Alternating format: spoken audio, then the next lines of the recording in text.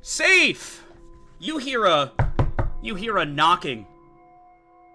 Your eyes open up. You were sleeping comfortably in your bed. You were having a grand old time. You hear another heavy knock. You hold out your hand, and a virtual wallet appears in front of you. The time is 3:13 a.m. Another heavy knock on your door. You hear screams from outside.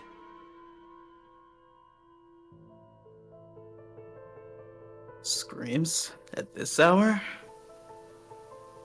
Well, do I have a door hole or anything like that on the door, people? You do. Alright, then. Would you like to go downstairs? Yeah.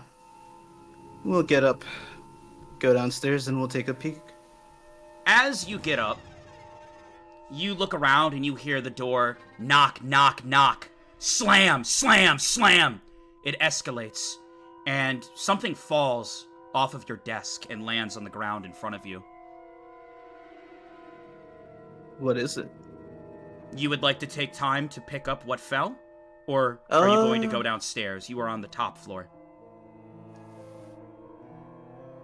Do I have any weapons around me? You do. You have a katana sitting on your wall. Alright. I guess I'll grab my sword, and quickly but quietly I'll head down the stairs. Roll a 20-sided. Alright. It's an 8. Let me get my dice up, too. You get your sword, you hold it tight, and you just step, and you start to get filled with anxiety, because every step you take, that stairway is creaking like a little bitch. And then you just hear, slam, slam, slam! The house shakes. It seems whoever's at your door is getting more aggressive and more impatient. Alright, well, let's continue to approach the door. You try to watch your steps. Roll a 20-sided. Let's see how well you are handling the creaks and moans of your home with every step. Okay. It's a 10. There's a few creaks here and there, and you walk down, and you feel pain in your heart for just a second. You look, and you see a photo. A photo that means a lot to you. It's of you and your little brother, Sai. You take a look at the photo, and you realize, wait a minute, where is Sai? Where's my brother? You look over down the hallway where his room is. His door's open, his window's open, and he's not in the bed. Shit. Alright, do I see any trace of where he could have been? As you kind of look around for any sort of clues, a massive slam connects with the door, and you see it just bend inward, and then another slam, and the door cracks and breaks more. It looks like only one more hit is gonna knock down the door. Well, I guess it's time to get ready for a fight then. I'm gonna take a deep breath, clear my mind, draw my sword, and get ready for whatever's coming through the door. Okay. Roll a 20-sided. Alright. A 17. You just hear a massive explosion. One kick. Boom! The door flies into the room. Chunks of wood fly everywhere. Roll a dex check for me. Alright. Damn, that's a fail. Several wood chunks fly into you from the door. You're gonna take 10 damage. Okay. It hurts a lot, but it doesn't hit your face at all, thankfully. You look over, and it's almost like a human body is supposed to be there, but it's not. It's almost like someone took the essence of someone and ripped it away. You see a shadow in front of you, a blank outline, and you hear, "Where's the blue lightning? I'm not gonna ask more than once! I have no idea what you're talking about, man. At that moment, the entire house shakes. Tremors and earthquakes start coming through the entire area. You see the floor shake beneath you and the wood starts to crack and sink in. You look out the window, just over to the left naturally from where one of the sounds came from, and you quite literally see some sort of winged monstrosity pick up a random villager and just rip its fucking head off as it flies into the sky. You see the shadowy figure look over at the mess that's going on. We don't have time for this! Where is he? Like I said, I have no idea I know what you're you talking shelter about. him here! Where is he? Where's Sai? I don't know, he's gone. Roll a charisma check. We passed those. At that moment, he seems to back off for a second, since you passed, and you look off into the distance and you see blue lightning striking down, and you see the shadowy figure just say, shit! And he immediately turns away from you and starts hauling ass towards this blue lightning that's coming down in the distance. You see weird fucking monstrosities all around outside.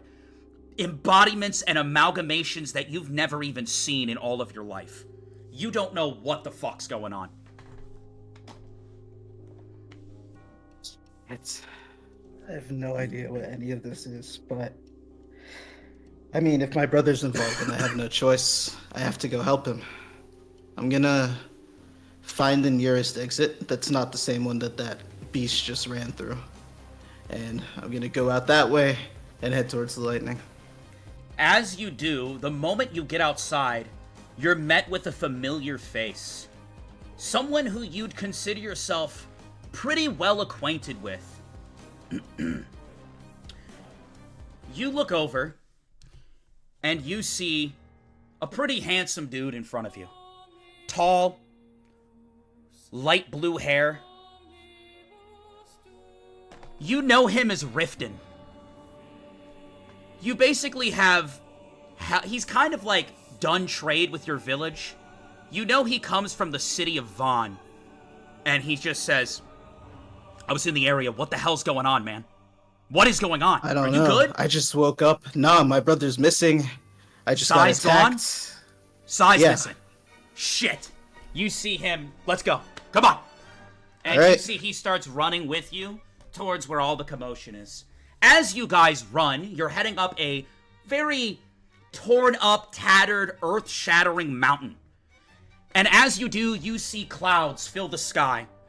Rain starts to come down. It doesn't rain often in this land, but it is right now, as more lightning flies down, hitting the ground around you.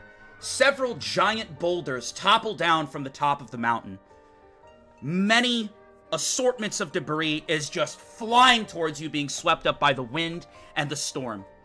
Roll 3 dex checks. All right. The first one is a fail.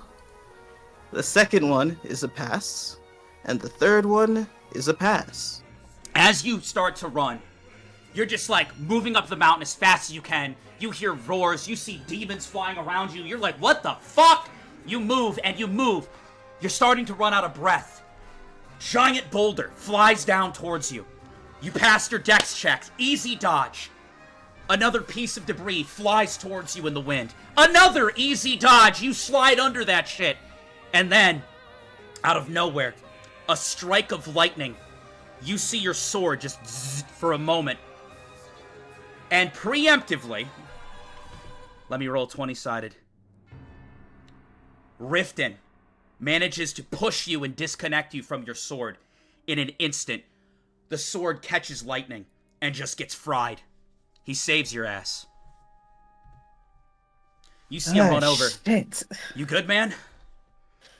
Yeah, thanks for the save. Riftton pulls you up. You guys continue to head over. You see more debris just picking up, the wind getting stronger. And finally, you get to the top of the mountain, where you hear the voice of your brother. No! No! No, no, no! It's not like this! You look over in the distance, and you see your brother is being held by the throat. And it's by this shapeless entity. This silhouette of darkness that you saw earlier at your home. That spoke to you, that you conversated with. He just squeezes. You see Riftton immediately move in. So much so that you question why you haven't yet. I'm running in right behind him. As you guys do, the entity just lets out a massive, erupting howl. Roll a 20-sided. All right. A 15.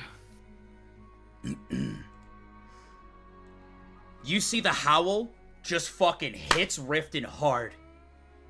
And he flies backwards into stones. You don't know if he's okay. Do you want to go back for him? Or do you keep going in towards your brother? Yeah, I have to save my brother first. I have no choice. You start to move in and you see a weird blue energy just start to come out of the mouth of the entity that's holding your brother. And you see your brother squirming, almost like life is being sucked out of him. And he's just like, no, I can help. I'm here to help. I'm here to help. I can help. You can't do this without me. Ah! And you just see him squeeze more. Silence. There's many more lives on the line, outside of your own. You're in at this point. You're right in front of them. You don't know what this entity is that's in front of you. That's just a big shadow of darkness. But he's got your brother by the throat. And you need to make a fucking decision. I'm gonna tackle the entity. 20-sided. A 14. You leap forward, he easily sidesteps, and then a horrible decision faces you. You see a knocked out Riftton, and the stones underneath him, right on the edge of a cliff, start to shatter. You see the beast still holds your brother. I take a deep breath, and well, I'm no idiot. I'm not the fastest, I'm not the strongest.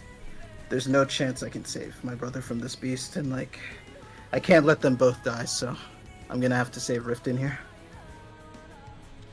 You pivot, you start sprinting towards Riftton. The stones start to crack underneath him. Roll 3 6-sideds. Alright. We roll. It's a 10. A 10? You get over to him just in time, and you grab his hand, and you pull him up. Strength check. Alright. It's a pass. You hoist him up. And then you open your eyes, and you hear knocking on your door.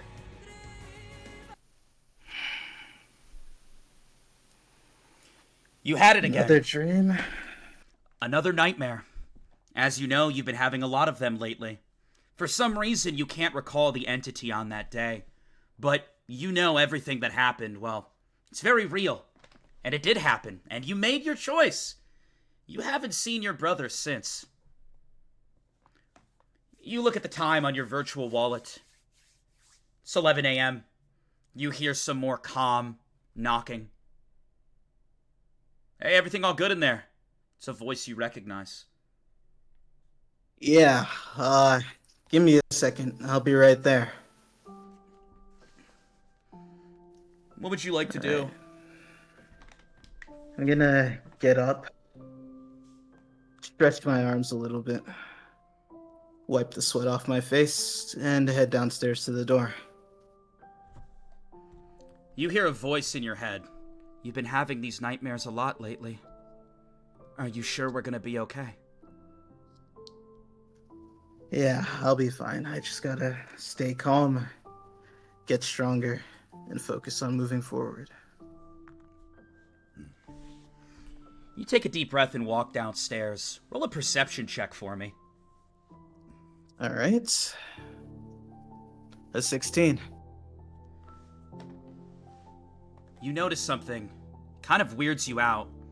You've been on this mountain for a while, practicing meditation, close quarter combat, martial arts.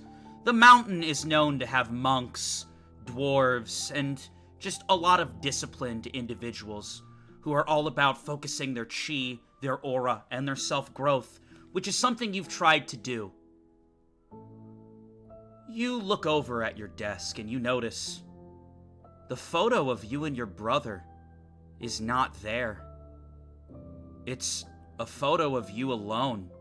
Your brother isn't in the picture.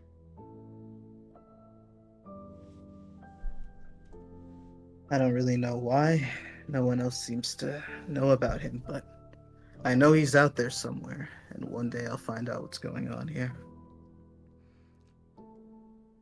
Would you like to go to the door? Yeah. Let's open it. As you walk down, you look over at your brother's room. Where did his stuff go? It's your brother's stuff, man. His bed isn't there. There's no clothes there that would belong to someone else. It's being used for storage. Are you good?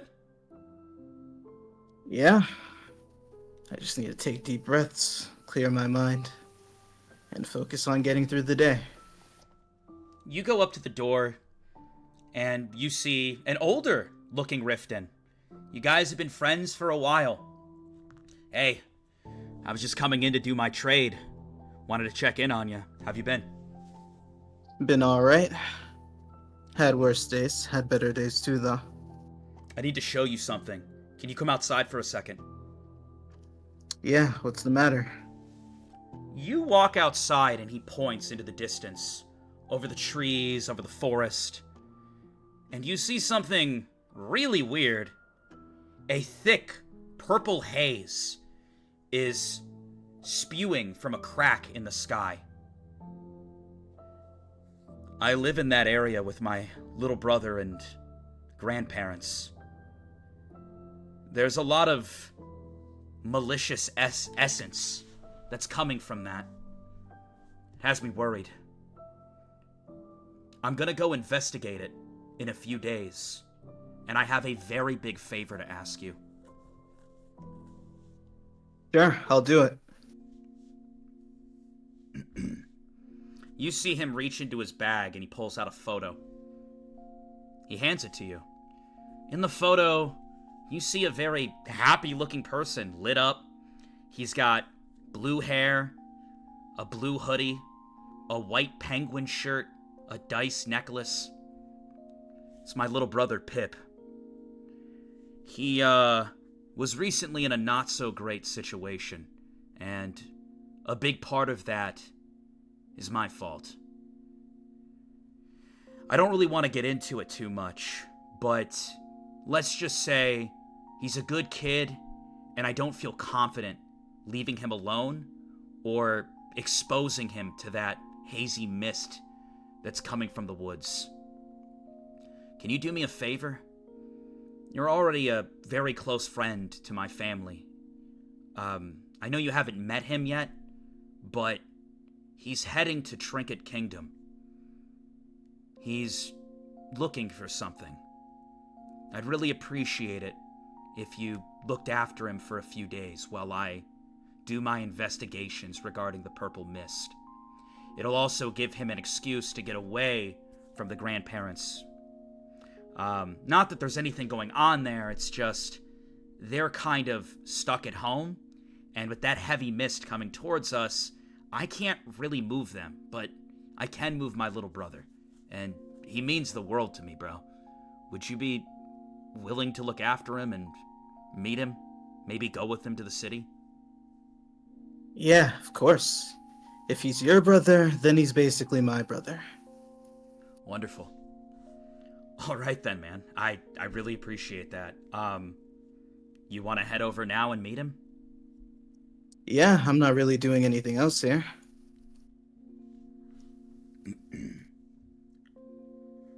been wanting a vacation from all this, anyways. I can imagine. I heard that Titan's Drop is one of the hardest places to live. It's not so hard once you get used to it. Well, I'd rather live anywhere that isn't ruled by Vaughn. I'm telling you, there's something wrong with that guy. Shit, I don't doubt it. All that power makes you wonder sometimes. Alright, we're gonna pan over here. We're gonna go to Salus. So, a different part of the story will now begin. Salus, for as long as you can remember, ever since the disconnect between you and your father and your mother passing, you know, you've had a lot of stress on your plate, and you've had a dream to travel. You want to see all the places that your uncle talked about. And you recently got a great job working for one of the best kings, King Willow. He has called you to his chambers. Will you go? I will go. Sorry. I will go. You start walking down the hall, one step at a time. You come up to the grand doors. The guards let you in, and they do a little bow. It seems you're well respected around here. You are someone who's kind of been a bit of an information broker, but strictly for King Willow. And he's always been a very jolly and hands-on king, so you can't really say much. But this meeting feels different. As you walk into the room, you see just a different vibe overall. You look around, and you can tell that the individuals in this room are not normal. They all have different auras about them. You know a lot about human aura, and you've been working on it for a while. There's the natural aura that any human can have, but there's a rare aura called gift energy. It's said most people who have this aura have been wiped out, but you can sense it in this room. Additionally, go ahead.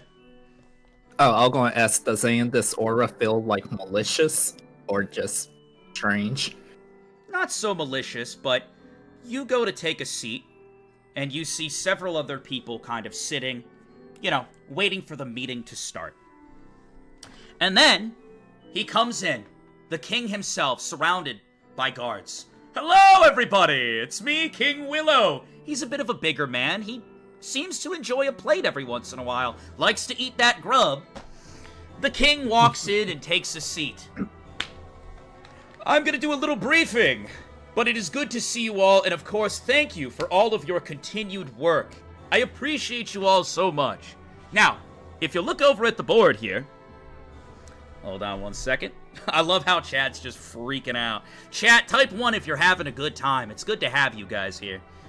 I'm very grateful. I hope you are having a good time so far. That's a lot of ones. Good. Hopefully the audio and all that's good as well.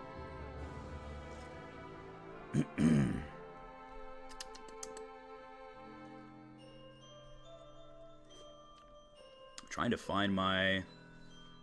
Now I'm the person having issues. You see him walk over to the board.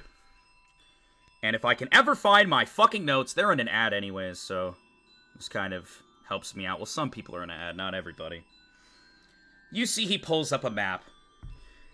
As you guys look, as you know, we are located in the north. The North, Trinket City. A city that I have been working hands-on with you all. Now, the reason that I've been so hands-on with the people lately is I believe everybody in this world deserves a fair chance. And, well, all of the living situations of these cities are so different. I feel bad for some of their people. Which I know some people have questioned, but people are people. I'd like to help them if I can, even if they aren't under me. Regardless, the main issue here is the South. If you look south, South is known as the New World. Lord Vaughn has been making insane movements. It is the most technologically advanced city anybody's ever seen. We got floating, what are they called? Televisions? I mean, he did do a good job creating this, and you see a virtual orb appear in front of him. The orb states the time, it states how much money you have, and virtual currency is just sent through other orbs. I get that crime rate went down when people couldn't rob each other anymore, but I mean, his technological advancements spooked me with how far along he's moved. And it just seems we're turning into somewhat of a technocracy? Regardless, I want Trinket City to be a place where anybody can come here with their ideas, their ambitions, and show me what they've created. We shouldn't let Lord Vaughn be the only creator in this world. Not everything should be slapped with a label that says created by Lord Vaughn. I want everybody to have a fair chance. So, if anybody has any ideas, if anybody has any ambitions or creations, exotic figures, things that they would like brought to life, you can pitch your idea to me, and I personally will fund it, because I believe all humans should have an equal chance to create and contribute things to our world and society, not just Vaughn. Additionally, though, the problem doesn't sit with Vaughn. If you look over to the west, we have Titan's Drop, which is mostly filled with beastmen, monks, dwarves, and a lot of mountaintop, ever since the war between Vaughn and, well, Big Harvey. Things have been very dicey. A lot of individuals have been leaving those respective lands and, well, going to the City of Rain, which is located here, and it's run by Princess Riva. Salus! I would like you to head to the City of Rain. It is said that many individuals are being driven to the sewers, going homeless, and just... it's a bad situation. Even if they aren't my people. Tell them they have a welcome spot here in the kingdom. I'll even cover their housing for the first month while they try to get back on their feet. Obviously, of course, don't let Princess Riva or any of her fans catch you. But just offer it to them. We're not kidnapping anybody, just let them know that they don't have to be on the streets or the sewers. Can you do that for me? Will do, Your Majesty. My new headphones, bro. Chat, you see this one hair? This one hair is killing me, bro. I hate it here. Anyways. Great! Also, as you'll notice, some people here are from the GDU. They're an organization of individuals who have basically been selected by Vaughn to kind of handle missions. We, of course, want to play nice with Vaughn, so you can bring one of them with you. One of these three. You look over and you see three people sitting there. There's one person listening to music, and he's just jamming out. You see a girl with two cat ears twitching. And then you see one more person who looks at you with a big fucking smile, and he puts a thumbs up. You pick me? You want me to come with you? Oh, I'll do it. Okay, settled. I'm coming with. And you see this guy walk on over, and he sits his ass right next to you. The name's Noodle. It's nice to meet you. I will shake his hand, say nice to meet you, then get up and walk towards the other two. Okay, yeah, and as you get up, he gets up with you. And he kind of, he waddles behind you, and he just says, yeah, so we should probably take two people. That's a good call. So which of these two are worthy enough to, kick it with us? The big boys. And you see Noodle kind of look at you. We're about to see. And then Exactly. I just continue walking over to the other two. You walk over and he kind of waddles in front of you, and you see him, waddle in front of you. All right, so here's the deal. Me and this guy, what was your name? Stylist? Me and Stylist here, we run the show. If you want to be part of the show, you can, but you got to tell us your powers. Don't worry, I worked with these guys before. You got to give them a nice little bit of elbow grease, get them motivated. I got this. But anyways, name's Noodle. I'm the team leader. Happy to be here. And, yeah. So what are your attributes? What are you good at? You see the cat girl kind of perk her head up, and then she just pulls out a fish out of her pocket.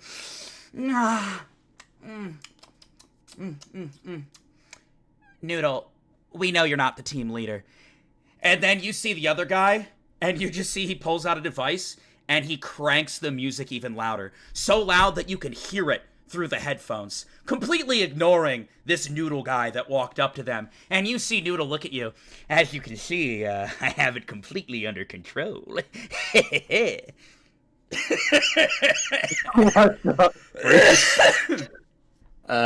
I'm gonna look at the cat girl and ask her if she would like to come to the City of Rain. You look at the cat girl, you said? Yes. You go over to the cat girl, and she kind of perks her ears up, and you see her tail kind of flicking back and forth, and she just looks up at you. What? Would you like to? Oh my god, I'm so sorry. Oh my goodness. No, it's okay. And you see her quickly dig through her bag. Here! And she pulls out a sardine.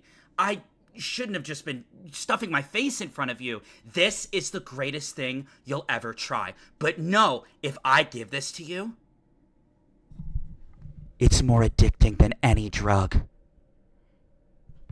And you just see her eyes glimmering, and almost like as she moves the fish away from her own body, she's still kind of looking at it like she's gonna pounce towards the own fish that she's holding.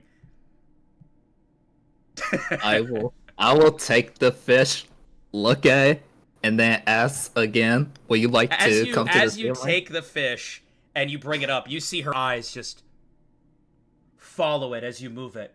And then she just looks at you and she goes, "Yeah, you gonna eat that?" No, you can have it, and then I hand it back to her. You see her face lights up and her tail flicks back and forth. Nah, and she just starts eating it. And you see Noodle. As you can see, she doesn't have the intellect needed for this deadly mission. What are we doing? We're fighting Princess Riva? That's what they said? The Lord of the Land? What was the mission again? What? We're not fighting her. And what do you mean we? You're not part of this. What do you mean? But check this out. I have the ultimate weapon. And you see him just reach into his bag and he pulls out a fucking grenade. And you see everyone, oh shit! Whoa! Whoa! And you see him, see right here. I got it. Oh shit! Oh my god! Right here. I have it. It's right here. It's the best weapon. Ah! Put it down! Bro, it's gonna blow up the king. What the hell? You see several guards just tackle this guy. Slam, slam, slam, slam, slam! Put the grenade down, asshole! Ah! And he just gets buried and taken away. How did he even get through the security check? What the? I'm gonna relook at the cat girl, so would you like to join or not? Well, you did give me that big fish. Sure, let's go. The name's Rita. Nice to meet ya. I shake her hand. The name's Salis. Nice to meet you as well. All right. You guys shake hands, and without further ado, you head on to the Princess Riva's City of Rain, and you guys head out together. Sound good? Yeah, sounds fine to me. All right.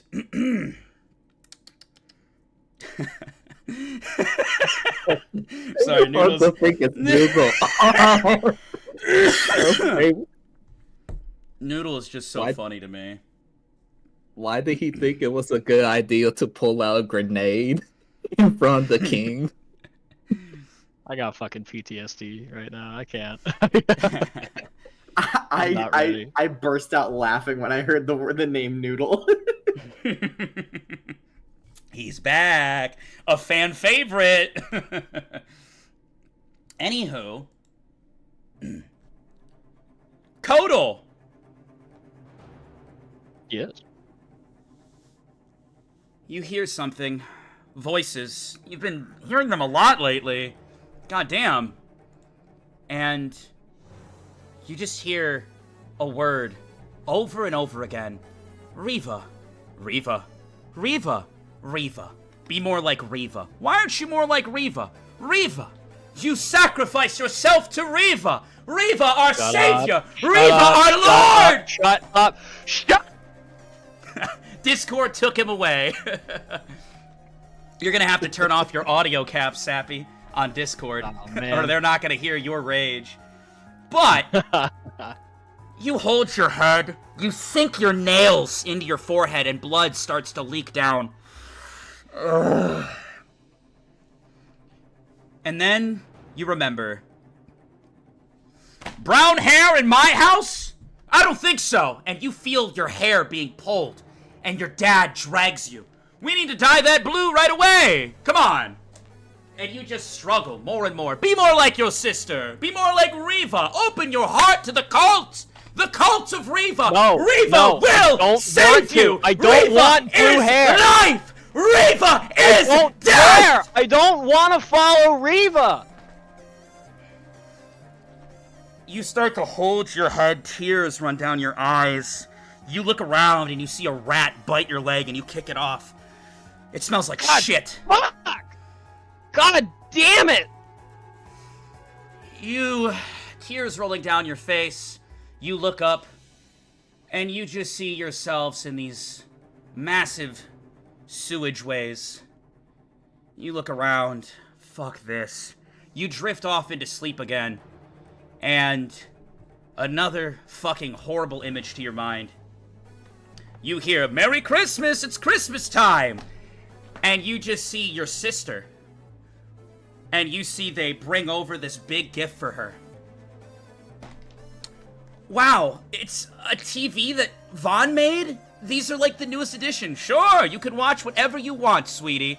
And then you look over and there's no present for you. You don't have any presents. It's dinner time. It's Christmas dinner. Why don't you have a plate? Wait. Maybe, did you forget? Mom? Oh, Dad? am I gonna, can I, oh. Mom, Dad, Mom, Dad, Mom, Dad. Riva, Riva, Riva, Riva, Riva, Riva, Riva! And you just scream and you open your eyes. You start breathing heavily. The streets are nothing new to you.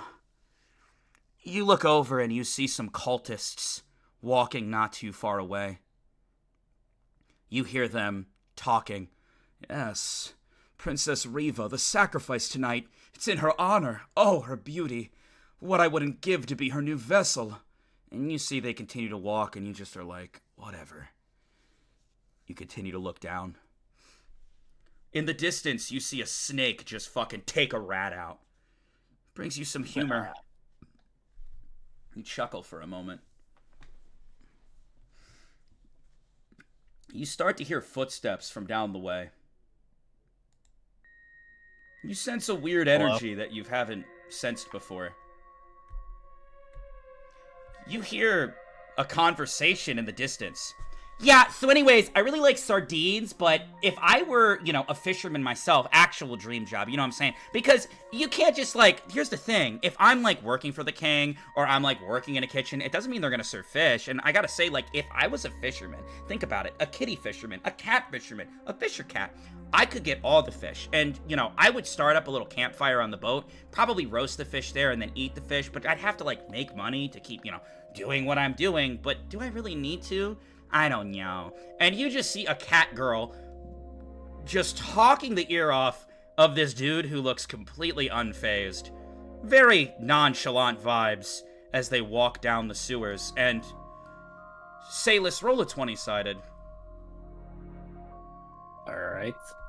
I rolled a 10. You sense obscure energy coming from someone down the way. You see a pretty roughed up dude sitting down, and he's smoking. Is that the dude who I'm sensing the energy from? Yeah.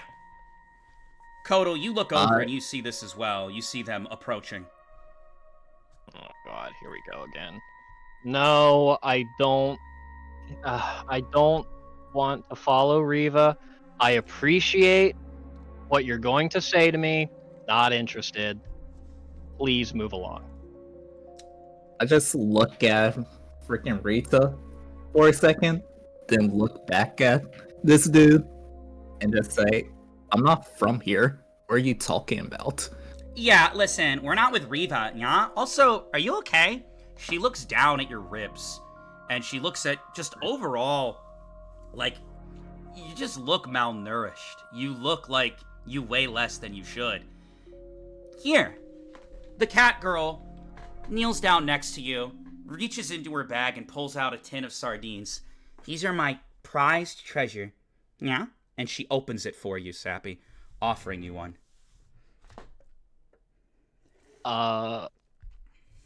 What kind of ploy is this? What kind of trick is this? Trick? Well, if I had to say, the trick is that you're gonna bite this, and then you're not gonna be able to eat anything else. It's actually gonna be the best thing of your life. Like, I'm not selling. I'm not selling. It's not like, you know, it's not the D word. I would never use the D word, but it might be the D word. And you see her kind of do the finger touch and just kind of look away. Help me out here. How do I say that it's drugs but not drugs? Because I can't get off this shit. I mean, I just keep eating the fish. Okay, so it's spiked with something. It's some kind of it's some kind of thing. All right. Yeah, it's spiked with joy. You see her cattail just that one before. yeah. I ain't heard of joy before, but what kind of I mean, shit. I'll take it. I'll take a hit. 20-sided. Alrighty. I rolled a 3. You bite into it, and despite it not being the best thing you've ever tried, I mean, it's not very good, honestly. You feel pain in your heart. This gesture from a complete stranger, you just sit there waiting for her to ask you to join the Riva cult. You sit there waiting for her to ask you why your hair's brown in a city full of blue and silver-haired people. You wait for her to ask you about your clothes, but she doesn't. She doesn't at all. She just quite literally offered you some food, said you looked malnourished, and gets up and goes back to conversating. It's just so weird. You feel like you've been hearing the word Riva your whole fucking life, and you're not hearing anything right now. Hey, what was your name? Nah, I'm Rita. Please don't mix me up with that other name that everyone keeps saying around here. Oh my god. R-I-T-A. Rita. Rita. Thank you. I'm sorry for how I came off earlier. It's just, I mean... Yeah? You see her just tilt her head sideways. I'm not really used to people treating me well. I really, really appreciate what you just did for me. Thank you. You see she blushes a little bit and her tail kind of moves back and forth. Yeah, okay, your turn. And she just pushes Kaylee in front of her to let you conversate with him. I will stick out my hand. The name's Salis. What's your name? Total. Nice to meet you. And he's gonna take his hand, he's gonna shake it. But he's not gonna get up. Now, Nice to meet you too. The question is, Salis, you are on a mission here, but this individual in question, you can tell just from shaking his hand. He's got promise, he's got power, and he doesn't seem to be too fond of his current situation. You could offer him housing and a place to stay and potentially grow the will and fan base of King Willow. And I mean, obviously at its core, that's not what it's about, but you have the option to. Is your allegiance to King Willow that strong? What will you do?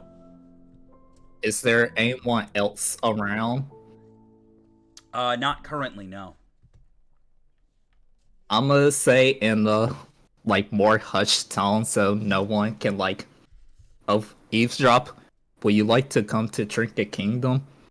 King Willow is offering housing for anyone who doesn't want to be at their place. You see the cat girl behind him. Yeah, I'll also be there if that's okay. And then she blushes and looks away again. Just free housing? So like a homeless shelter. I see what you mean. No, actual housing. He will cover your first month of rent.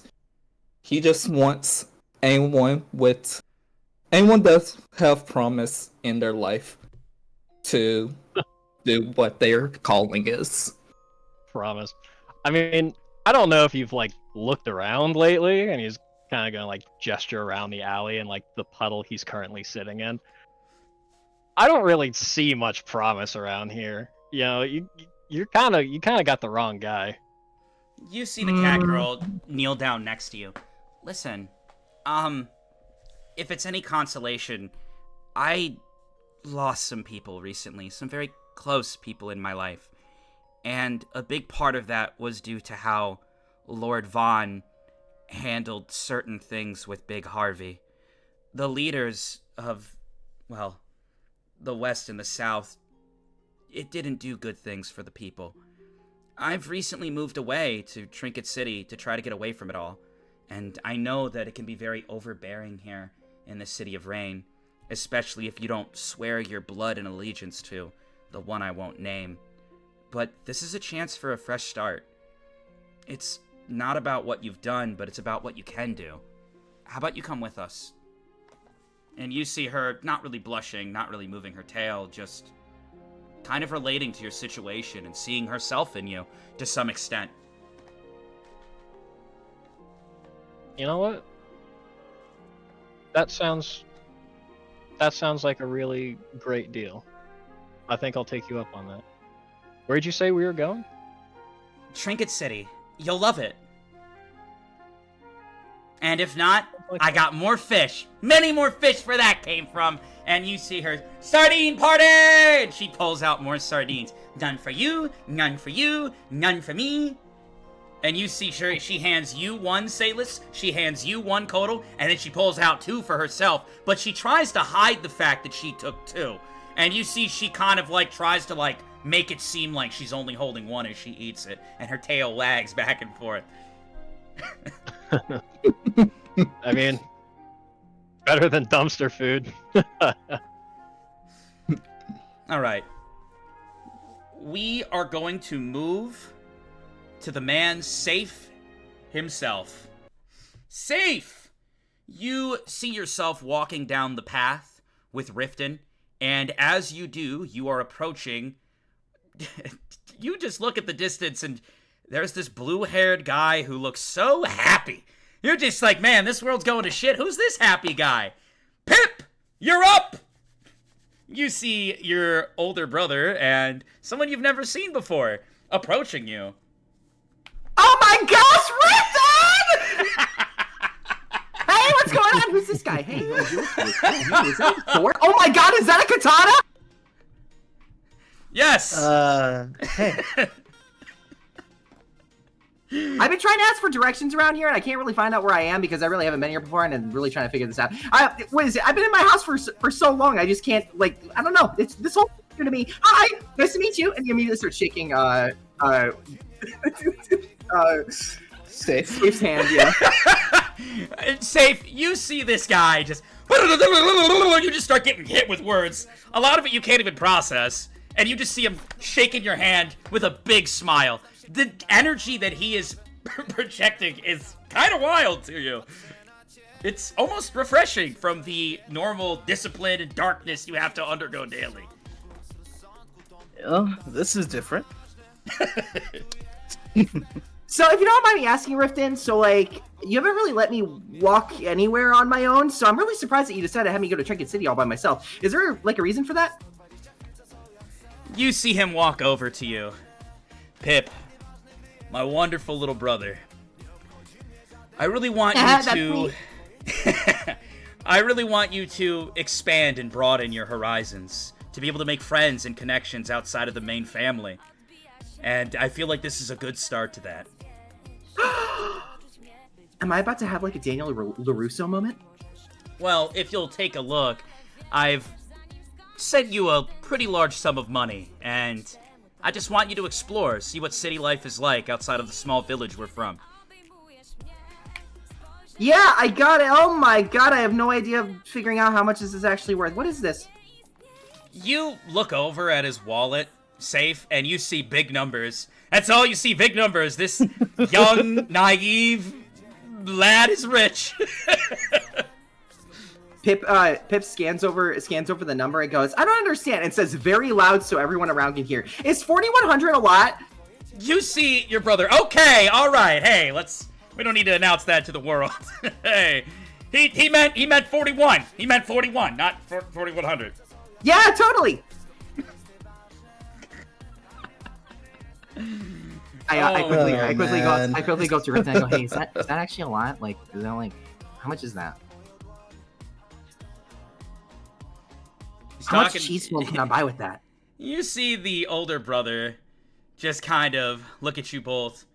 Well, gotta break away at some point. I will meet you guys up at the main city. I have to take care of something real quick with the grandparents, but I'd really like it if you could get along with Safe.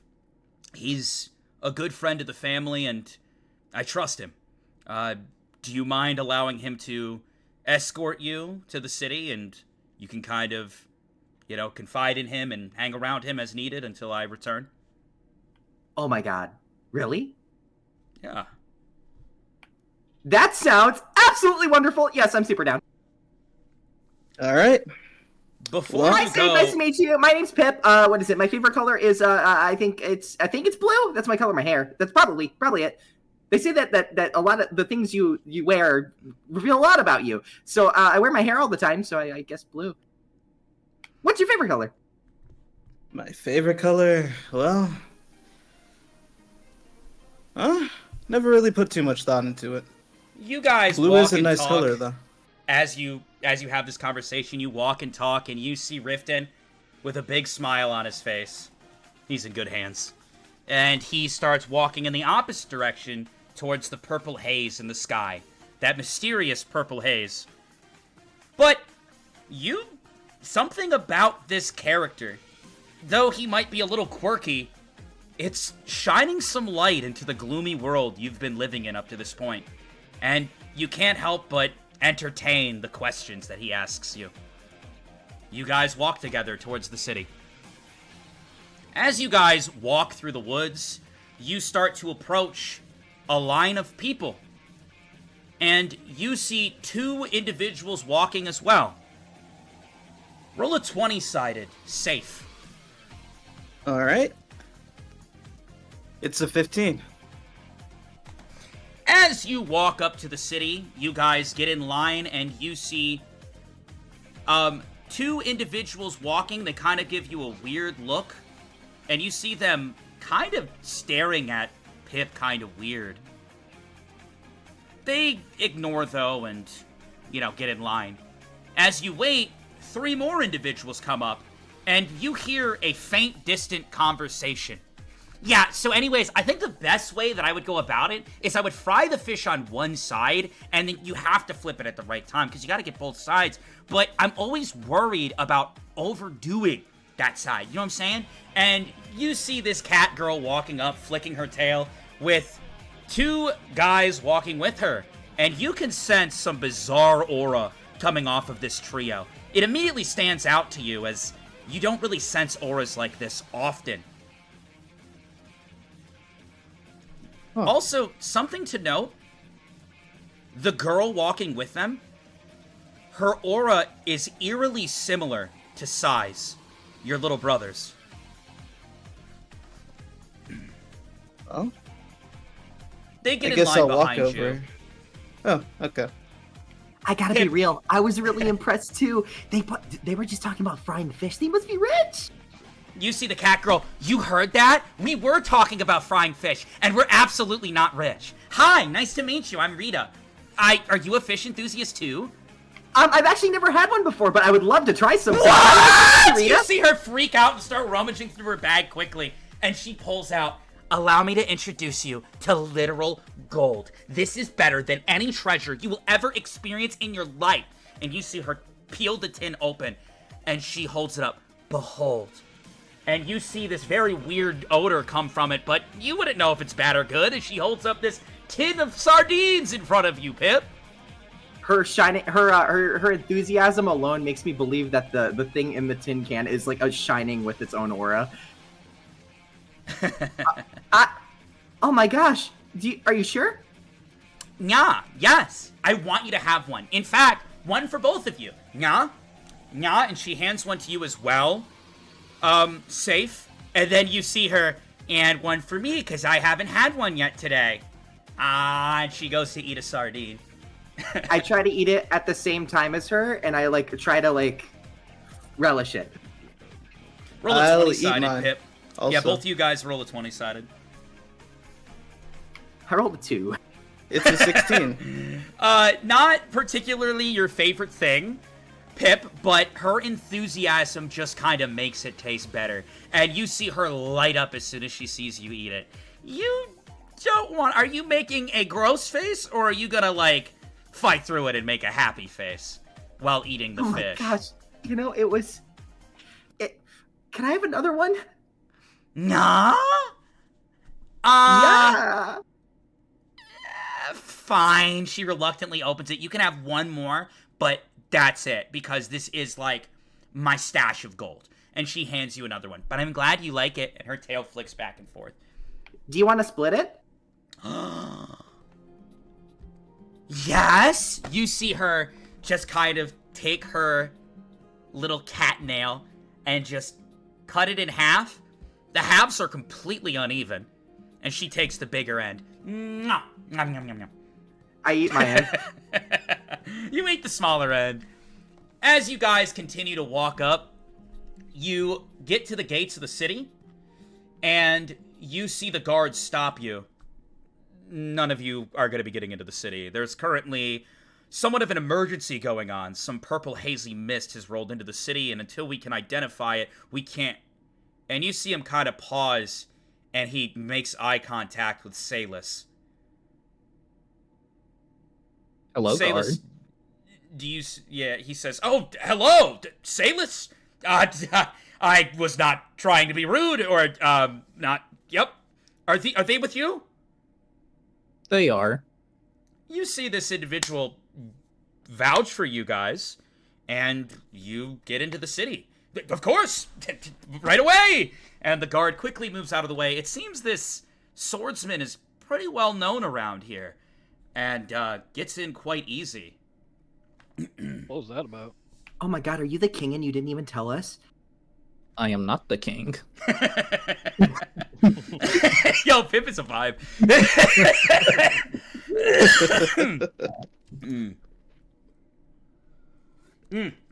Anyways, as you guys walk into the city, you start to see stuff all around you.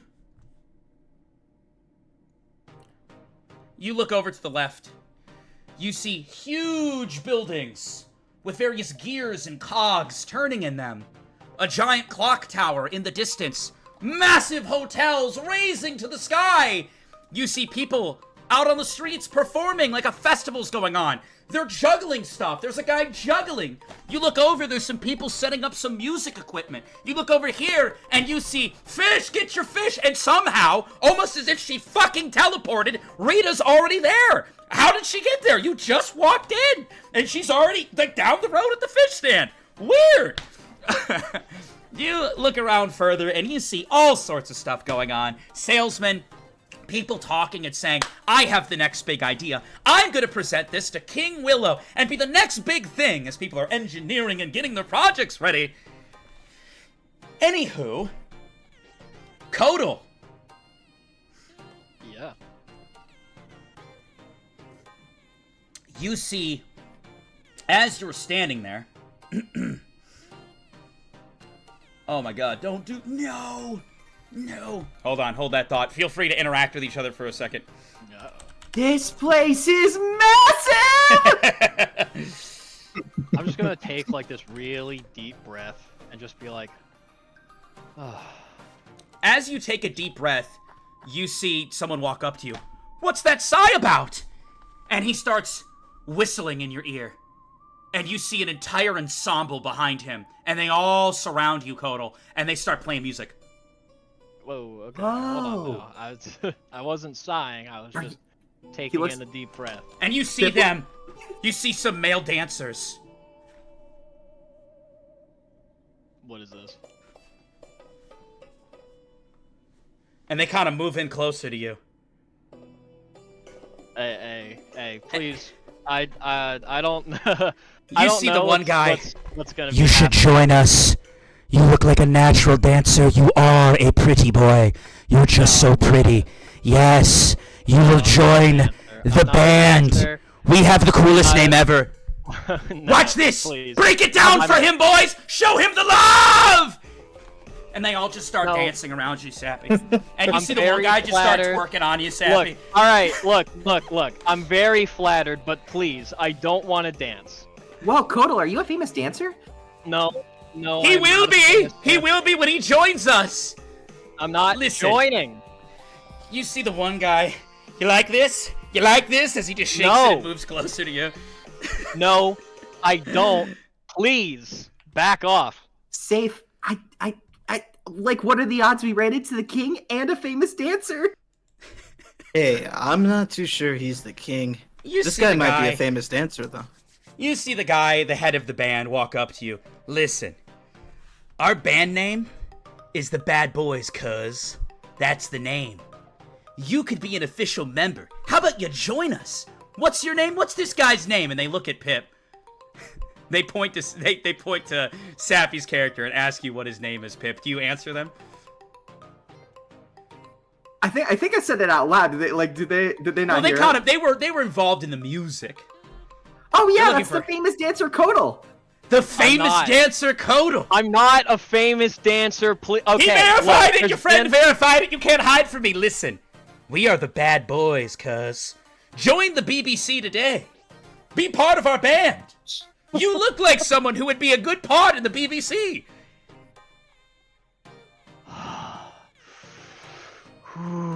You see all the band members. You see all the band members lined up, smiling, and then somehow Pip is no longer standing next to you. He's standing with the band, smiling as well, giving a thumbs up. A famous dancer.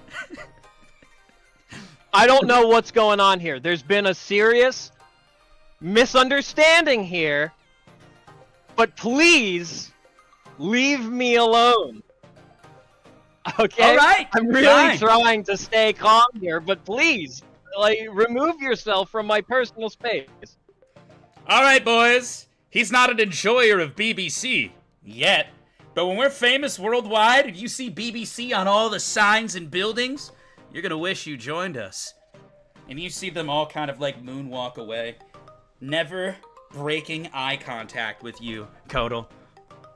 I'm just gonna, like, scowl at them as they dance away. They're And so cool. I'm just gonna take, like, a really heavy drag from the joint. As you guys are standing there, something catches your attention. To you specifically, Safe. You see something, a building, and it says, the best drip shop. And it shows all sorts of designer clothes, just the best in fashion, Yo. and many things catch your eye in the building. Do you want to check it out? I gotta check it out. I have no choice. I mean, drip is drip. You walk in. As you walk in, you look around and you just start to see all this crazy stuff. You see some workers, they all look pretty busy, and then you see one guy come up to you. How's it going? I'm doing pretty alright. Nice You an story I got here. appreciator? You an appreciator? I'd say I am, yeah. Oh, I'm an appreciator too. You want to get fitted? We get those measurements? Sure, I might as well. I'm here. Yeah, come on. You guys walk to like the back of the store and he looks at you and he goes, "All right. You wanna, eh? Huh? You know, I gotta get those measurements." Yeah, I guess. Yeah. Yeah, I guess I'll take my shirt off. All right, now do the pants now. Take that off too, so we can get the measurements. Yeah. Let's do the top first. How about that? Okay. I'm gonna need you to take it all off. I gotta get all the measurements, man. I mean, we've really gotta make sure we're thorough here. Yeah, I'm not really in the market for pants right now. You see a woman look over. Oh, not again! Sir, he doesn't even work here. You need to get out of this store now. You see him like, oh, shit! And he just starts running away. I take a deep breath. And I put my shirt back on. You see her And then I walk take over. another deep breath. We're sorry about that. There's some local guy named Mikey that's just trolling people. I do hope you're okay, sir. Yeah, I'm fine. Pip, something catches your eye. You look over, and you see just a little, what looks to be black figure, just kind of waddle. And it goes under a table to a food stand. The food has various drinks on it, and you look over and it doesn't seem like anyone else noticed. Whoa! And I just like ADHD just walk off like towards it without even saying anything. You walk over, and then you see it. 2 little flippers go up. It steals one of the special beverages, and then it waddles away. And you just see this, what looks to be a penguin, just slurping a beverage, and it waddles under one of the curtains. And then you see the guy turn around. Hey! I just put a drink here! You steal it from me, boy! And you see the guy point at you. No, I think you're mistaking me for the penguin. You making fun of me? Penguin? The hell you going on about? You crazy? I mean, I would say I'm having fun. Like, this is a really great city. What is it? But no, there was a penguin that walked away. Well, you're about to have a not great time in the city. You're gonna pay for whatever you just took from me. There's no one else around but you. But I didn't take anything. Did I see this happen at all? You see this happening, and I want to say, because you kind of keep an eye on him as well, and we're told to, Safe, immediately after this whole goofy interaction happens, you look outside the window, and you see some dude, like, pressing into Pip hard. Looks like he's about to, like, grab him by the fucking shirt. I'm gonna run over there. I'm also. You start to run out, just walk. and you see, in that moment, the dude just reaches both of his hands towards you, Pip, and goes to grab you by your jacket. What do you do? Oh, well, we just met, so, a hug's kind of weird, but, I mean, thanks. He grabs you by your jacket and hoists you up. He's squeezing hard. He's crinkling your clothes. Whoa. Well, boy! Whoa. You gonna pay up? What's the problem? Hey! Oh, yeah, I mean, I can totally pay for it. What's happening here? What's going on? Oh, no, he's just giving me a hug, guys. Don't worry. Alright, bye. I would like... You Okay, guys walk. sure. You guys quickly run up, and as you're saying stuff, you notice that the guy freezes in place. It's almost like time around you freezes, and you see a figure standing between Pip and the guy holding him. It's Riftton. He appeared out of nowhere, and he's grabbing, and you just hear crunching and cracking as almost instantaneous bruising appears on the vendor's arm. How about you put my little brother down? Right now. The entire atmosphere starts to change around you. The air gets heavier just from the presence that's oozing off of Riftton. And as you run up, Safe, you fought with this guy before, but homie has a crazed fucking look in his eye. And you see the vendor, okay, and he lets go of him, and then you just see him start to twist, and you hear more cracks in his arm. Is there a problem? He said he didn't take it. Why are you pressing him? And you see the guy, hey, I'm sorry, man. Do you say anything? As I'm this gonna is place causing a my scene? hand on Rifted's shoulder. You see at that moment, the moment you place your hand on his shoulder, he just... Yeah. And he lets go. It's been several hours since you've seen Riftton. He did say he was going to meet you in the city. Maybe a little sooner than you would have thought. Additionally, roll a perception check. Pip. Okay. Oh.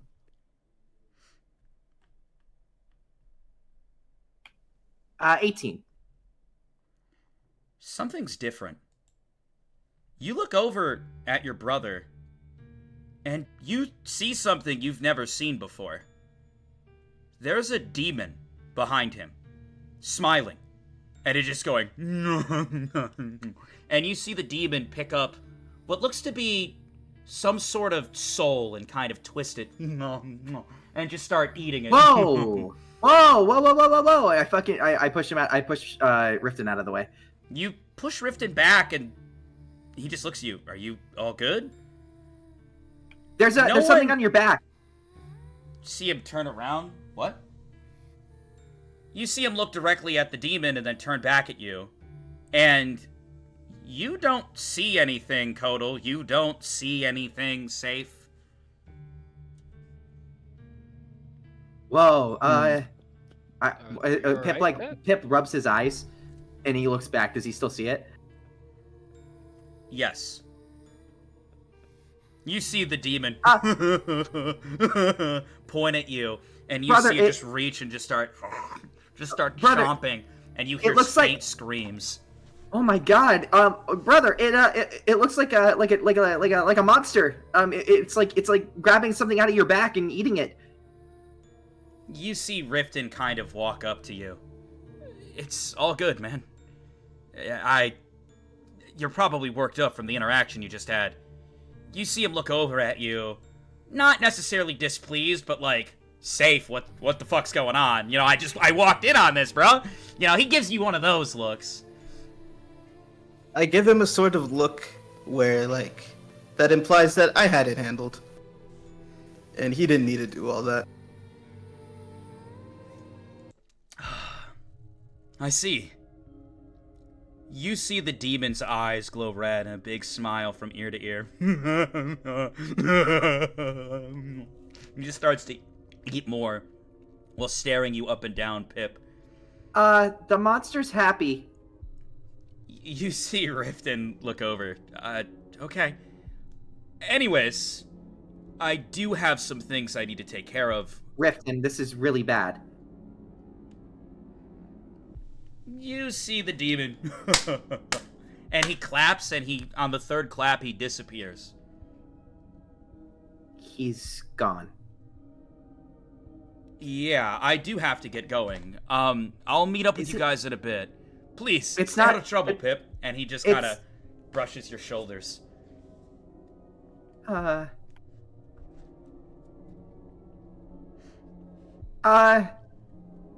look at one of the merchants and I say, can someone tell me what time it is? Roll a Constitution check.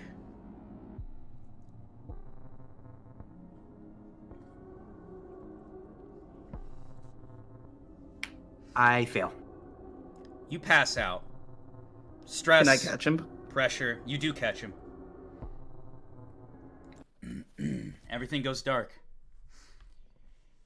As this happens, Rifton's freaking out a little bit. And Salus, you see,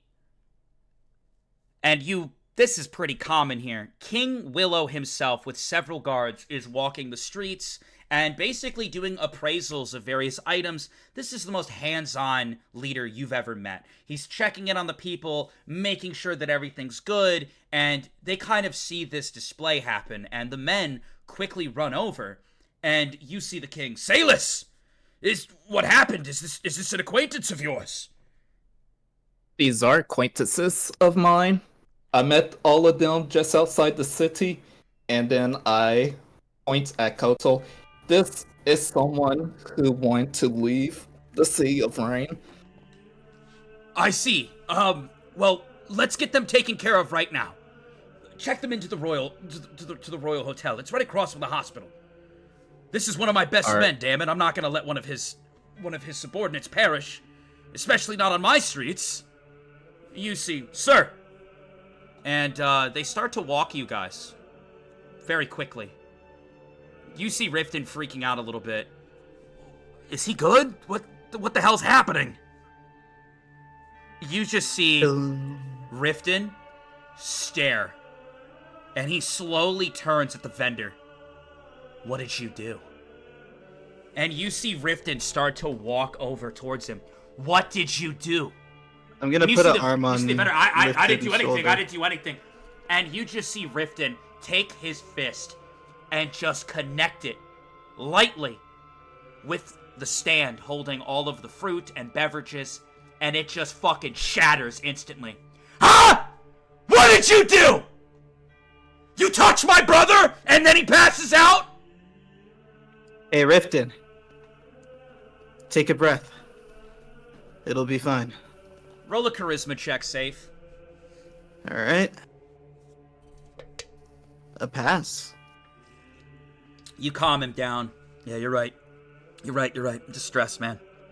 Listen, I gotta tell you something about that purple haze. What's up? When I went there, I felt something, like, attach itself to me. And it's almost like my senses are heightened right now. I feel like I'm just getting angrier, easier, and I don't know, it's like I can sense shit before it happens. Huh. I wonder if that's what Pip was seeing. Yeah, he's always been a bit of a strange kid, though, so I don't know. Maybe I should get checked out, too. What did he say? The hospital's right next to the inn. Wonderful. Love King Willow.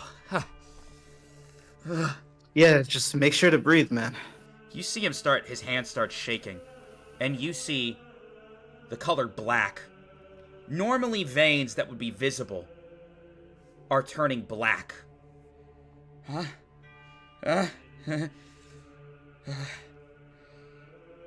Yeah, we're good.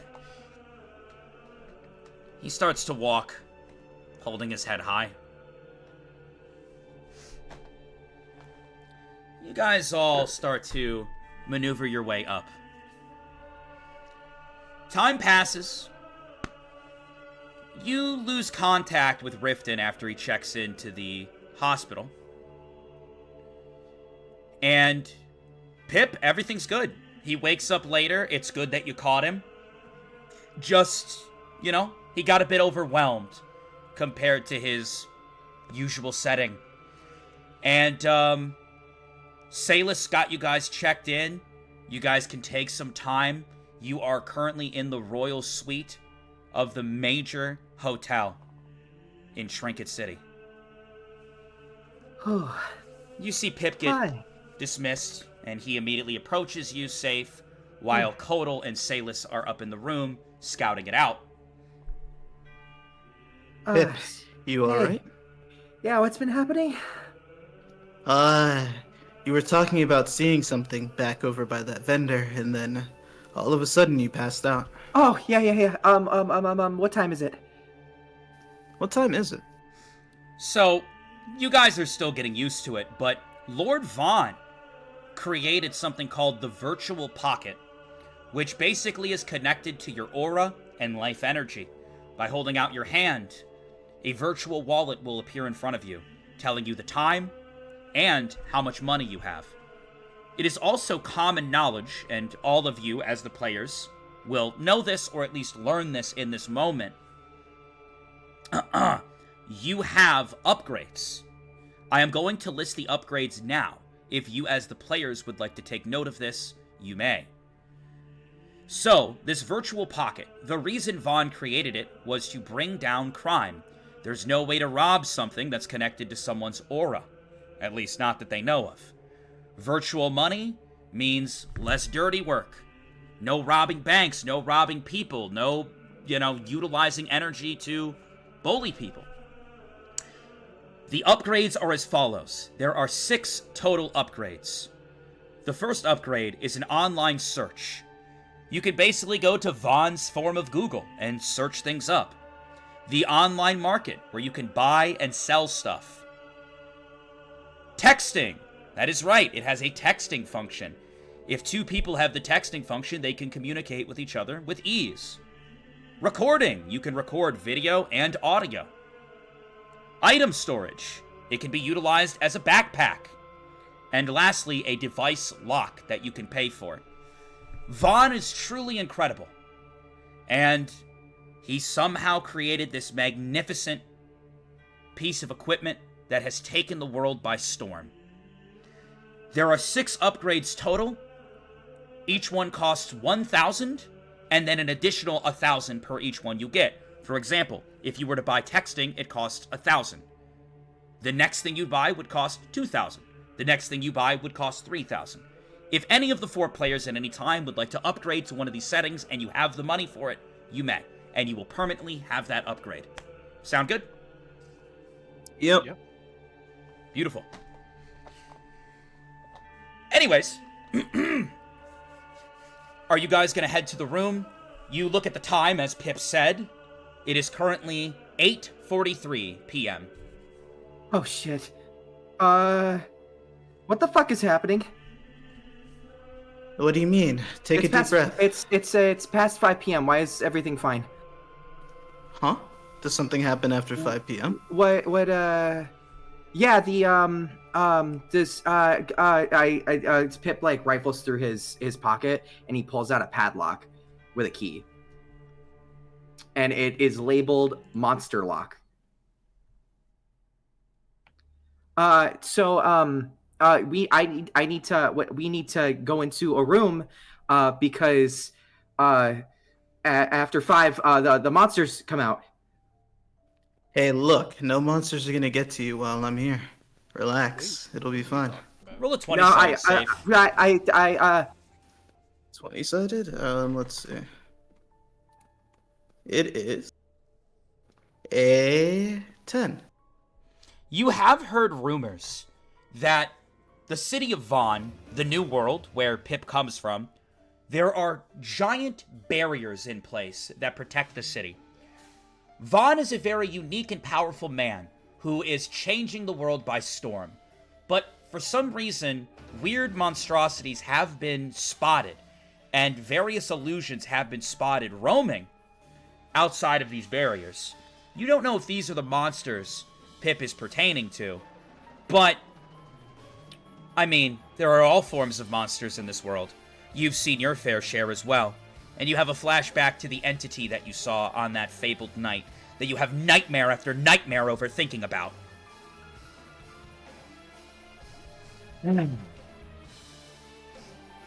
Look, Pip, you can relax here. We're not in the city of Vaughn. Things are different here. And besides, I need to get to a fucking room! You see Pip start to break down. You gonna walk him to the room? Yeah, let's go to the room. Okay. You head over to the room, you get checked in, and as soon as you walk into the room, you start to feel a sense of comfort, Pip. Slightly. Lock the door. I'll lock the door. Okay. You lock the door.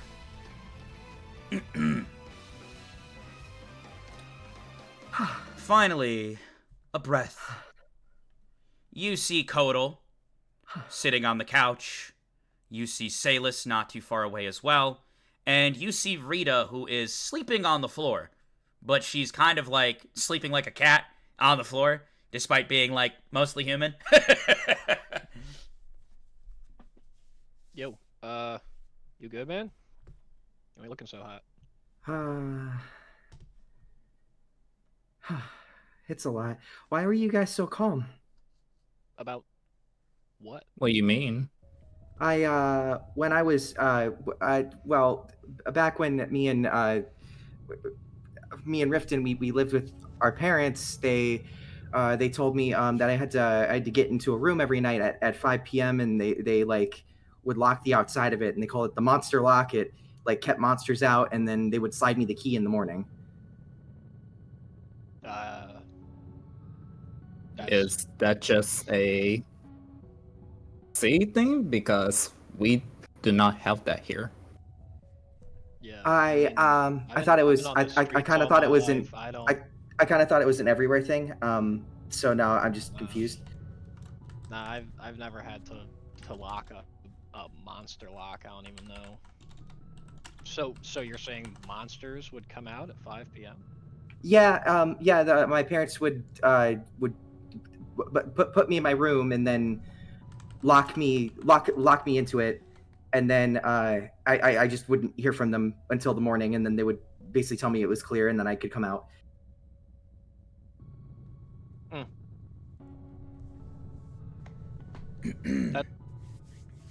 That doesn't sound normal.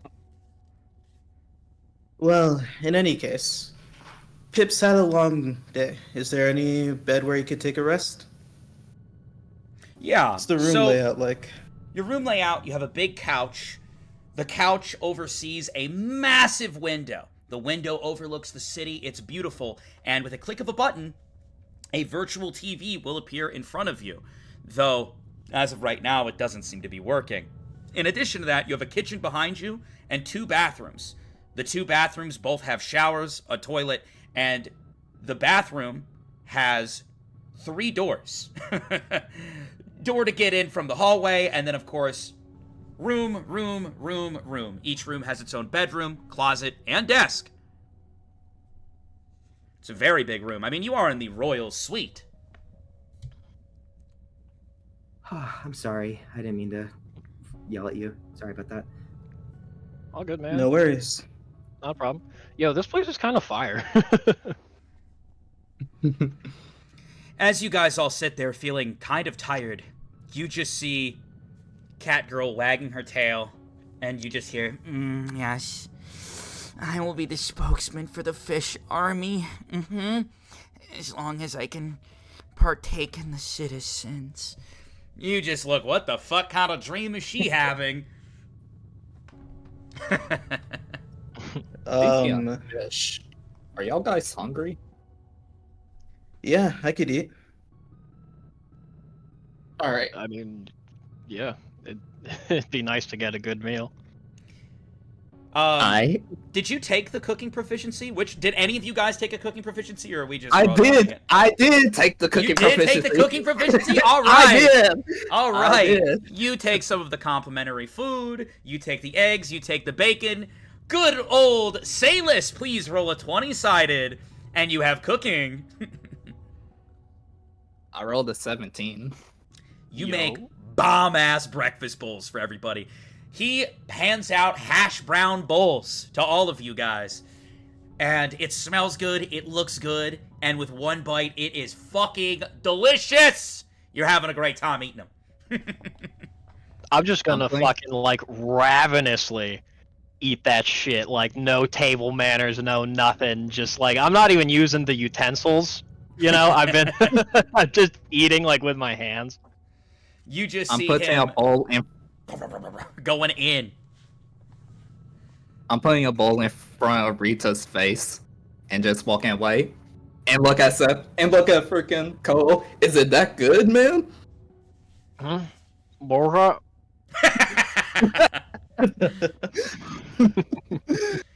You know, it's been a stressful day for Pip, but seeing the casual, relaxing conversation accompanied with good food, you maybe start to see what your brother was talking about.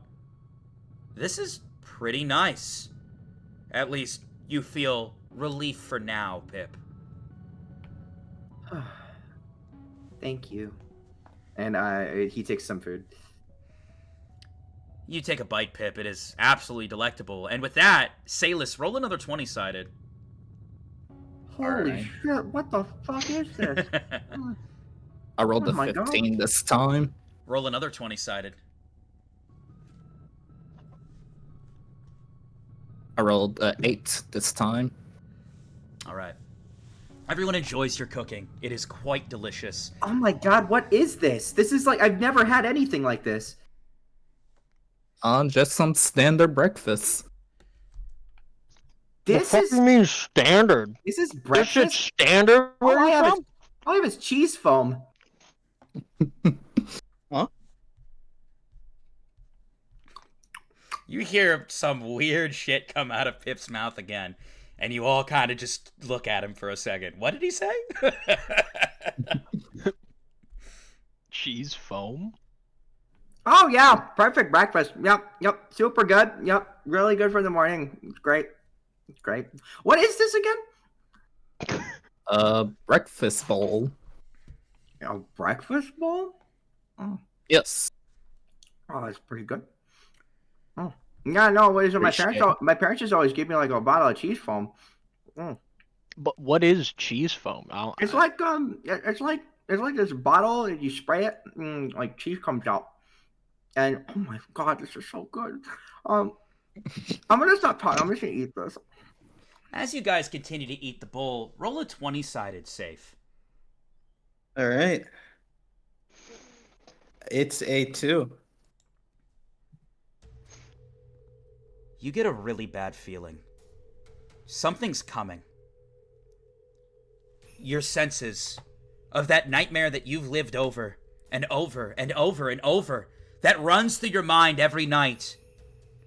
You feel something. You look over at the window, and you see purple haze start to cover the window. Out of nowhere, a massive explosion occurs. The hospital across the way just explodes. Massive explosions start going off in the distance. All the glass starts shattering. Strikes of lightning start hitting the ground, and heavy rain sweeps in. You look over, and your mind can't even process what you just looked at. And then, you feel it. In that moment, the entire glass window in front of you just cracks across the way from left to right. You all just kind of stop eating your bowl. You're on the top floor, and you just hear another explosion occur. You see the whole floor underneath you shake, and you just see the cat girl lift herself up. Yeah? What is happening? The whole ground starts to shake even more. Guys? Hey guys, we need to move now. We gotta get out of here now! You see her quickly run to the door, and as she does, the entire ground starts to cave and shatter underneath you. Each of you guys see a massive storm rips the fucking top of the building off of. You look and you're like, winds shouldn't be able to do that! You look and you see weird purple clouds with rain slamming against the ground and lightning strikes coming down. Each of you guys roll a 20-sided. Holy fuck! I rolled a 3 again. I rolled a 10. I rolled an I rolled 11. I rolled a 14. As you guys all start to move in your respective ways, a pulse wave just fucking flies from the cloud and hits the ground. A massive punch hits all of you from pure pressure alone. Salus, this shit hits you and you fly through a wall. In that moment, Kodal, you also get hit with this pulse wave and you fly backwards and you shatter the rest of the window behind you, any remains of it that was still there, and you start to fall. And you guys see this. Oh shit!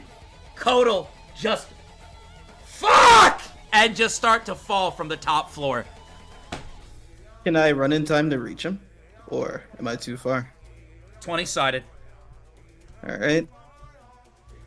It's a 13. Roll a 20-sided, Kodal. 10.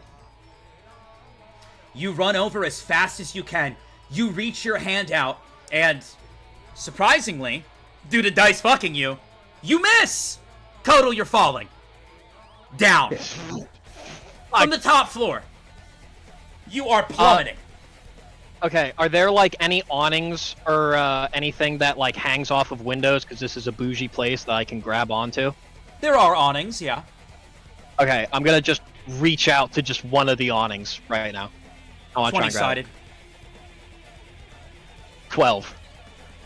You grab one of the awnings, you slow yourself down, slip, you're still plummeting. God damn Another it. awning in front of you, you're gonna connect with the ground soon, Sappy. I'm Think of grabbing something. another awning. 20-sided. Fuck, dude! Shit! You crash through another awning and you keep falling. Roll a 20-sided for me. 7. What's your luck? My luck is 13. Something very interesting happens. You feel something catch your arm, and you just... Oh, God! Thankfully, the awning slowed your fall down so that your arm doesn't get ripped out or dislocated. You look, and you see something wrapped around you, and it starts to pull you up into a window. You get pulled up into what looks like a supply closet. There's no human there. Who pulled you up? Dude, that was an insane catch. Thank you so much. Hello? You hear Hello? slithering, hissing. Oh, You shit. see a brown snake just out of range in the shadows kind of look at you. It has a weird aura about it. Hey. What was that? I'm gonna like look back and just kind of like lean over and see how much farther I had left to fall, and just point and be like, "Was that you? The Did you snake catch me?" nervously comes closer to you, and you can tell it looks like there were some damages to its, well, skin from catching you at such force and pulling you up. It looks like its tail is hurt. Oh, hey, I'm sorry.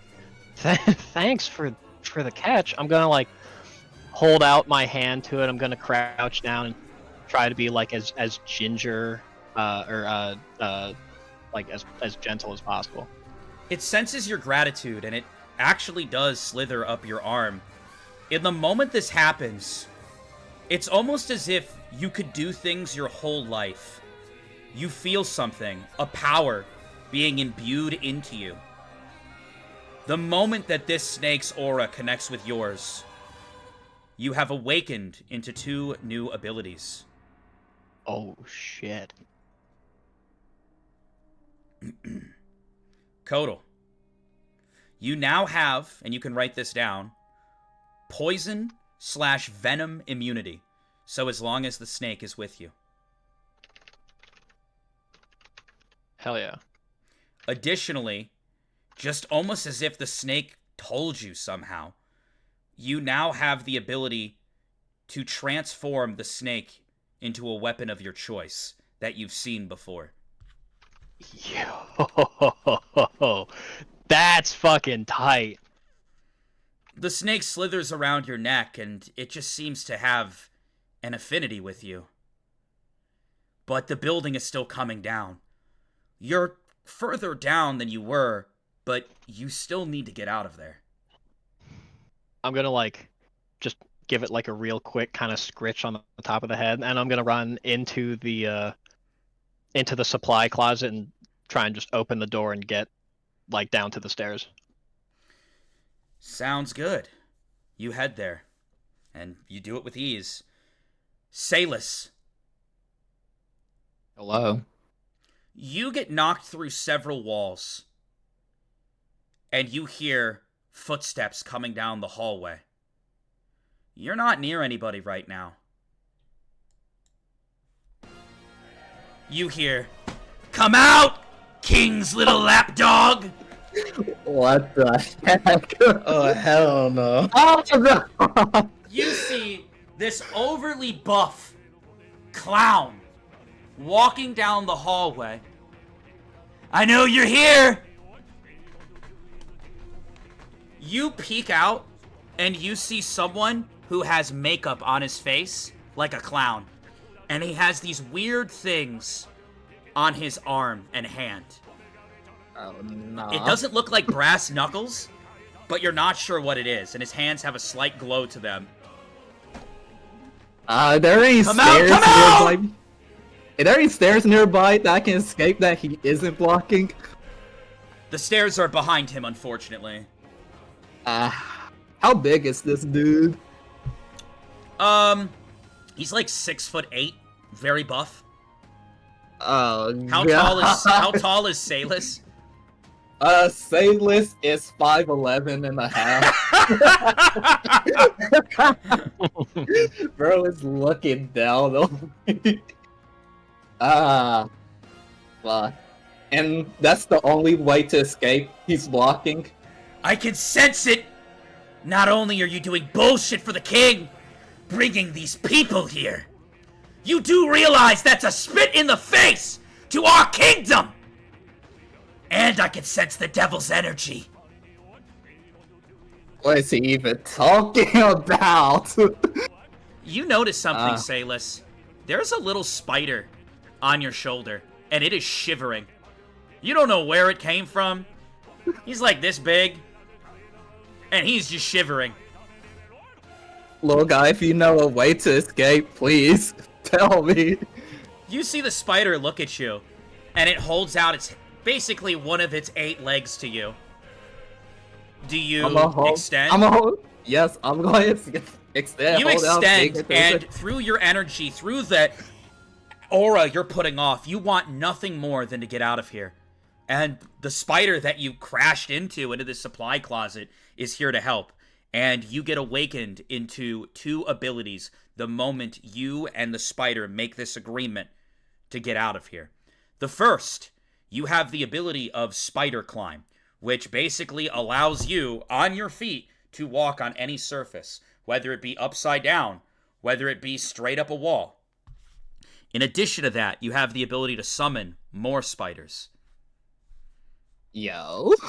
You know these powers. You don't know why you have them or why you recognize them, but they're connected to you after your aura collided with the spiders. But you unfortunately have bigger issues right now. Yeah, I do, don't I? Come out, come out! You see he holds out his hand. And you see he flicks the button. And he just goes like this. And in that moment, a massive blast flies out of his palm. And you just see a bomb of energy just sweep towards the supply closet. You see the spider, ah! And it just fucking Tom and Jerry yells and leaps off of you into the back of the closet. What do you do? Is there a broken window in the back of the closet? There is.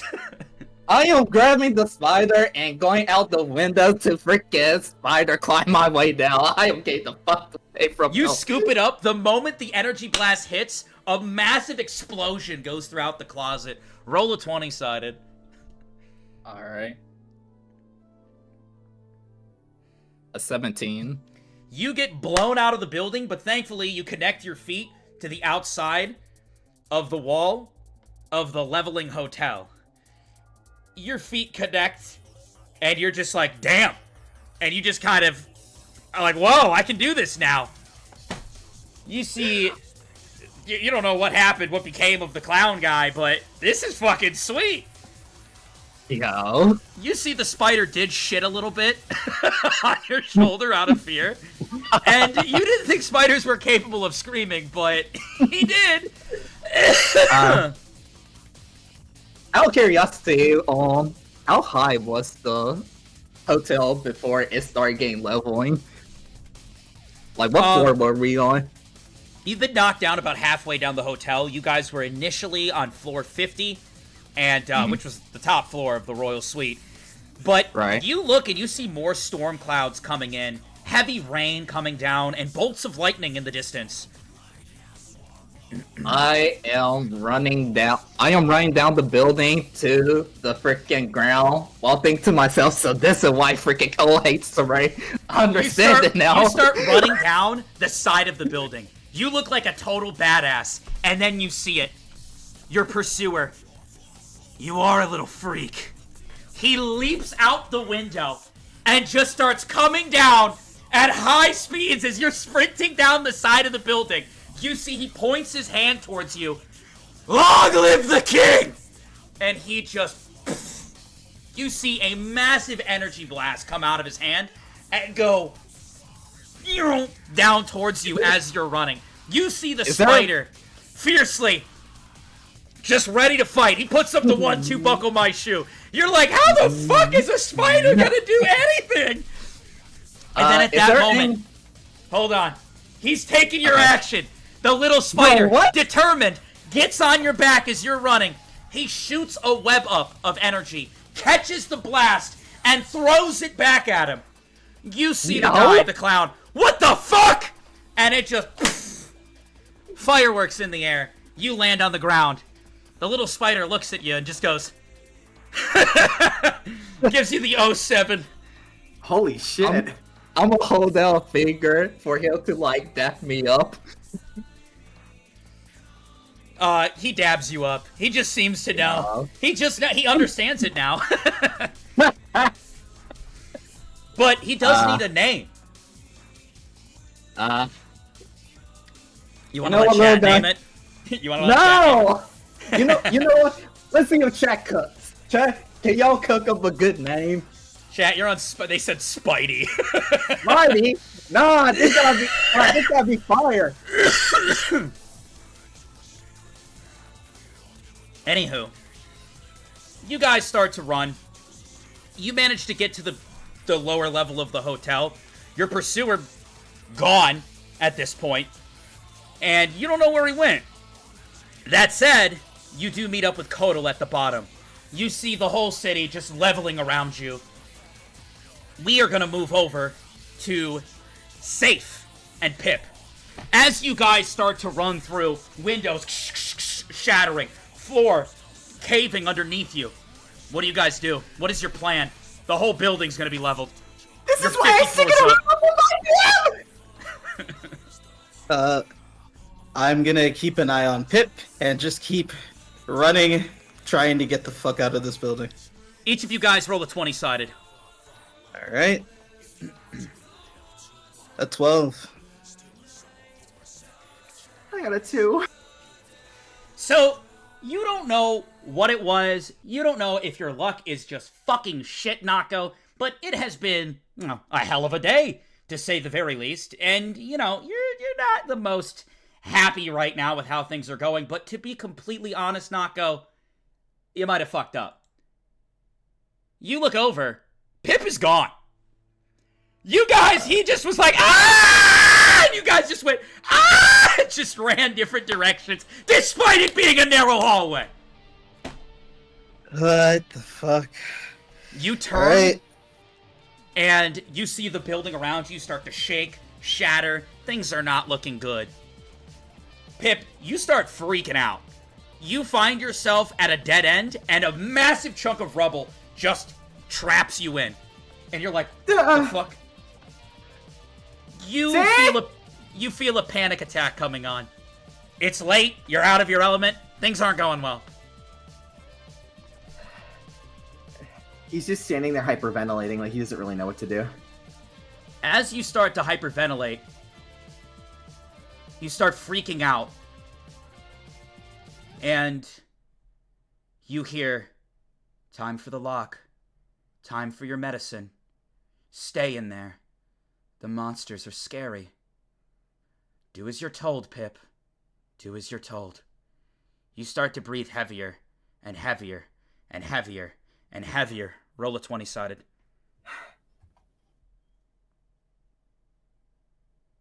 11. You start to breathe. You think about the bowl. You think about your interactions with your brother. The good ones, anyways. You think about this new situation you're in, and you're trying. You start to breathe heavier and heavier and heavier. Roll another 20-sided.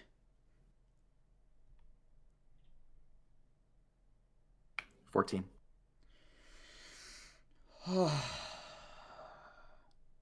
Breathing. Yes.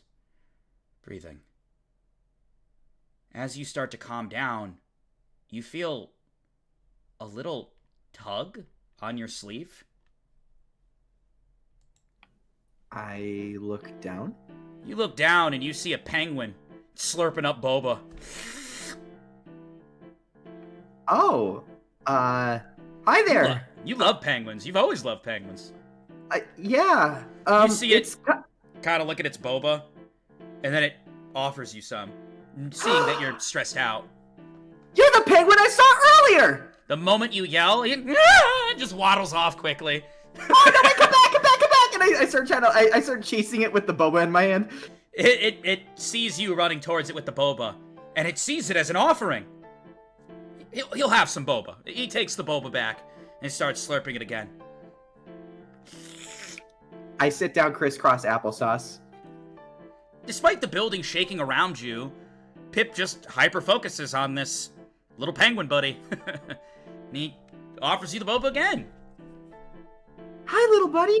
I'm scared shitless. I'm sure you are too. I guess not if you're giving me boba, but hey, you need to get out of here. Do you happen to know where that might be? You see the penguin quickly run over, and he slips. And he lands on his belly, and he just slides and bumps into the wall. Telling you absolutely nothing on how to get out of here. It looked like he tried to do something, but failed.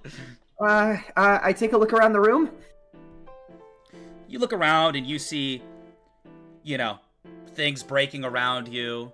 It looks like the wall is starting to tear off, and you actually see a chunk of the wall fall to the ground. And you look, and you're about 40-ish floors up. And you look down, and you see the penguin. Eyes widen. You see it just pull out a little handkerchief. You don't know where he was keeping it. He dabs the sweat, puts the handkerchief back, and then goes back to drinking the boba. You wouldn't happen to have a second one of those, would you? You see him. Boo! He makes a little sound, a little coo. And you see he just reaches into his little penguin pocket. He's got a little baggie on him. You notice that he's got a little bag on him. Little handbag. And he, you don't know if he stole it. You could have sworn you've seen little purses like this. It's oversized for him. Maybe a kid's purse, but he definitely stole this. And he reaches in and hands you what looks to be a clearly stolen handkerchief from the designer store you guys saw earlier. And he hands it to you with a smile. Aw, so nice of you. Thank you. I start dabbing Pip starts dabbing his head with it. Okay. Oh God, I've never even been outside past 5 p.m. before. Shit. Any ideas? You see the penguin. He comes over, and you get a very weird vibe. Almost as if the tone of the room changes. And you see, this penguin is certainly not normal. He seems nice enough, and you can't help but feel attached. But the aura shifts in the air as he waddles up to you, and he holds out his little flipper. You feel the sense to grab the flipper, but if you do, well, you're not sure what will happen. Well, nothing like a good old handshake, and I shake the penguin's hand. As soon as you do, his aura connects to yours. You have awakened into 2 new abilities. First, a static ability. You are now immune to the cold. No matter how cold the temperature gets, you're unfazed. Second, you have the ability to create an igloo home. Just randomly, you could create a home that is an igloo. The penguin looks over at you, and it holds out its flipper, and it looks like it's ready to leap. You don't know if you can trust this, you're not sure, but the building starts to shake. You're cut off from every other point. I'll put my faith in you. And I take its hand, its flipper. You hold him and you leap. As you fall, it's like he sends an idea into your mind. You're getting the feeling you need to use this new power. You have to. The igloo home. Use it. You get this from the aura connecting and going through you, through your brain. Do you do it? Yes, I use it immediately. 20-sided.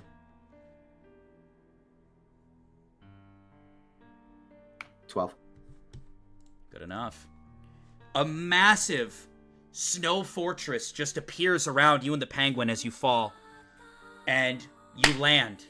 And as soon as you do, it's almost like it removed the fall entirely, as if it took you to one verse and then brought you back to the other at just the right moment. You land in a pile of snow on the ground. The fuck? But it might be weird, but there's a lot of weird shit going on today. You're just grateful to be alive, and it's almost like the penguin knew it would be fine. It looks at you and it reaches into its little bag, and it pulls out a gold star, and it pats it right on you. You are so adorable. I would be asking you so many questions if the building wasn't with my friends wasn't exploding right now. You see the penguin look a little bit sleepy, and it cozies up into the inner pocket of your jacket, and it just goes to sleep. Okay.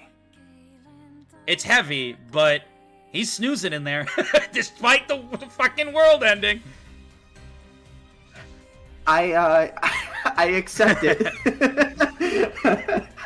He cozies his head up to yours, and then not too far away, through relief, you see Kodal and Salus not too far away.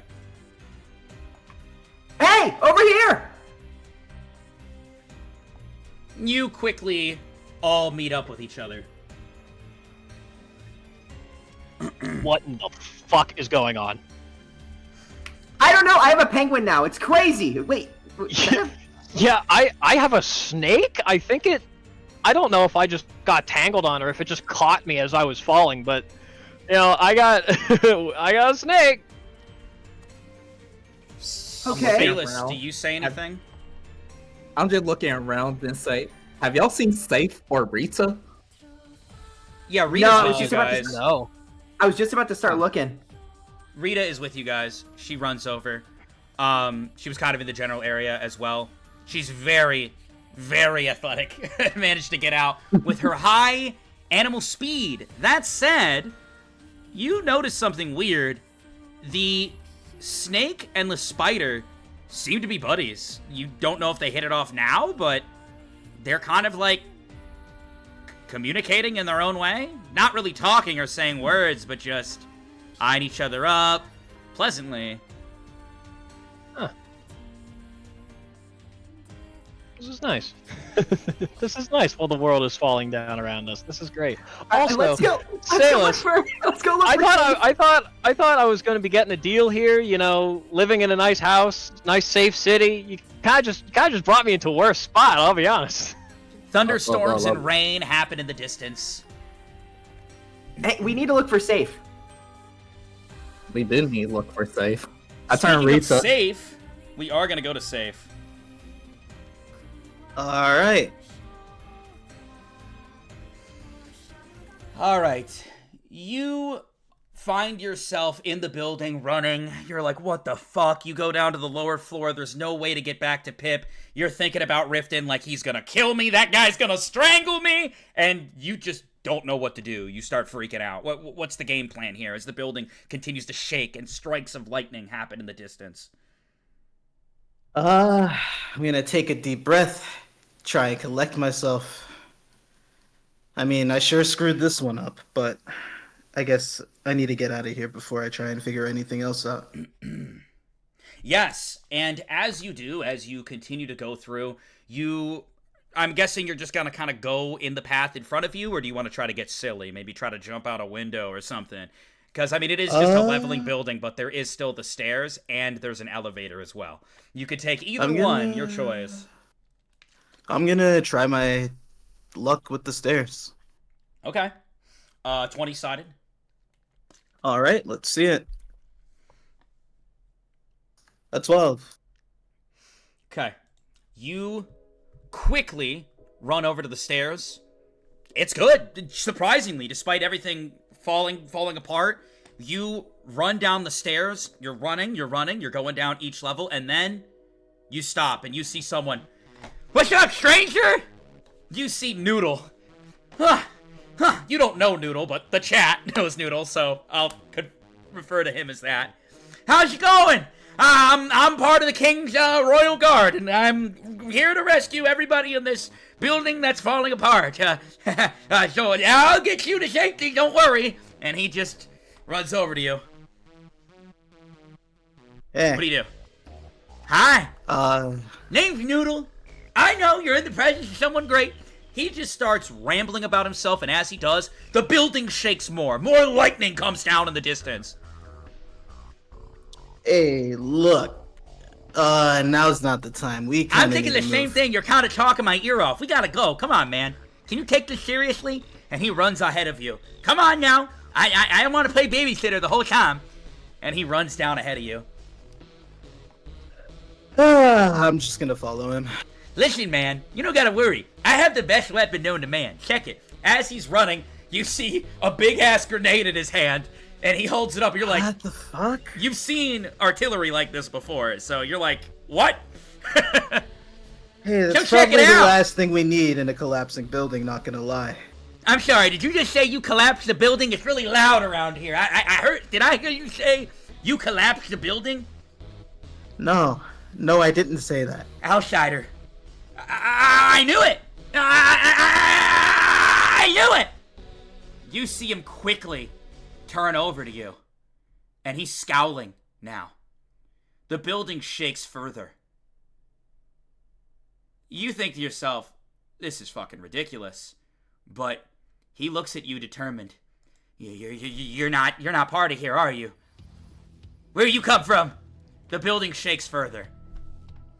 Look, I'm from the West, but once again, now's not the Liar! time. I bet you're part of Vaughn! He's taking over the world! You see him scream, ah! And he pulls the pin on the grenade. I'm gonna run over to him, and I'm going to grab his hand that's holding Don't the mention me! Don't move! Ah! What did you say you were doing, though? You're running over? You're gonna ignore And him? I'm gonna Run grab over? the hand. You know, if when he says stop moving, I'm going to stop in place and put my hands up. As that happens, a bolt of lightning strikes the area. The power goes out. I mean, you were surprised that the power was still together. It goes pitch black in the hallway you're in. Okay. I'm gonna And you- take that opportunity and close the distance. Alright, you start turning around to close the distance. I know you're sneaking up on me! Oh shit, I dropped it. You hear that. Did I hear it at the ground? Yes! I am running the opposite direction as fast as I can. Roll a 20-sided. Ah, shit. It's a 10. You sprint full speed, and you leap, and then... Oh, shit! What did you do? Oh my god, that guy that I'm gonna report to the king made me drop my grenade and blow up the floor. Oh, the horror! How did I live, though? Oh my god. You continue to run down the steps. It is pitch fucking black. You can't see anything. You stumble down the steps. You see a glow not too far away from you in the distance. Well, nowhere else to go. I'm gonna head towards it. You head towards the glow, and despite everything going on right now, you see something beautiful in front of you. Almost if everything else happening around you just doesn't matter for a moment. You look over, and you see, similarly to the position Rita was sleeping in, a big, fucking beautiful white tiger just sleeps as if nothing's going on. And you see it just lick itself a little bit. And it continues to just cozy itself up in the corner. It has a glow to it, and it illuminates the room. I'm gonna slowly walk towards it. You walk towards it. And it just kind of, you know, definitely has its more cat side showing. And just kind of rolls on its back. It's weird seeing a bigger animal do this, given, you know, what we hear and see, but, I mean, this is what's in front of you. Hey, it's a crazy ass day, you know? Might as well go with it. I'm gonna go give it a nice little belly scratch. You give it a belly scratch, and it's just kind of squirming a little bit back and forth, just licking itself a little bit, and as soon as you do, it gets up and it holds its paw out to you, and almost like you could hear the words, "Do you want to get out of here alive? Because you are about to die."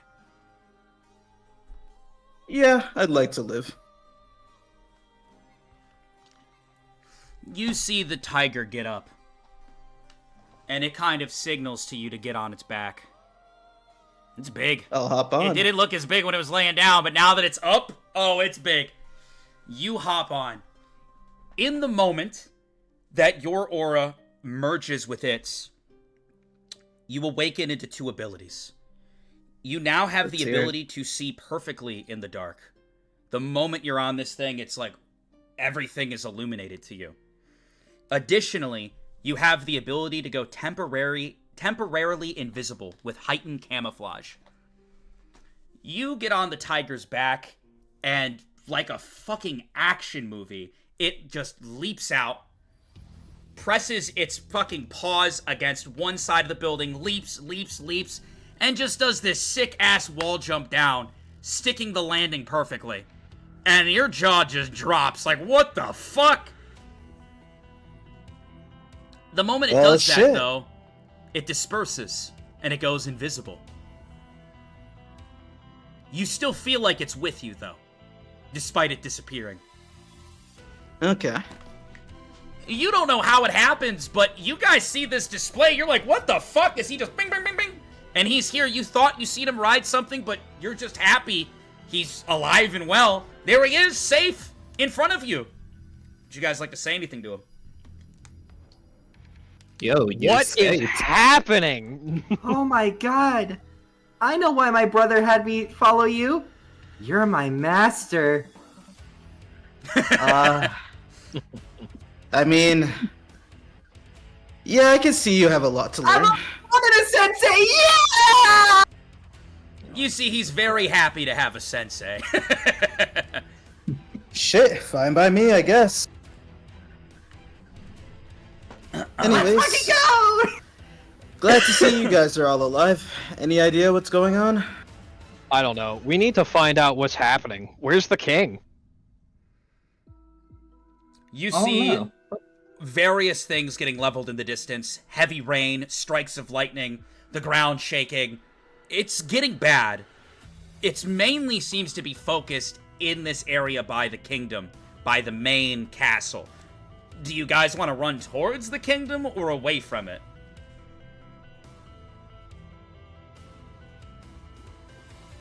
I'll gotta look be over at Sailus. You're important here. Is there anything you need to do? Not that I can think of. I want to try something. Vodka. Yeah. Can I close my eyes and see if I can see the spider's POV? Let me check the notes. That's fucking smart, dude. No, but I'm not gonna look at you and say that this isn't something you could awaken into at a higher level. Being teased. Being teased, you're still just a wee level 5. Yes. Alright. I'm gonna try something then. Okay. I want to summon the army of spiders to head towards the kingdom with a message of finding out what's happening, and when they figure out what's happening, come back to me ASAP. That's a good idea. Alright, you roll a 20-sided. Alright. Where's my die at? I rolled a 15. How we doing, chat? How you liking it? Type 1 if you're having a good time still, if you're still with us. I know we're going a little late today. Later than usual. I'm confused because I'm so tired. Oh, shit. Let me check to make sure YouTube is still up. I forgot that we were, like, on YouTube. We do still be on YouTube. Hell yeah. Hell yeah. Sick. Or you guys will be able to watch it afterwards if you miss anything. So,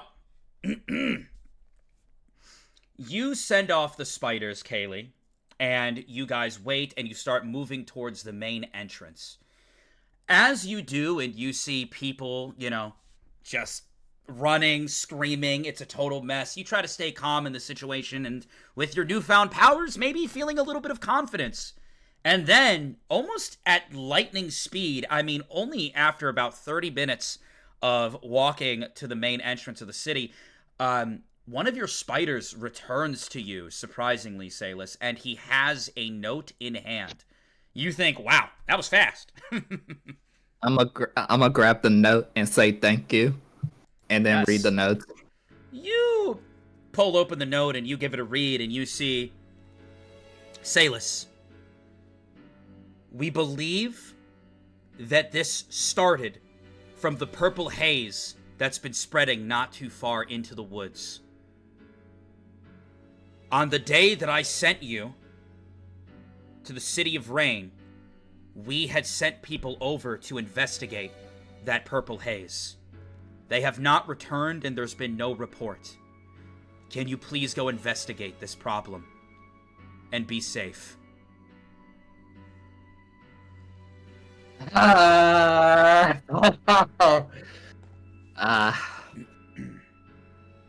Alright, I'm gonna turn to a group and say, basically, the purple haze caused this, which is no surprise, and the king wants me to investigate it. Oh wow, that's a big responsibility. Okay. Yeah. Well, good luck. Yeah. Wait, I thought Hey, you were the king. Salus. Yes, safe. Mind if I come with you? I don't see why not. The more help, the better.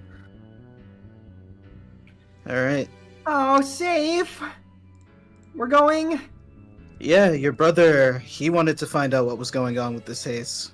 Uh, If he thought it was important, then it probably is important, so. yeah, that's fair. Okay, All I'll right. stick by you. So- Vodka, do I have a pen in hand? You do, yeah. My I person? mean, it's I'm- just, it came with the note. It was like wrapped around it. I should have Alright. said that. I'm gonna turn on the other side and write Kotal wanting to escape the Sea of Rain. If he decide to stay, please grant the shelter you promise. And then So, am wrap I it back. understanding, Kodal, you are staying behind? You're not going with them? I didn't get a chance to hop in, but I was going to role play it out further. All right. Well, I really think that this is a bad idea, but you and thanks to you and to the king, you really pulled me out of kind of the worst possible situation that I've been in my life, and I'm grateful for that. So I will join you. Are you sure? Yes. I don't want to force him. Okay. No, you're not forcing me. This is something that I feel needs to be done, and I would feel guilty at myself if I didn't reciprocate the help that you showed to me when you had absolutely no reason to. Aww. Well, I'm glad to have your help. Thank you. Of course. Guys, doesn't this feel like a comic book? Kind of cool, right? We all got like superpowers. Wait a minute.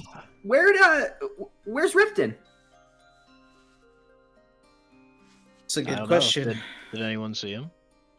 Didn't you say As he you was in the guys hospital? walk up to the city gates, you don't really know where Riftton is. That said, you at least, I should say, Safe knows. Bro is strong. Much stronger than all of you. But, you have a pretty good feeling that he'd probably be okay, but you still worry about Pip's curiosities regarding the topic. And you're supposed to look after him, Safe. Alright. Is Pip, Rita with us? trust me, your brother, he'll be fine. We'll meet up with him later. You're not Are you sure, you're not sure where he is. Rita is following behind you. She seems quiet. She looks to be very sleepy. How tall is Rita, Vodka? How tall is Rita? Yeah. She is 5'1". I'm gonna stop in place, bend down a little, and offer her a piggyback ride. You see she already slouches over you, just like falling asleep on your shoulders. You hoist her up. All right. She's very light. Let's go. All right. Hopefully she doesn't just wake up to a spider in her face. Surely. You All right, guys, gentlemen. Shall we go? you guys all start to walk, and you walk, and you walk. And as you do, you start to feel really tired. And then in the distance, you see some other individuals walking towards you.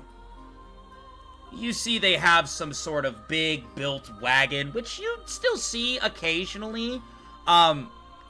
People have been upgrading with Vaughn's new stuff, but they are moving up the way towards you. It then sinks in, maybe you guys should have taken a moment to rest. But these individuals kind of wave you down. Safe, roll a 20-sided. Alright, let's see it. Today's 20-sided is a 11. You notice something. As you walk towards them and they start to walk towards you, it looks like they put spikes throughout the path.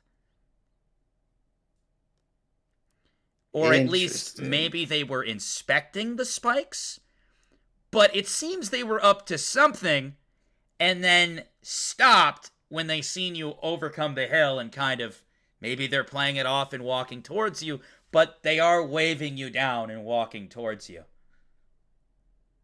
How far away are they right now?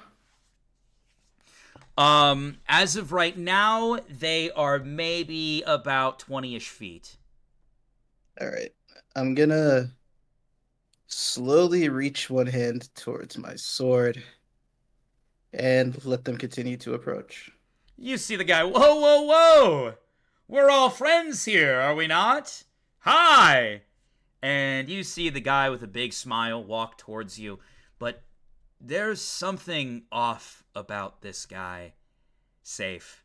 You get a bad feeling. Hi, really nice to meet you. My name's Pip. How are you? I'm good.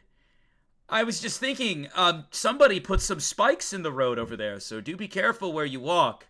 Though I'm told straying from the path might not be the best idea. I heard that sometimes monstrosities roam these forests. Well, what's got you guys roaming the forest then? Oh, we were inspecting something. There's a sacred garden not too far away from here. It is said to be a beautiful resting place. And, it has the most beautiful flowers known to man ever seen in the world. I see. We were looking for it, and unfortunately, we failed. So we're heading back. Oh, you're headed back to the city? Yes.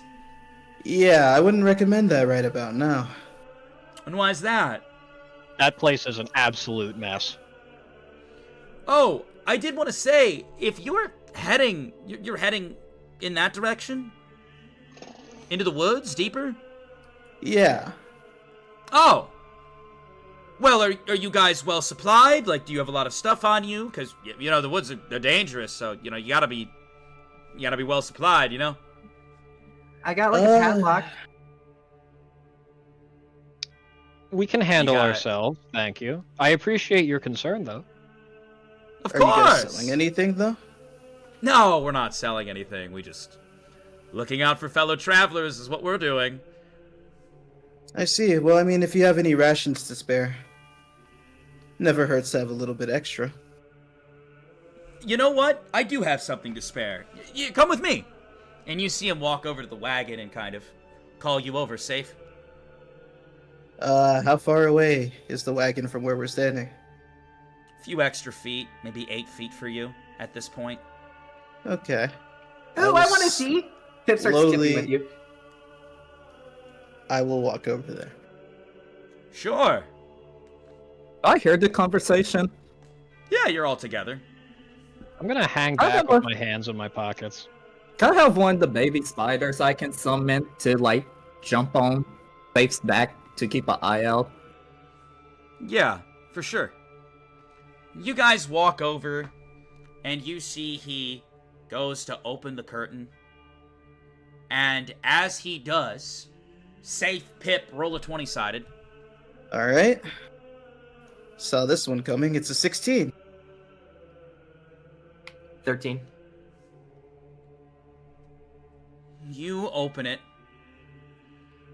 and you see a fuckload of what look to be bandits, armed, and there are many more of them than you.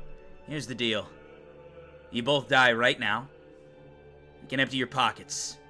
Additionally, I don't fuck with that Vaughn shit. You'll send me all the credits you have on you. Or I'm gonna snap my fingers and hope a tiger manifests next to me. You do, and a tiger appears next to you. He backs off a little bit. Whoa! I see. Well, That was so cool. I see how it is. Hey, boss! He's just like you. You see someone at the front of the caravan get up, and he just walks out, hands in pocket, towards you. Ah. Scary. He kind of leans in towards you, and in that moment, you see a little monkey appear on his shoulder. We showing off now? No, I just didn't want your boys to get the wrong idea. Well, I don't know why you're harassing them. Oh, harassing them? Well, no, I think we were just coming to an agreement. They said they had a little bit of food they were willing to pass off, you know? Listen, if you're gonna pull out a weapon like that, you better use it. Or is that all for show? Because mine Look, man. actually gives me power. If you're just flexing it, I don't think you have shit. Look, I don't want to fight, and I know you don't want to fight. And No, so, how I about do we wanna just... fight. I do. I want to fight Yep. you. Pip looks at the boss. Pip looks back at Safe. Looks back at the boss. Looks back at Safe. Oh, are we like in danger right now?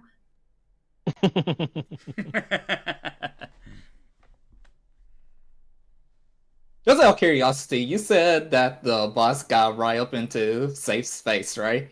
Yeah. Can I try telepathically telling my spider to like jump on the guy and try fight him and hope it's a freaking venomous spider I summon? You don't know if you have a strong enough affinity to be doing all that yet, but you could try. Roll a 20-sided. Yeah, I can try. 18. Okay. Okay. You do send a signal strong enough to communicate over to the spider, and it immediately leaps on its face, and you see him wipe it off quick. And he takes a deep breath, and he goes, "Oh. There's more than one of you. A spider and a tiger. All right. I don't really feel like turning this into a big bloodbath, and I guess you propose a good argument. We'll walk." You see him walk back over to the front. However, if you try any bullshit after you tried to preach no fighting, I will kill you all. He starts to walk up to the front of the cart. Do you guys keep walking? Or do you want to say anything else? I'll watch him and motion for Pick to head back to the other party members. I am stepping out of the way of the road, but just staring. So as I'm walking like past him with the party, I'm gonna take one final drag, and I'm just gonna flick it towards him. Oh, Okay. God. All right. All right. All right. 20-sided Sappy. Pip stays very close to Safe. I rolled a 14. Safe, you see this almost play out in slow motion as the boss walks away and as You guys escaped all of this bullshit that you're about to run into. You see Kodal. And then he goes and flicks it right at the leader. Are you doing anything? Can I stop this? Can I can catch try. it? Oh gosh. 20-sided. I'm just walking past. I'll try and catch it. 20-sided. It's a 14. Okay. You do manage to get over quick enough, and you burn your hand a little bit, and you catch it. At that moment, you see him look back. Really? And what do you have? The snake? Yeah, you'll die soon anyways. You're not even worth it. He gets in, and the cart starts moving. You better thank your boss.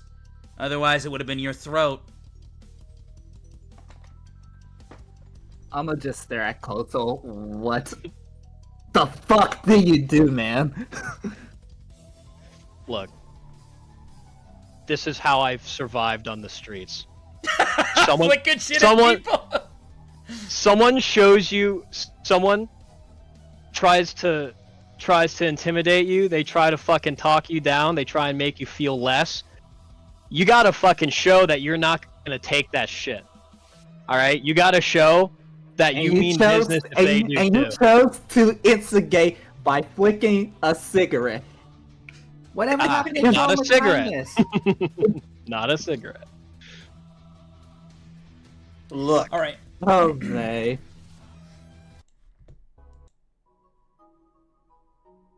Okay. You guys all kind of look at Kodal disappointed. You're glad that you didn't have to do any blood fighting for two major reasons. One, Rita is unconscious. Bit of a liability here, and she could get hurt, and one of you would have to keep taking care of her. Additionally, you guys are fucking exhausted. It's been a long-ass day. And given where you are in the woods, you don't really feel inclined to rest here.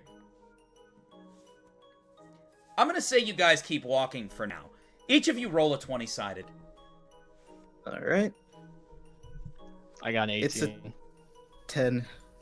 Would have been nice if I had the 11. 18 before and not the 14. I swear, this is like my fourth 2 this entire game. Okay.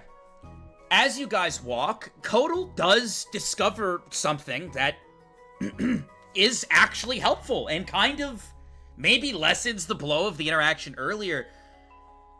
Kodal, almost as if it calls out to you, you see a beautiful lake. There are the most gorgeous flowers glistening, and it's almost like the moonlight shines down perfectly on it. Running water and just beautiful plants. You're almost allured to it. Do I get any kind of indication that this is some kind of illusion or some kind of trap? You're not sure, but you kind of dismiss the idea of illusion because the other guys seem to see it as well after you point it out. You guys want to approach? You know what? Yeah. I would like to approach, and you know, if there's nothing wrong, like if nothing sets me off, then I would like to clean the wound and kind of wash the wound of my snake's tail in the water. Okay.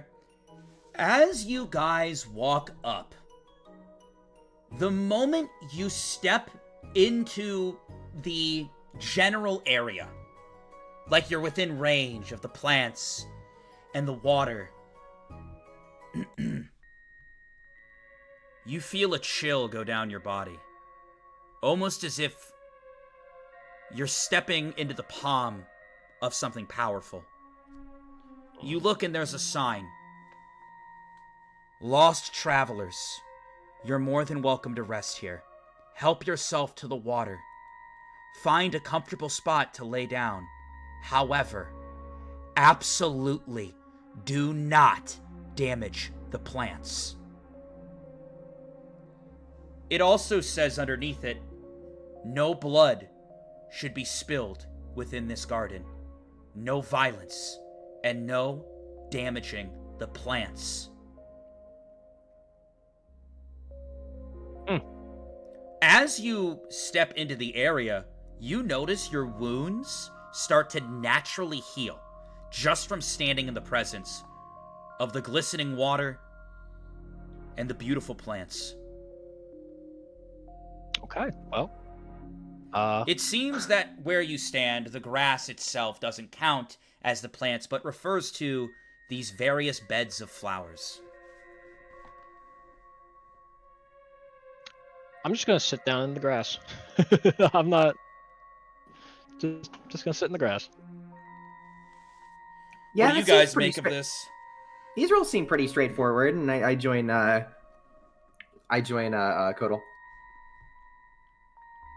I'm gonna go take a sip of water. Hydration is key. You take a sip of the water. It might be some of the cleanest and most pure water you've ever tasted.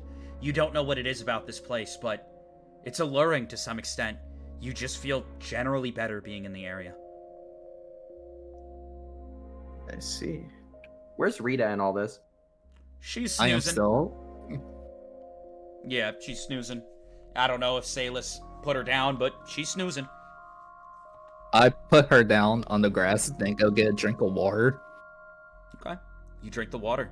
So what are you guys doing? You want to camp out here, or?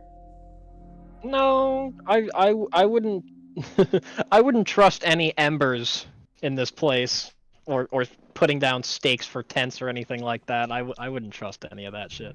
Oh, I can. What is it? I think I can do something about that now. Huh? What do you mean? Okay, I was trying to think of a cool name on the way here. All right, I snap my fingers. Aurora's Pavilion, and I like try to make the igloo. Yeah, you see Pip hold out his hand, and a frickin' igloo appears right in front of you guys.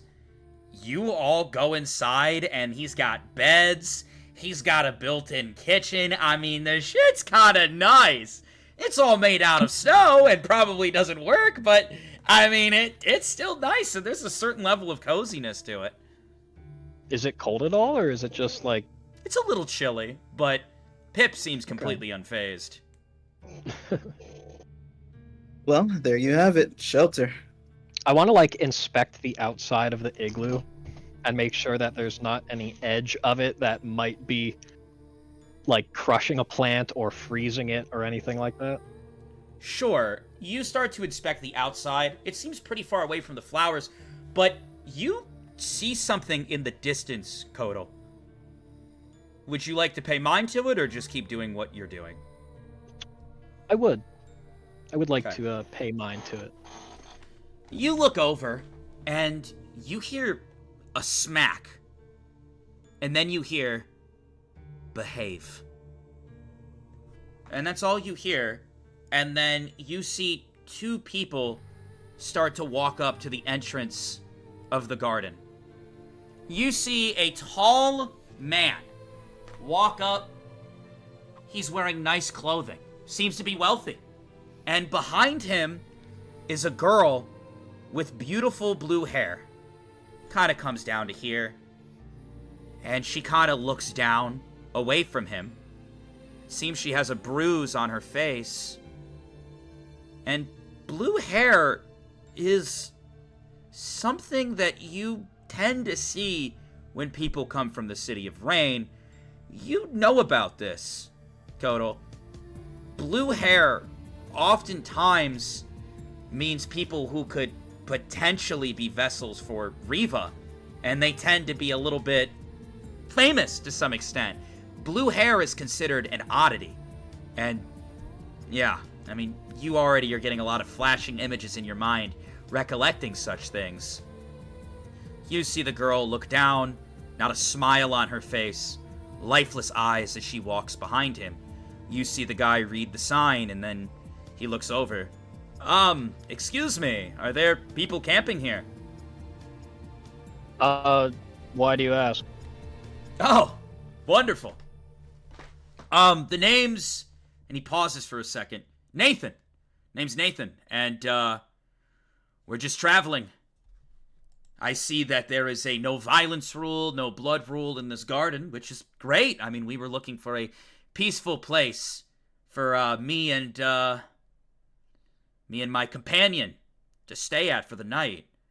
We won't bother you guys if you already have that area proclaimed, but do you mind if we rest over here? Go ahead. You Do guys, I you know, do I can't- like What's up? sorry, I was gonna say, do I like recognize the woman at all, or does she look familiar in any way? Would you like to try to, like, use some wisdom, really give her a good look? You want to roll a 20-sided for it? Yeah. Okay, roll a 20-sided. I got a nat 20. You look at her, and you don't recognize her. But for a moment, you see something, Sappy. She looks over at you, and she sees you're looking at her. And she does this, if you'll look at my stream for a second, or if you can see me. She holds up her hand. And that's all you see. Hang on.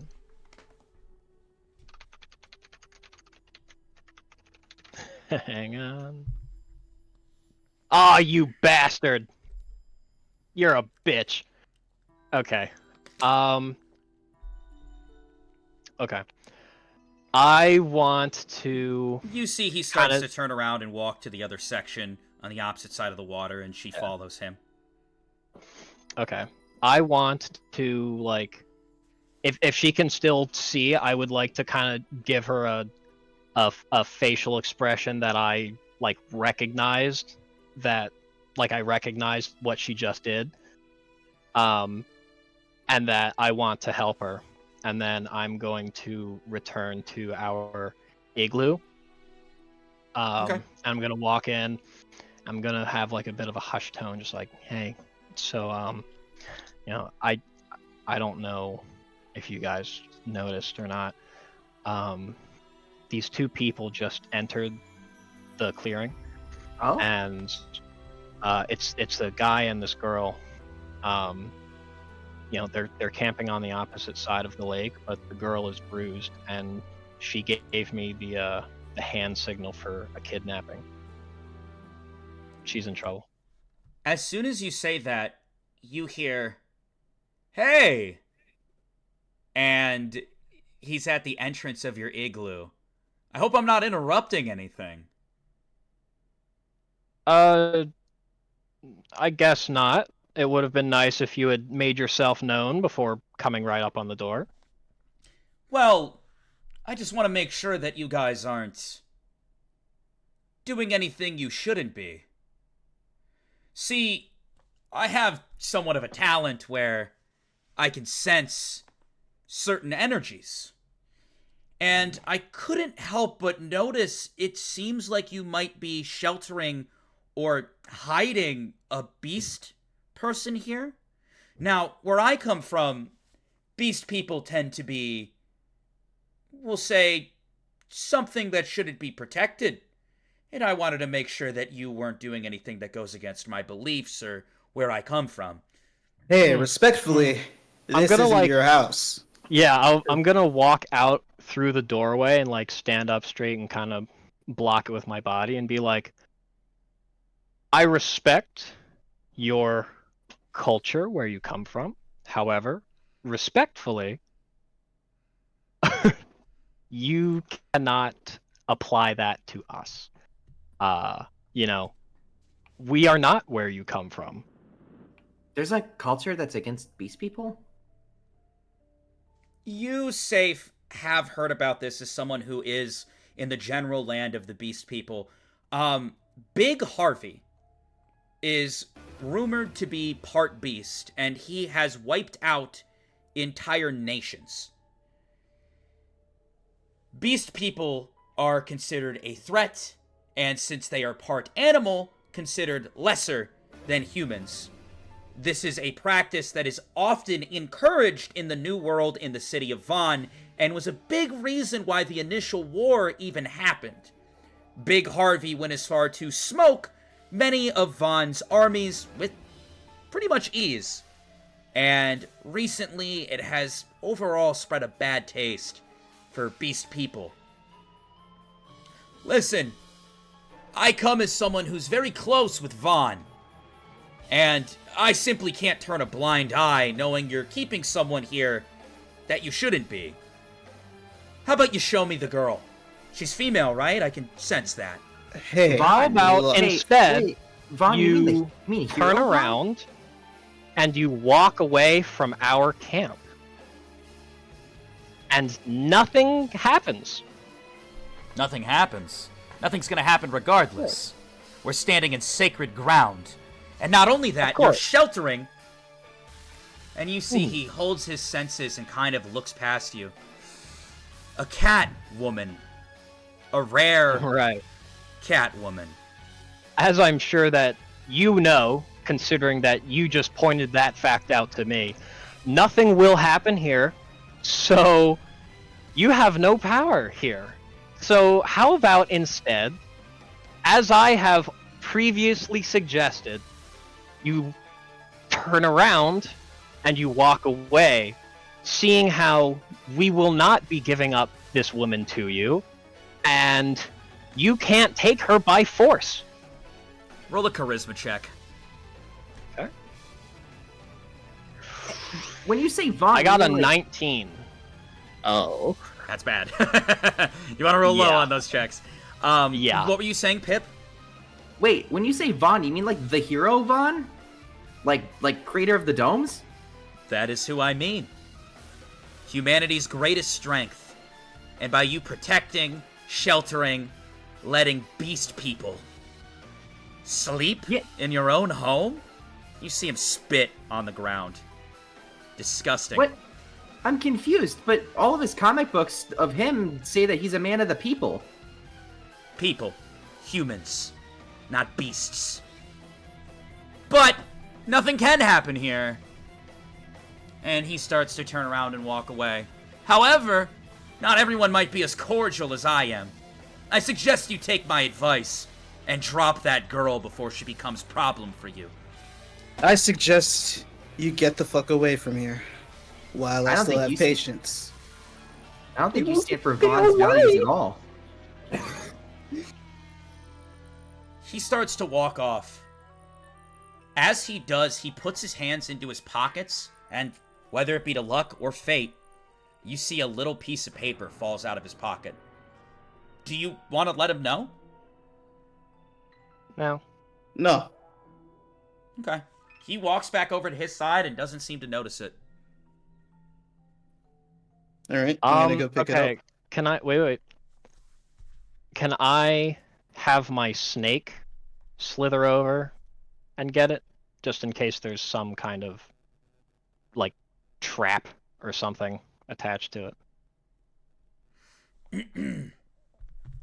Yeah, you send your snake over, and it gets it with ease and brings it back. I'm gonna say you guys go back into the igloo for now, because I have to use the bathroom quick, so I'm gonna let you guys converse in the igloo while I'm using the bathroom. Before I do, would you like to read the note now, or hold it for later? Because that's what it seems like. It's a note with a folded piece of paper. Wait, let's think about this. You said he had an ability that he could tell if we were up to something, right? I thought he had said that he can just sense energies, and that he could sense that Rita was a beast woman. Oh, apologies. Okay, maybe I misunderstood. I don't know. I mean, that's how I understood it. Does anybody else conclude the same thing as me, or Pip? Well, That's how I concluded. either way, if he did something to the paper, that'd be violence as far as I'm concerned. Let's hope That the is fair rules enough. favor us in that case. So you open it? Yeah. You open the paper. It's coordinates. On the paper it says, bring the girl. We'll do the trade. This location. It has a date, a time, and coordinates. It's not too far away from here, actually. From what you know about the general area, safe, and Salus as well, given the traveling you've done, you would say that this is maybe a day's walk away. And it looks to be in a cavern close to Vaughn City, close to the New World? Which direction is the purple haze that we were It's investigating in the relative to same that? direction, and the purple haze is on the way. So, this is somewhat of a side quest, if you will, potentially. But it's up to I you guys see. if you want to take it. I'm going to use the bathroom quick. Chat, I still hope you're having fun. Thank you so much, everyone who's still sticking around. Hope you're having a great time. Feel free to communicate as you will. I got to pee quick. Yo, out of character, my heart was fucking pumping during that interaction. No, I could tell you were on edge. I was like, okay, look, man, there's only one of two ways that this could go down. No, yeah, this stuff is crazy. Oh my gosh. Well, we're all still alive. Nah, so don't far. worry, Chad. I know not to attack. I don't know Don't about I'm sure y'all are too, but I'm having a fucking blast right now. Yeah. No, Don't this worry, is Chad. great. I Yeah, know this not is to fun. attack. He says after he had flicked the the remains of his joint at a fucking like mob boss leader who is clearly angry. Bro, you're actually trying to get us Bro. Come on, man! It's he's going in what you have character, to do. Noah. It's how you gotta survive on the street. That's not how you survive. You on the can't street. let That's how you yourself get walked on. That's how you get shanked in the streets. You're like the main character of Oh my Windbreaker, just God. starting fights randomly. So I do want to ask, I see some people in the chat say that they're confused. Now, I mean, if you really try to delve in, it is confusing, you know, to try to piece it all together. But for the most part, is everyone following, understanding? Am I conveying things enough? Let me... Apologies, I'm realizing I need to use the bathroom as well. Go for it. Go for it. But no, I have no questions.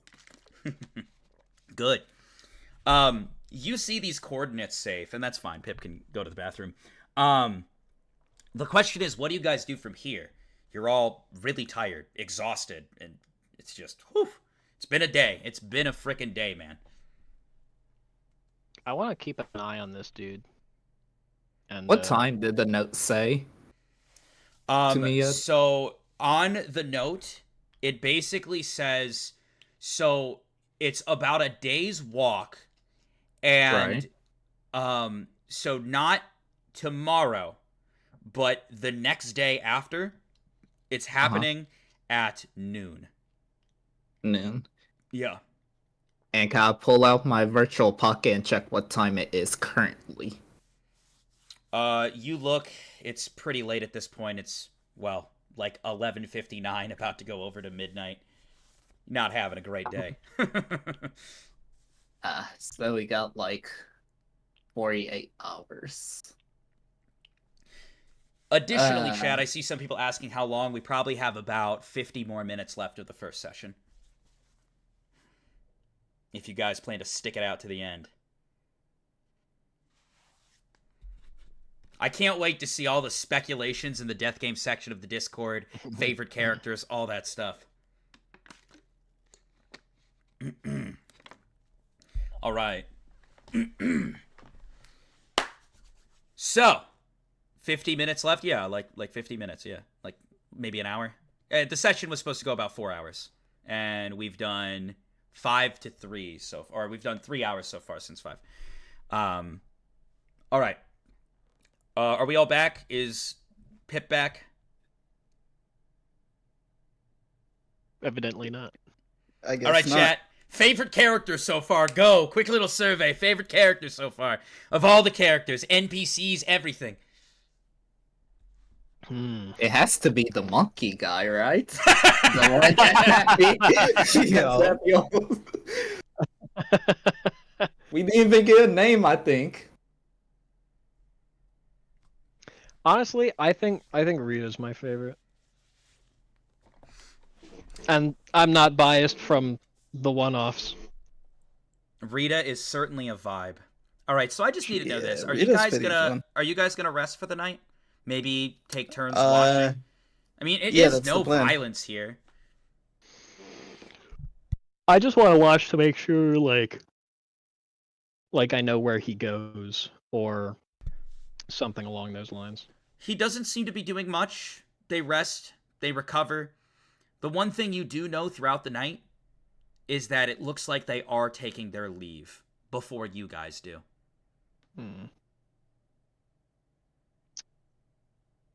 Are there any any backs on their person?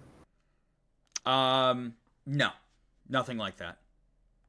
No. I feel like it would once again be a little bit silly, but I mean, you know what? Nah. Just because there's like no violence in this place, I almost feel like pulling the same trick that guy pulled on us and just walking right up and being like, "Hey, so what you doing with this girl here? Why don't you?" Well, go ahead. You want to do it? No, go ahead. Please don't. Please. I've You gotta returned. do Hello. it. You want to do that? Kodal? I feel like Kodal would, but also at the same time, like it I don't know. Sorry, can I get a quick recap? Basically, you guys decided to rest, taking turns on watch. One thing that Kodal noticed during his watch time is that the guy across the way didn't do anything. They rested a bit, and it looks like they packed up and they are walking. They're leaving. So basically, they're leaving before you guys would. And Kodal was debating whether or not he wanted to go up and run his mouth to the guy before he goes. Kodal, what say you? You want to go up and run your mouth to the guy before he goes? Ain't the rest of us up? No, at this point? I'll leave it. Okay. He leaves. You see the girl with her head down, and you actually see tears run down her face as she follows behind him. It looks like hope has escaped her as they walk. You notice that beautiful blue hair, Kodal, as she walks away. That cursed blue hair. They leave into the darkness.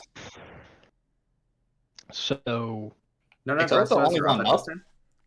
Or We are Kodal is the only one up right now. Okay. okay, so I'm going to kind of like nudge everybody awake. Okay. Um, You nudge everyone awake. They wake up. You guys are all feeling generally rested, well enough to move if you would like to. Okay. So, does my virtual pocket have like a compass or anything on it?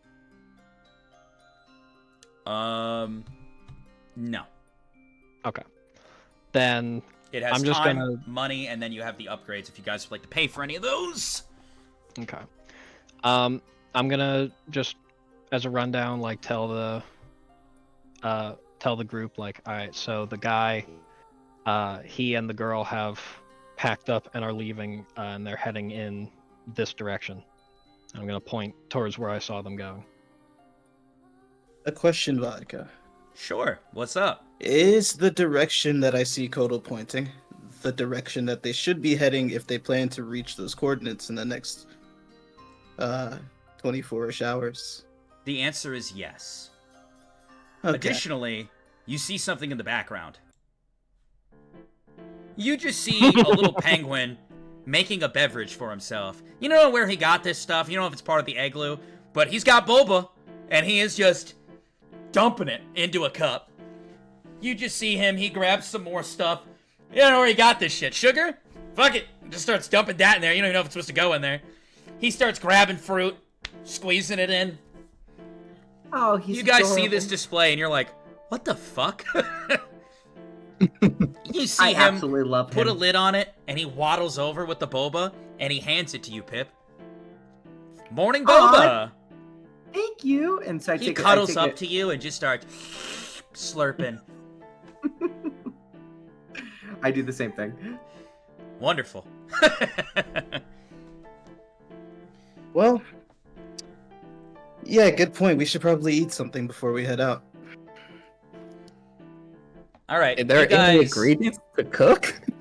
Unfortunately, no. I think I got like He's no, got I'm in fruit. my- He's got I got- fruit and sugar and boba.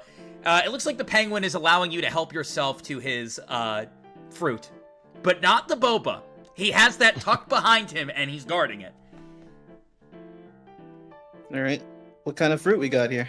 He's got strawberries, bananas, and that's about it. All right, I'll take a banana. You guys eat some bananas. It's a good fucking time.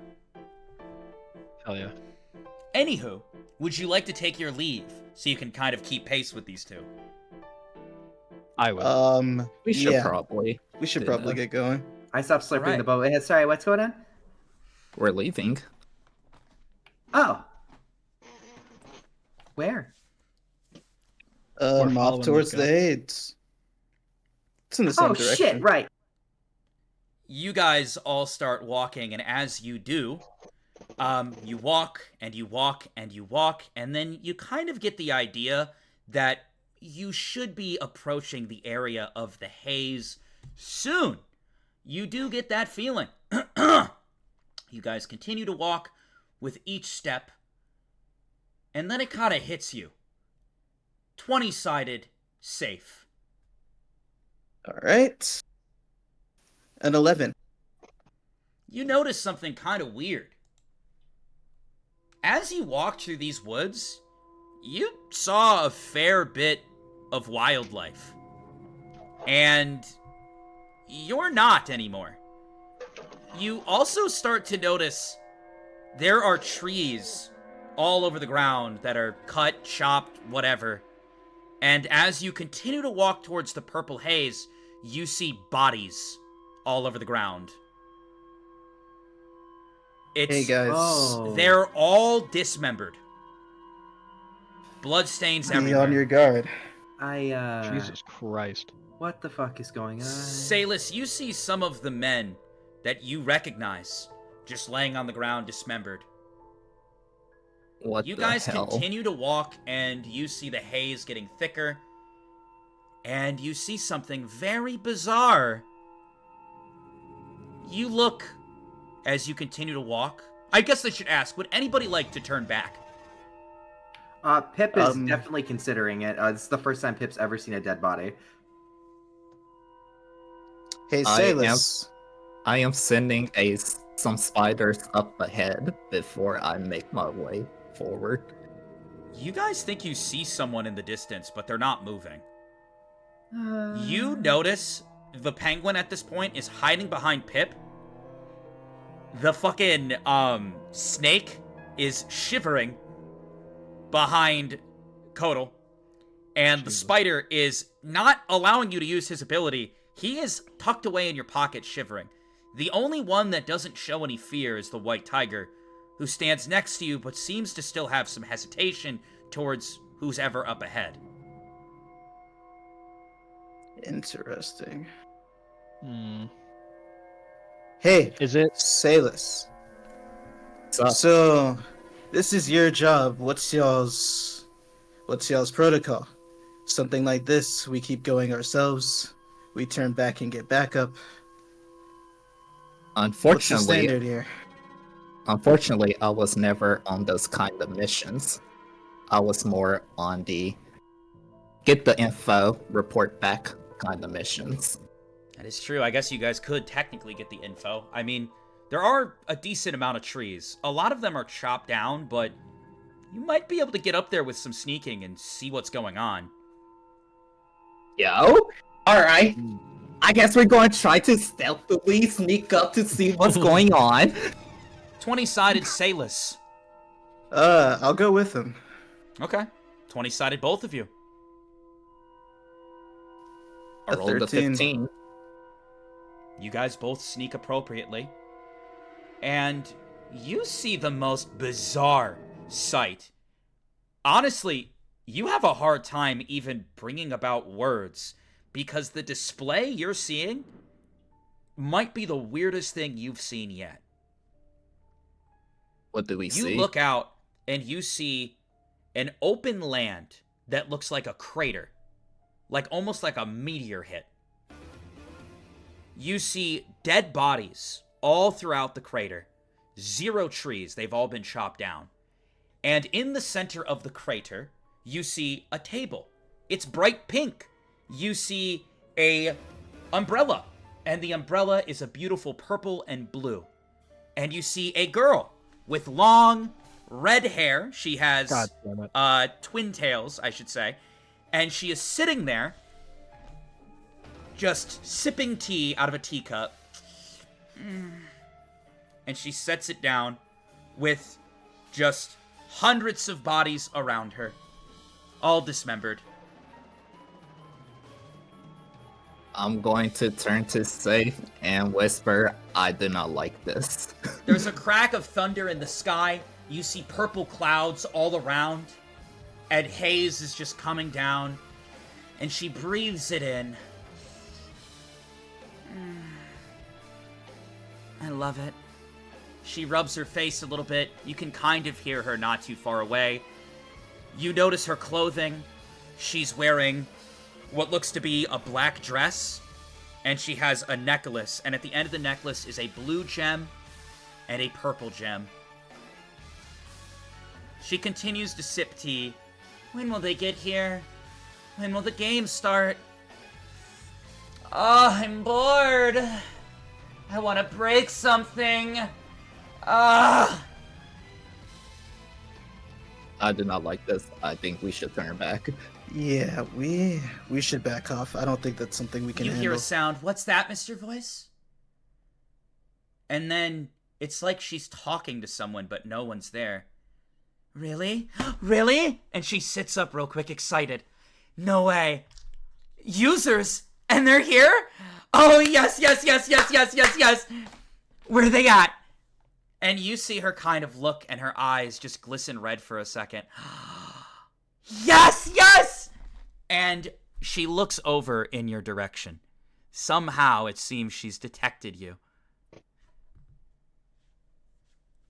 If we try, shit. if we try moving, there ain't gaps where she could see, or like, is it just a big chunks of trees? There are definitely a lot less trees. You see in an instant. You don't know how the fuck she moves so fast. She just, vroom, flies through the air. And she appears in between you two. Oh my god. 2 guys? How will I ever win? Please come at me at the same time. Are you here to play? You must be. For the meeting. No. Why are you here? Wait, don't tell me. No, tell me actually. What do you have? You? And you see her just glistening with energy. I'm gonna step backwards. Excuse me? That's kind of rude. I asked you a question. I am a cute girl, and I'm asking you a question. Are you here for the game? Are you a user? Let's go. I would like to know some background before I slit your throat. I think you got the wrong guy. Sorry, I was just passing through. Oh. You see, she starts to hold her head. Why are you lying? Why would you lie? And you see her eyes start to jitter. Men, they always lie, you know. They just be lying a lot for some reason. But I mean, you know, I'm gonna ask one more time. Why are you here? Do you have a communication type? Talk now! And she moves Friend her of hand, mine. and as she moves her hand, all of the trees in the area just fall, almost as if they were sliced to pieces from the simple movement of her hand. Well, a friend of mine said he came to check this place out, and he was acting kind of weird when he came back, so I got curious. Yeah, that would make sense. I mean, the haze is driving so many people crazy. But listen, I feel this thing where, like, I need to know the person before I do the thing. I mean, it is kind of sad that we're kind of being, you know, put up to this, but it's kind of fun, too. But here, and you see her walk up towards you. My name is Crimson. Crimson Red was my nickname. I don't really go by my real name, so you just call me Crimson Red. My favorite things in the world are the color blue, because blue plus red makes purple. I really like broken things. Also, bruises are blue. Oh, I like that. And bruises are purple. And blood is red. And yeah, no, I really like red, blue, and purple. Blue especially. Blue's nice. I like pretty things. I like broken things. I like girly things. I'm a Gemini. What about you? I need to know a little bit about you. Well, my name is Safe, Don't lie. And Don't Don't lie. And I didn't And you lie. see My her- name is safe. She walks towards you as you start talking with a big smile. Uh-huh. Tell me more. And there's this neat trick I learned I can do. Oh, really? I like tricks. She moves And in it closer to goes like this, and I turn invisible.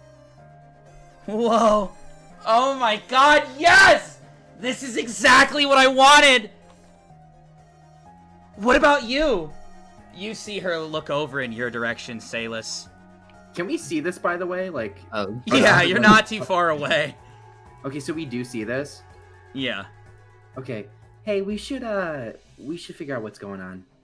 And I start going forward. Like, No. I'm starting to get worried because I'm like, if they're dead, well, not if they're dead, but like they're our strongest people and they're like getting scared. So like, maybe we should go help them.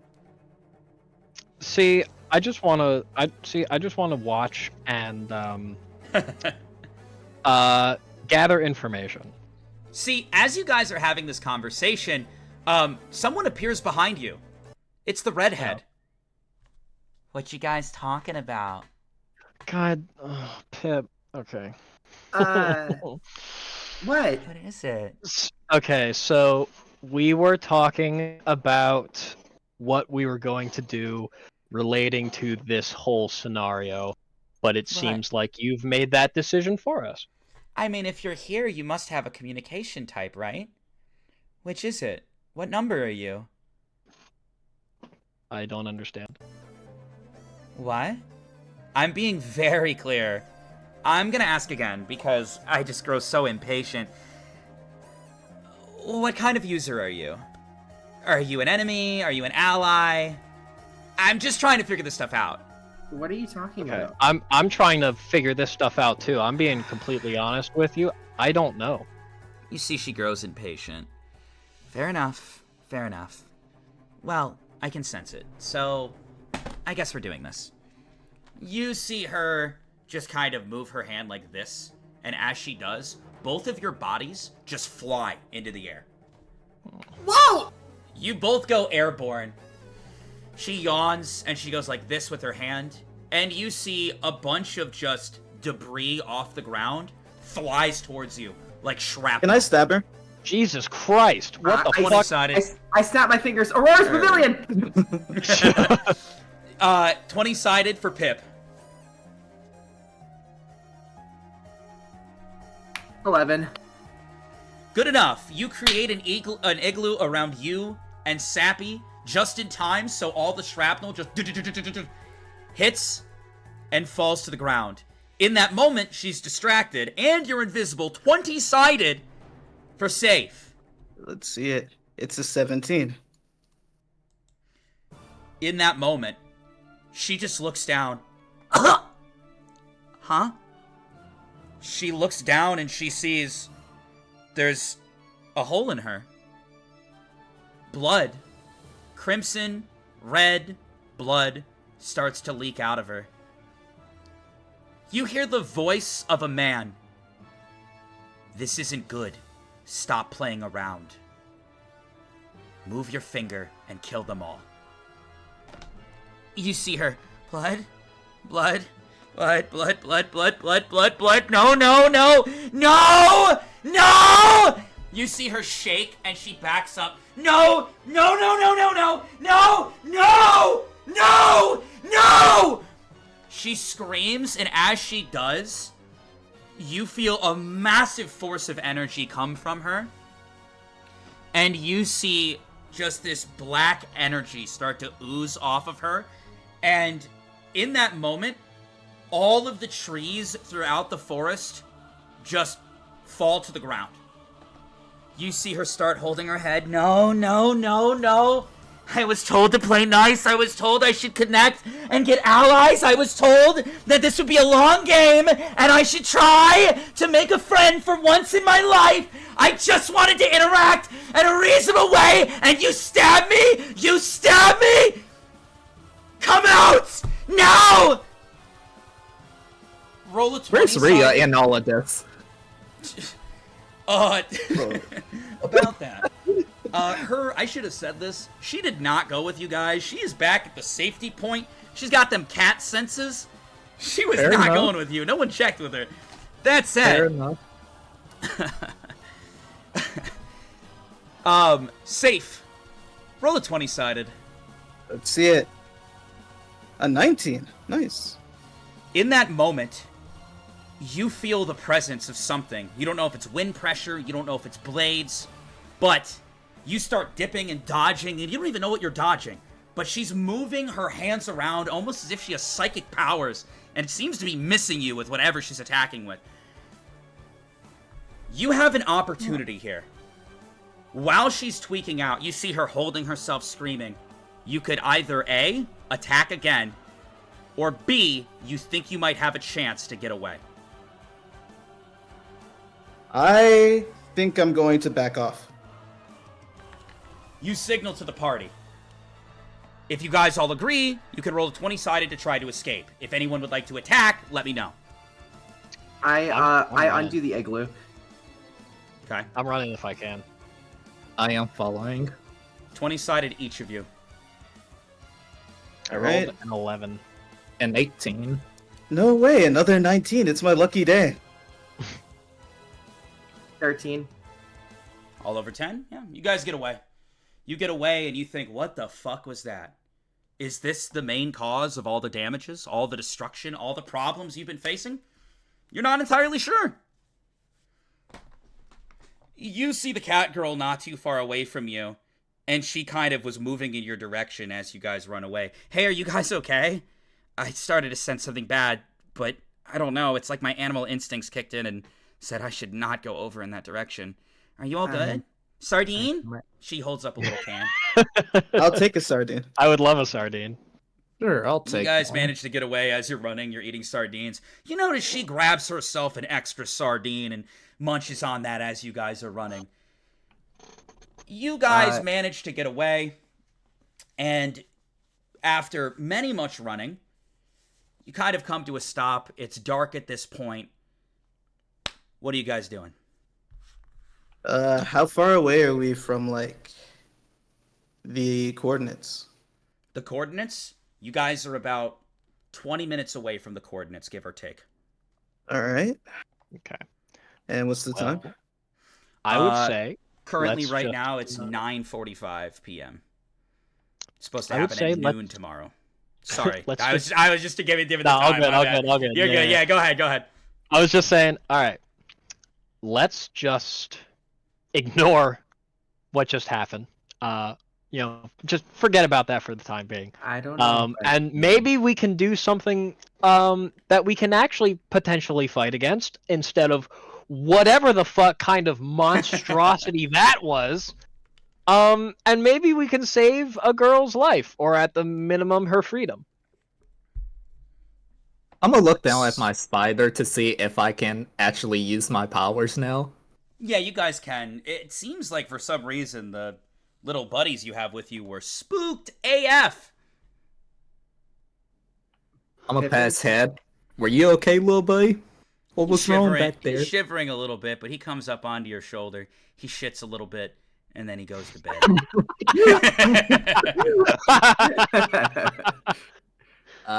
Pip is kind of just like looking at the ground, just like processing all of the crazy life, like knowledge that he's learned in a single day. You guys all just kind of unwind for a second, staring like, what the fuck did we just go through? Is the plan to rest and then maybe try to crash the coordinates tomorrow? Do you want to head over there preemptively? Do you want to abandon it entirely? I mean, you don't owe anything to that girl. Can I just like ask, like, so it's obviously past 5 p.m. Yeah. We're fine. This is in character, by the way. We're fine. Yeah. Yeah. Mm-hmm. Do monsters not come out after 5? Well, Not whatever that in was this seemed like a world. monster, says Rita, as she So- continues to eat sardines. I saw my first instance of a big city. Immediately we get attacked. I see my first dead body, and then we almost get murdered.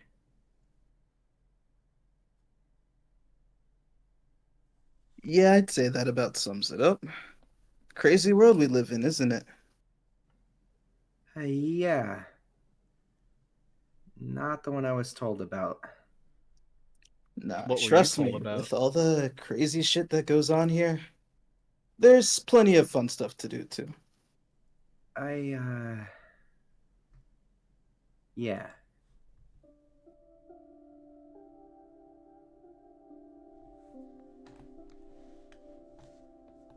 What You what guys kind gonna of rest world for the were you night? told? You guys like doing this while you're winding down, or are you doing this while you're walking? Just trying to know so I like have a general idea. We of should where probably rest for the night, but before we like actually sleep, I need to talk to Salis about something. we're at. Ooh. Yo. Okay. Well, is it safe? Do you guys walk away like off to the side? Not really. Okay. Hey, Salis, I've seen you controlling spiders. You think you could have them scout out where we're headed tomorrow? The coordinates? They shouldn't be too far from here. I was going to try that anyway. And I'm going to try summoning some spiders too. At least, like, try to get some recon on the coordinates we're supposed to be going into. Sounds good. You send them off. You want to send them off now, and then they can come back by morning? Yes, but I want one of them to be the same shade of blue. And if they see the girl, I want them to try to hide in her hair, like blend in. That's a good call. Yeah, you can do that. All right. Alright. We will put that on a 10, so you don't have to roll for it. And then, are you guys going to rest for the night? Yeah. Yeah, I think so. I want to ask Pip about, like, just a little bit more about, like, his story, like what he was expecting, you know, because what he's saying is kind of starting to trip Kodal off to bad family dynamics, and he kind of wants to do a little bit of digging.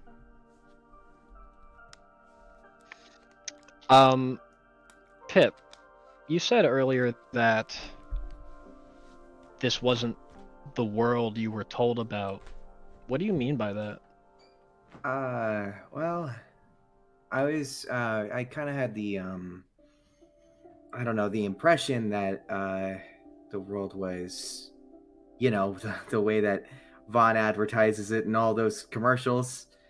It's kind of the only real source of information I've had for a long time. So, this is like my first time on my own, really. I guess not technically because you know y'all are here, but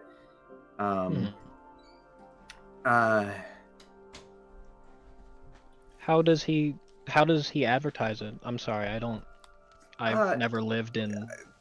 Togetherness, prosperity, everyone having brilliant ideas and forming a beautiful world together, and everyone's just happy and sunshiny. And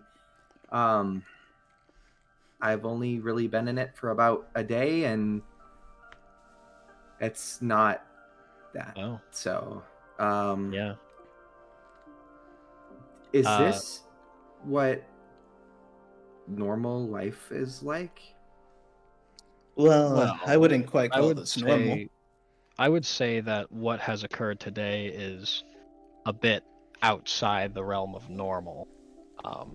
You know, a lot of stuff happened that normally doesn't, such as like, you know, the hazy mist, and all of that crazy stuff that happened with that woman with the red hair, and you know, all of this magic. That's not normal, but this kind of ache that you feel, it's prevalent. It's not every day, but it's certainly not as good as it was portrayed on those TVs. I personally have been living on the streets for I don't even know how long, but you know, I've seen the world change around me, but it's been years, and I'm not gonna say that I've never seen people happy or prosperity, because I mean, you know, we couldn't have these cities and all of these technologies without prosperity and without people working together. But you were misled, I think, for the better part of your early years. But that's I don't want to say that that's okay, because it's not. You know, it's not okay that you've been misled. But we can And, work from this, you know. It Earlier at the market, Mhm. when Riftton jumped in to help me, Mhm. that merchant wasn't hugging me, was he? No. That merchant thought that you had stolen something, and before trying to understand the full situation, he made a decision in his mind and he stuck with it. He wanted to hurt you. Yep. Total? Yeah.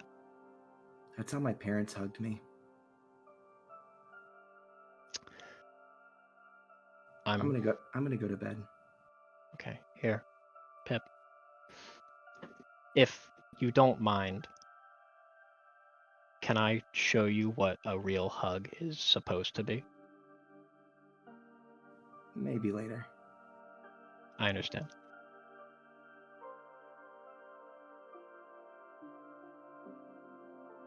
Good night. Good night, Pip. See you in the morning.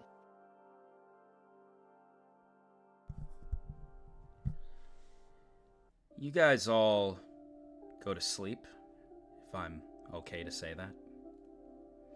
I need everyone outside of Pip to roll a 20-sided.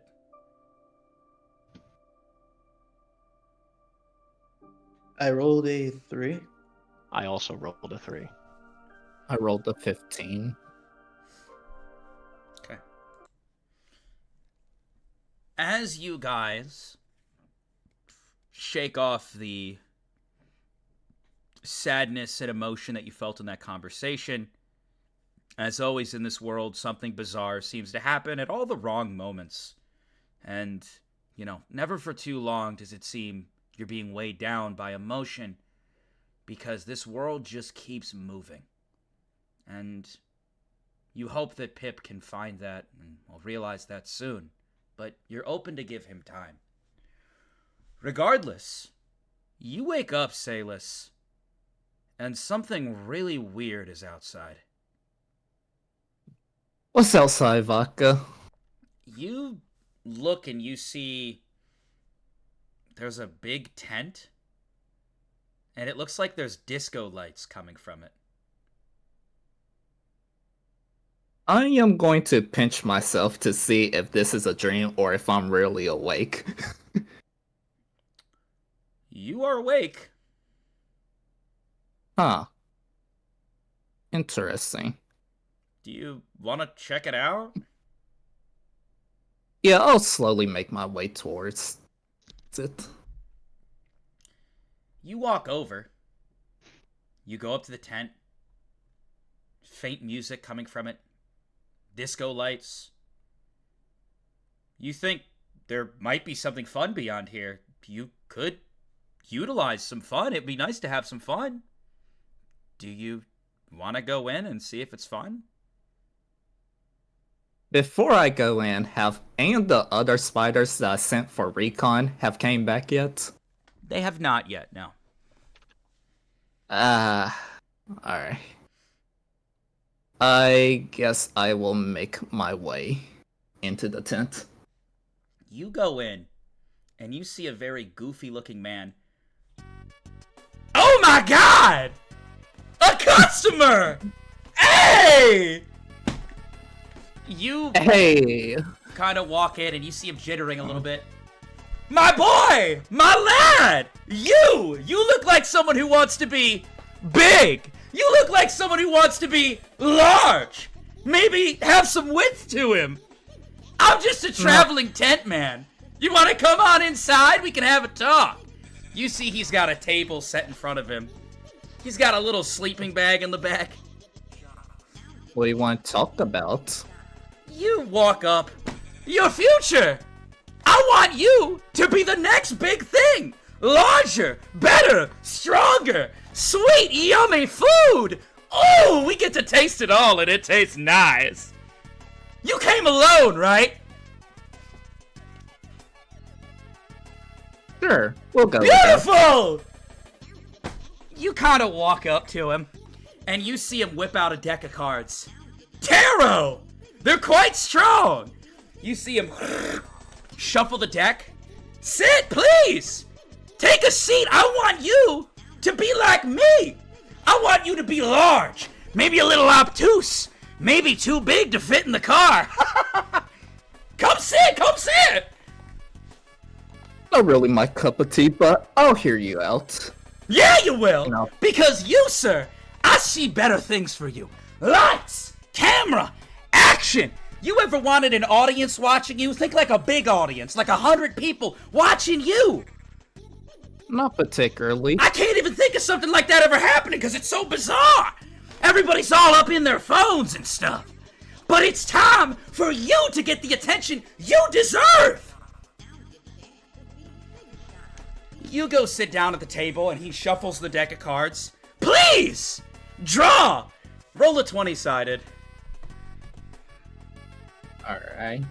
I rolled a 12. You see, as you draw the card... Oh, shit! You see you draw the death card. Well, I have some good bad news for you. You're gonna fucking die. I mean, like, it just says it. Like, I mean, everyone's gonna die, but apparently you're gonna die faster and sooner and bigger and larger than anyone ever thought before. Oh, shit! What's your name? The name's Sailus. Well, throw that name away, because you're dead. I mean, it don't even matter anymore. You're dead. It says it. It's in the cards. And these cards are absolute. I want you to know something about me. I'm an honest man. A kind man. And I'm over here trying to do honest and kind things. You know, I can do something for you. We can fix this.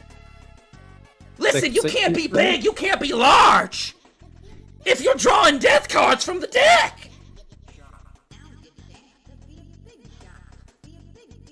I mean, it could always be reversed, right? And I just turn it 180 degrees.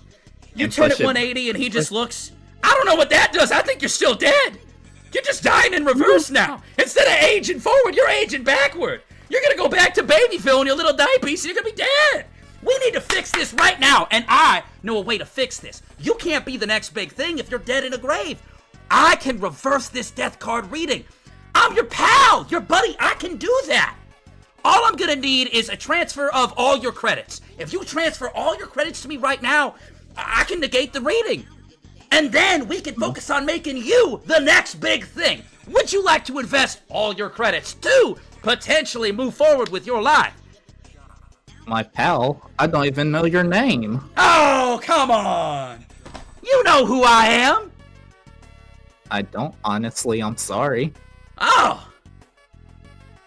They call me Papa Pee-Pee. That's P-I-P-I. Papa Pee-Pee, you say? Yeah! Everyone can trust Papa Pee-Pee. Believe me, I have fans worldwide. Fans that go beyond this reality, I assure you. I'm the embodiment of someone very honest, very kind, and I'm here as a cameo, and now I want to say one thing. Listen, I've been honest the whole time, but I'm gonna say Papa Pee-Pee for copyright reasons. That's what we're gonna call me. Now, if you want to be the next big thing and evade death, I'm gonna need a transfer of all your credits. I got you, boy. Can I do a deception check to see if this man just sprouting bullshit? Sure. 20-sided.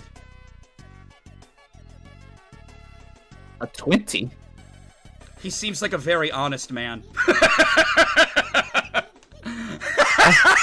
Yeah. Fair enough. You know what? We're going to test him. We're going to send 800 to him. All right. Just to see. You send over 800 credits. Ooh! Oh! Oh! That's big! That's nice! That's large! Whoo! You see him pull out a thing and dab the sweat off of him. Yeah, that's good. Consider the death card reading negated.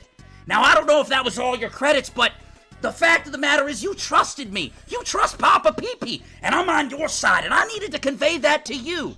Put her there, partner. And he holds out his hand to you. I guess I'll shake his hand. You shake hands with him. Now that we've evaded death, we can talk about turning you into the next big thing. Tomorrow! He snaps his finger, and everything disappears around you. And you just see yourself standing there. The fuck? There? Like no tent, no nothing. I'm just No, staying nothing. there. No presents. Just in the woods. Bro just got scammed out of $800 and told that he was gonna die. Amazing. Hey, who knows? Who knows? How my spiders came back at this point? Yeah, it's becoming morning at this point. And you look and you see that your spiders are back, and it seems they might have found the person from what you know, because one of them is gone, and it seems they're communicating to your other spider. You get the general idea through their motions. Shade of blue, potentially in her hair. Huh. Nice. Good job, guys. Yeah. I'm gonna check what time it is at this point. At this point, you look, and it is around 10:30 a.m., so it's getting to that point. At noon is when the trade-off happens. Everybody else starts to wake up at this point as well. You're all awake. Feel free to communicate as needed. Morning, guys. Morning. Morning. Just gonna look over at Pip, see how he looks. He's staring at the ceiling. Oh, Pip. I'm just gonna like as I stand up to go outside, I'm just gonna pat him on the shoulder as I walk out. Okay. What's the game plan, gents? Are you going to head on over to the location early? You going to scout it out? It seems the spiders have left a bit of a webbing path for you. Here and there, they've just webbed a few trees to kind of get you there as quickly as possible. I think we should get to the coordinates, but we should try and find a vantage point somewhat, like, not super far away, but like not on the coordinates, so that there's less of a chance of the people walking to the coordinates stumbling upon us accidentally. Okay. What do you guys Not think? a bad plan. Salus, are you in agreement? I'm down for that. Okay. Actually, this spider Dave was telling me about vodka. Can I tell, like, if they're like inside the cave? They're still walking to the coordinates. There is one spider that planted itself on the girl, as per your request. And it is a shade of blue to hide in her hair. That is all you know, and then they left some webbing trail to kind of get you to the location as quickly as possible. So there's no confusion. That was the work that they did. Gotcha. Alright. Well, I'm down to go ahead and go, if y'all are. Okay. All right. Pip, how you feeling? Be fine.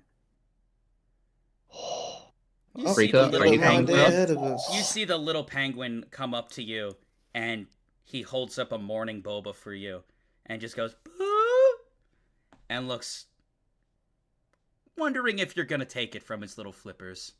Pip does give the penguin a little smile and then takes it. The moment you take the boba, it hugs your leg. You know, it's just a little guy. He just hugs your leg and kind of nestles into it.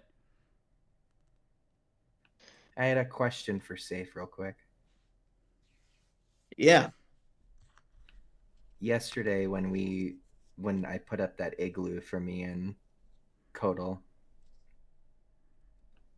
you stabbed that girl. I did. You did it really easily too. Yeah. Have you killed people before? Can't say I have, but your brother told me to keep you safe, and so no matter the cost, I'll keep you safe. Pip looks at you dead in the eyes and says, "Did my brother kill people?" I wouldn't know. You'd have to ask him yourself next time you see him, but whatever he does, I promise you, he does it for you. Pip stays silent, gets up, and walks out. Fuck, dude.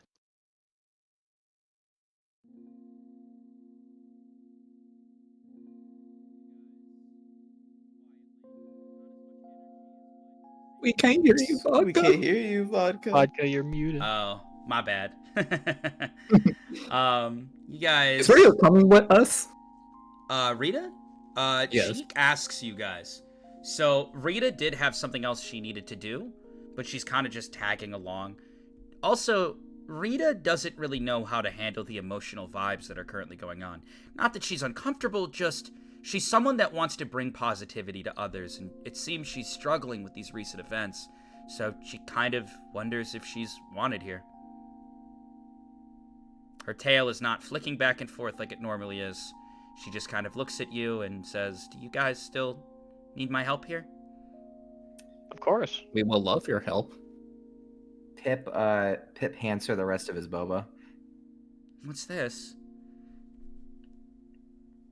It's my gold. That's so nice of you.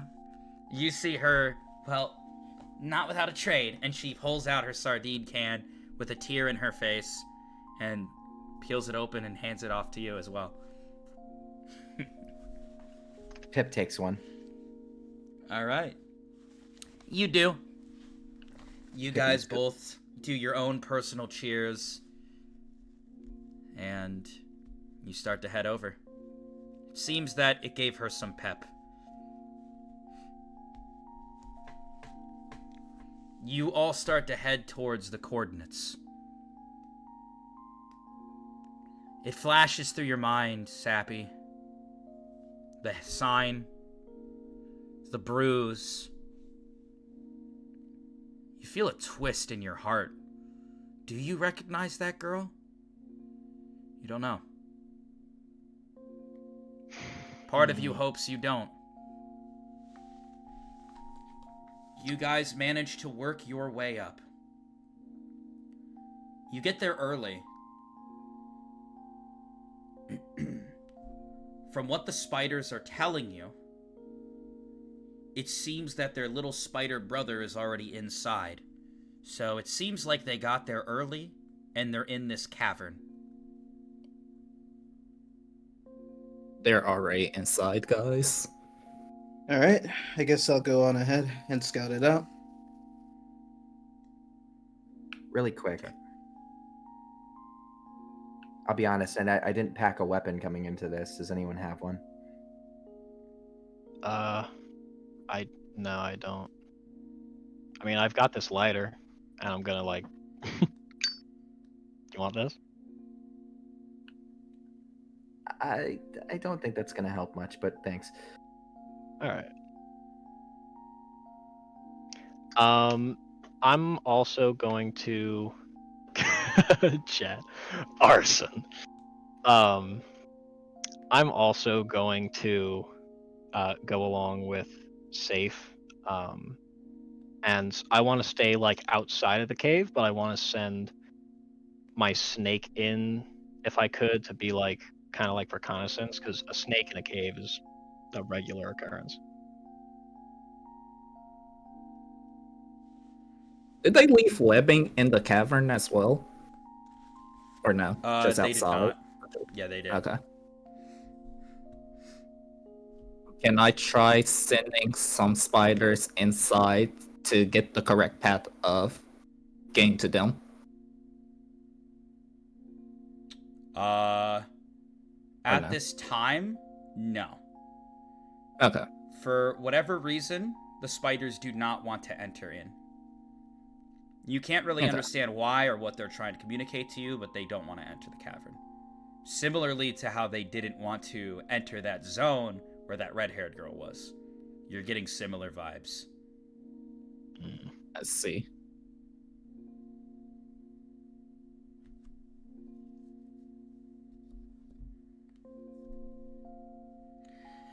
Okay, so if I'm understanding this correctly, two of you are waiting outside, keeping an eye out. There is apparently a trade that's supposed to happen here, from what the piece of paper said. And the two that are going in are Kodal and Safe. Do I have that correct? Are you going in with me, Kodal? I was just gonna send my snake along, but I could come with you like as a regular body if you need one. No, I plan to just leave my tiger out here and have him give you guys some kind of signal if I need help. Okay. Then I'm just gonna have my snake like wrap itself around your neck instead. Go along with you. All right. Okay. So, just Safe then? I'll go with Safe. Okay. You guys walk up, you see the entrance to the cavern, and as soon as you walk in, it's beautiful. You look around and you see glimmering blue all around you. The floor is slick, so you gotta be careful. You see stalactite all over the top. You knew of many strange caverns and just places in general throughout these woods. This is one that is new to you, Safe. As you guys continue to walk very quietly, very carefully, down the main path, you pass more stalagmite, you pass more stalactite, and you can see reflections of yourself as you guys walk past all of these large pillars of what look to be icy crystals. It's weird. Why is there this big cave of crystals? Why hasn't someone raided this? You're unsure, but you do see a sign as you walk up. Vaughn's territory. Okay. At that point, I will stop and I will, I guess, tell my tiger to I guess kind of like paw at the entrance to the cave, try and get the rest of the party's attention that's outside the cave. Okay. So you want the tiger to get their attention outside of the cave? Is that what I zoned out Yeah. for a second? I'm sorry. It's getting to me. Sure. What kind of message are you hoping to convey? Just have them come down or what? Yeah, to have them come over here. Sure. You guys see the tiger kind of convey a nod to go in the direction of the cavern as per Safe's request. Do you guys go? Am I getting that same vibe from my snake? He's a little spooked, but he's willing to let you cook. Okay. Then yeah, I'll go down. It's Vaughn's territory. We should be safe, right? I'll also follow. Either way, I mean, I'm not really sure. You guys You hear see- in that moment, you get interrupted to a yelp. You hear, "Why is it?" And it echoes throughout the cave, "that I detect users here? What did you do?" You hear her, "I didn't do anything. I've been doing everything you've said up to this point. Don't lie to me." You hear another scream. I don't want to have to damage the merchandise any further. You guys kind of move in a little bit, and you can see off of a reflection, he has the girl by her mouth, and he's looking into her eyes. What did you do? Who are they? You know I will kill any person that tries to ruin this deal for me. Is that what you want? The blood of others on your hands? You see her tears roll down her face, and she just kind of shakes her head no. Every time you make me angry, I lash out, and your value decreases. Spill what's going on. You guys see this in the reflection. What are you doing? I'm gonna turn invisible and slowly creep towards them. 20-sided for sneaking. Alright. I keep an eye out behind us. Yeah, I'm sticking around the corner with my snake ready, but not doing anything. Holy shit, I'm lucky today. It's a 19 again. God damn. As you walk, you hear a sentence in your head again. Be careful. He has the ghost. The ghost. You start to walk up, completely silent. You get right behind the guy as he looks down at the girl. Well, I really don't know who they are, okay? I'm sorry. I have done everything that you've asked me up to this point, and I just want this to be over. I just want this to be over. You see she puts her head down, and he just kind of scowls at her. You see he raises his foot, and he goes to step right on her skull. I'm going to stab him. 20-sided. Going for the heart. A 13. You swing, and your blade stops in midair. And then you see something remarkable. Connected to his aura, you see a little buddy. It's a ghost. And the ghost catches your blade and holds it in air. Company. He takes a step back and turns around, and a little ghost buddy is holding the blade and not allowing it to move. You While see the he ghost reaches is for a blade and just lunges forward. How far are they from me? You guys are still working your way into the depths. You'll be there in about 2 to 3 actions. Pip, you see this unfolding. You've witnessed the stabbing before. You can sense the essence of the person you've called sensei, of the person that you've connected with throughout this entire session, from the person that you felt a connection with and your brother said to trust and confide in. He is about to be stabbed, and he can't move. You look down at his feet, and the ghost, detecting him, is holding him in place. 2 little ghost hands also holding your feet, Nako. And the blade goes right towards him. What are you doing, Pip? You have 5 seconds. Aurora's Pavilion. I'm guessing around him? Around the assailant. 20-sided.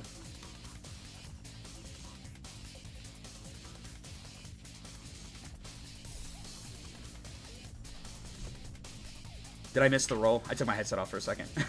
2. 2? Damn it. You failed to do so. Holy shit, my luck is so bad. Safe. Blade's about to connect with you.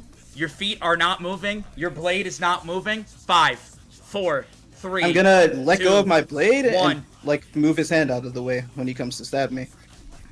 You do have martial arts. 20-sided. You'll get a +1. It's a 14 with the +1. He swings in, you let go of the blade, and fucking action movie moment, you just parry upward, his hand gets pushed to the side, your invisibility fades. He looks, you. At that moment, you parry his hand to the side, he uses that momentum to swing, and you now have a foot coming right towards your midsection. What are you doing? 5, 4, 3. We block those! 20-sided. It's an 8. That's gonna hurt. He kicks you pretty hard in the stomach. You're gonna take 6 damage, and you realize there's a spike at the end of his shoe. And it just sinks right into you, and you... and blood starts to leak out of your midsection. You see blood start to burst out of the stomach of your sensei. Pip, you start freaking out a little bit. I snap my fingers again. What is it? Aurora's Pavilion, and I put it around the assailant again. Or I tried 20-sided.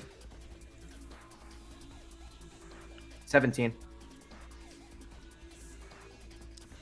In that moment, a massive fucking igloo appears, separating the guy that's attacking you, Nathan.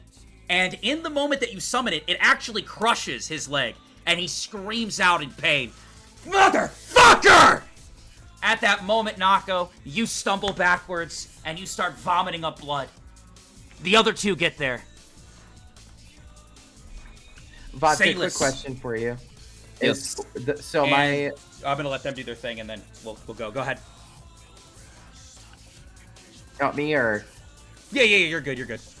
Okay, so question for you: so for the igloo, how much of it can I control? Can I just create it, or can I control everything in it? You could not control things in the igloo at this time. You could just summon it, and it abruptly appears. Got it. All right. Oh yeah, that was my question. You see Safe stumble backwards with a stomach wound. You are bleeding out. Kodal, Salus, you whip the corner, and you see this happening. I want to transform my snake into Safe's katana. I want to try and stab this guy. All right. You start moving in. As you do, you realize you'll have to enter the igloo. You see the girl get up at this point, and she just starts running. And she runs, and she runs, and she runs, and she slips and falls down deeper into the cavern. You move in towards the guy. The igloo, he just blows it outward. You run in towards him, katana in hand, and you go to swing. You see him go like this with his hand as you're doing it. 20-sided. Fuck. 9. You run in. As you go to swing, the ghost takes you by surprise.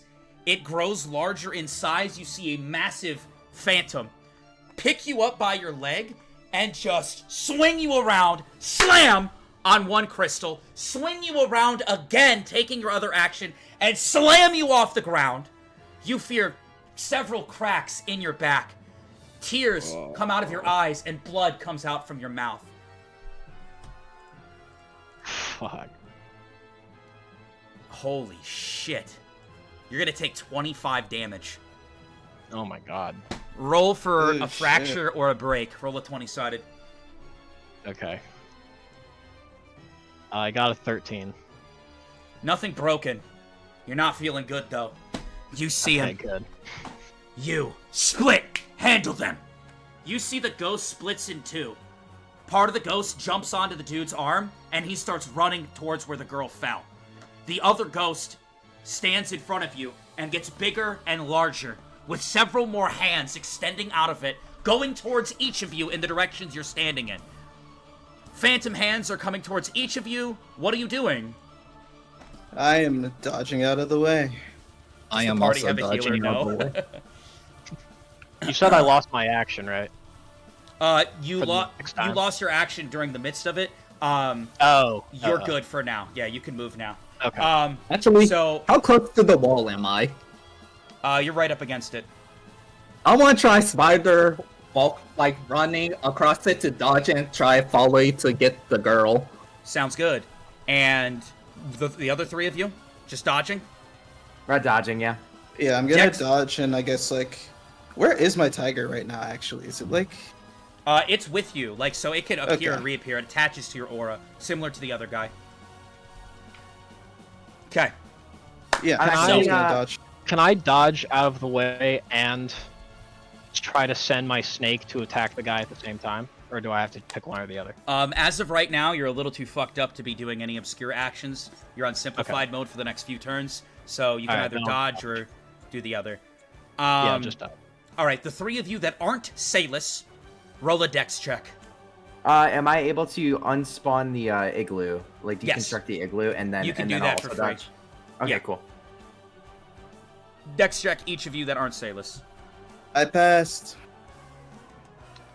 I passed. I passed.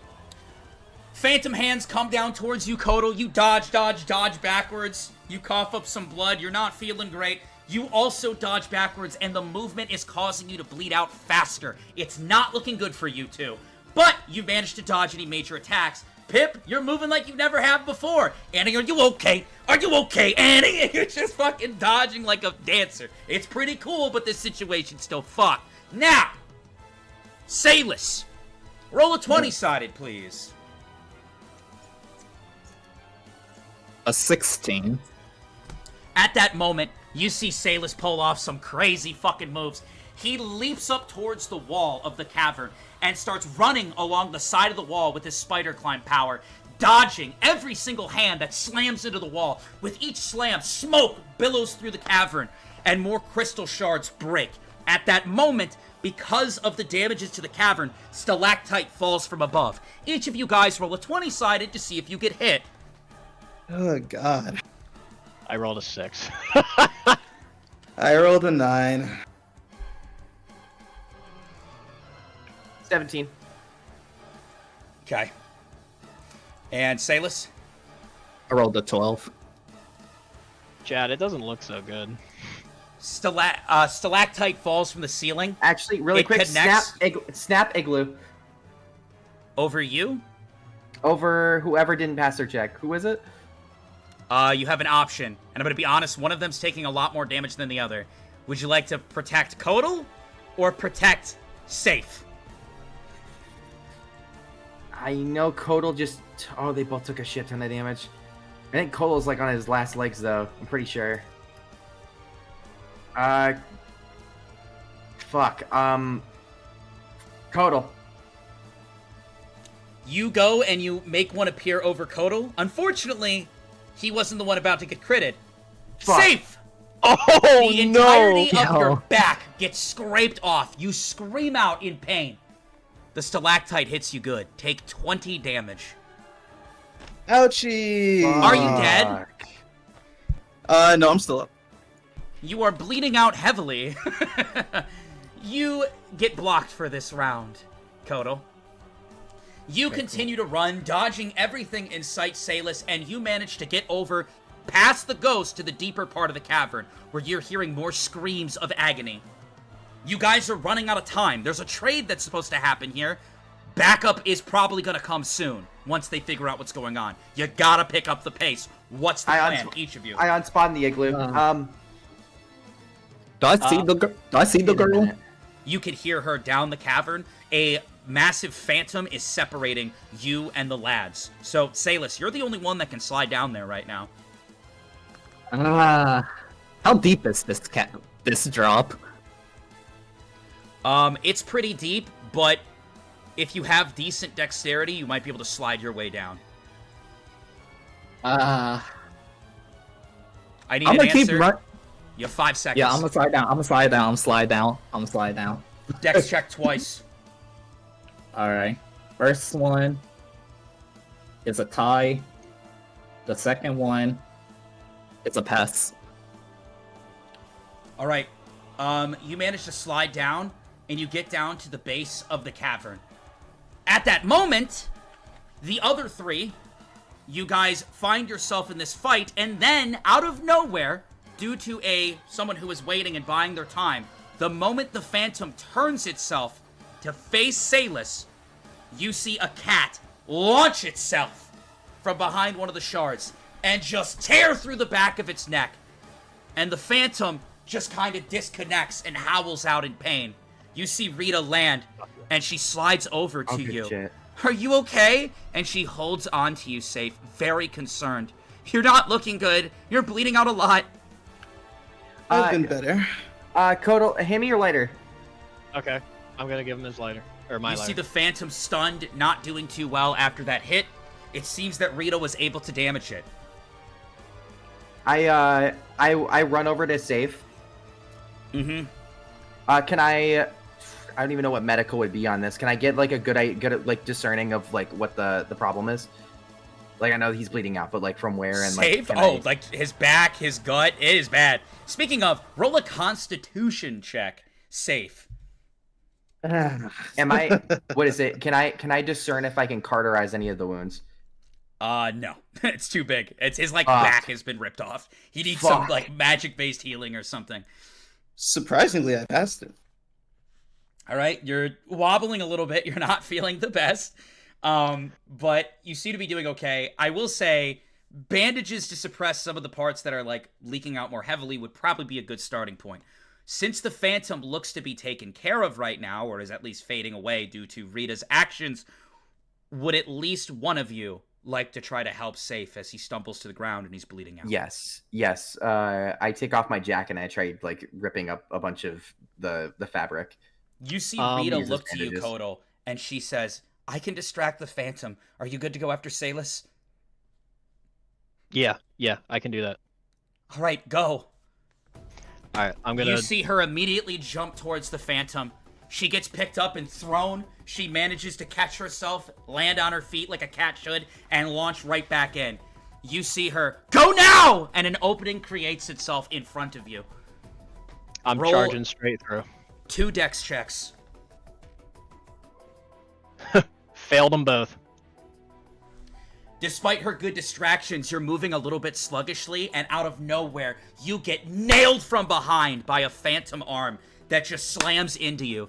You cough up more blood, and another hit to that back. That back has been hit twice, Sappy. That's not good. You fly into the cavern wall. Kotal Fuck. takes 13 damage. Oh my god.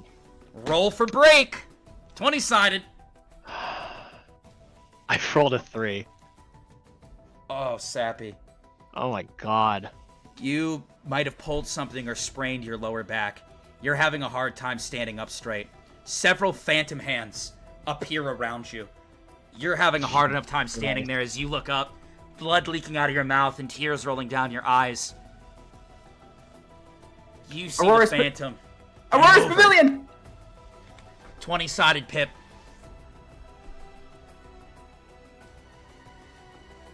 19. In a moment of need, an igloo appears over you. Slam, slam, slam, slam, slam. You see everything start to concave around you, and the hands still push, trying to strangle you, smother you, and crush you in this heavy snow. You feel all the sides pushing into you. You start to scream out in pain. You're not doing well. You're in Where's pain. the original? It hurts. Hey, It hurts. Vodka. Oh shit. Where's the original guy? He ran after. Salus went after him. We're gonna get to that soon. Got it. Okay. I keep ripping up my jacket. And I keep trying to tie it around Safe's arms and legs. 20-sided for bandaging. Nat 20. You don't know what possessed you. You don't know if this is a role or something you have in the future that you can do. But you go full medic mode and you wrap him up perfectly. The bleeding has stopped. You don't want to move around too much, Safe. But you're up. You're on your feet. But who's not up? You start to scream as things start to flash through you. Kotal, you are about to be crushed. All of the phantom hands press into you on each side. You feel your arms starting to twist as more pressure comes on each. It hurts. It hurts. It hurts. That's all that runs through your head. What do you do? Can I try and make my snake turn into that sword again to either pierce through the to pierce through the igloo and stab the thing, or at the very least just hold it off and stop it from crushing me? 20-sided. Please, God, please. 18. So the snake's aura is getting crushed with you. You do start to see it transform, and then it just starts to push with you, but it seems to suppress some of the pressure for a moment of time for something to happen. Based on my rolls, that's good for you. You feel a little cat paw grab you and pull you up. She manages to pull you up, looking down at you. Are you okay? She's breathing heavily. Oh, God. I'm fine. I can still fight. At that moment, I almost unspawn as if the igloo? something... Sorry. Okay, that's fine. Almost as I'm if gonna something horrible happens, though. Yeah, I got that. So you'll unsummon it. It's almost like time freezes around you as you witness something that might stick with you for a while based on the outcome. As you look up towards Rita, pulling you out, a phantom hand slams her from behind, and she just crashes into a wall right in front of you after pulling you up. You see her arm just mangle as blood just leaks and she slides off of the pillar wall. Rita! No! You have two options. You can either run to her or turn and face the phantom. Something has to be done about this phantom, dude. It's fucking killing us. What's your choice? 5. 4. Shit. All right, fine. I'm gonna try and 1. grab Rita and run out of the cave. I spawn an igloo. I try to trap the phantom inside. 20-sided. 11. You've summoned a lot of igloos today. Roll a constitution check.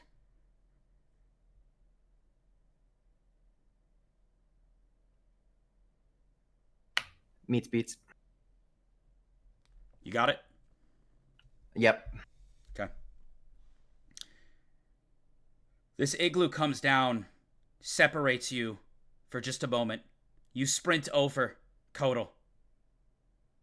And you lift up a very petite, what you're noticing to be a very fragile, cat-like body. You lift her up and you see a massive bruise and blood leaking down her face. You hold her in your hands.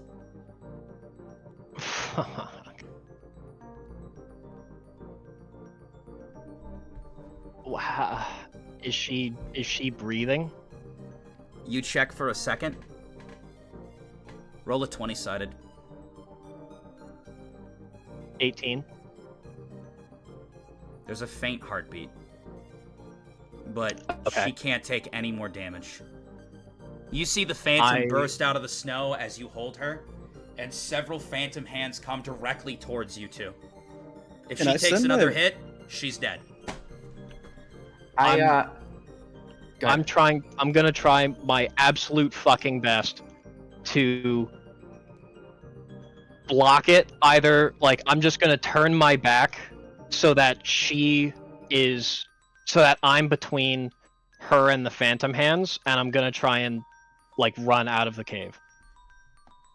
Can I send my tiger to intercept some of the ants? Yes, I was just about to say you have an action. Pip just did Yeah. the igloo. He did a constitution check. He's feeling wavered, but you send your tiger in. The hand flies towards you, Sappy. As you run, Kodal holds her tight, running. 20-sided Kodal. I rolled an 8.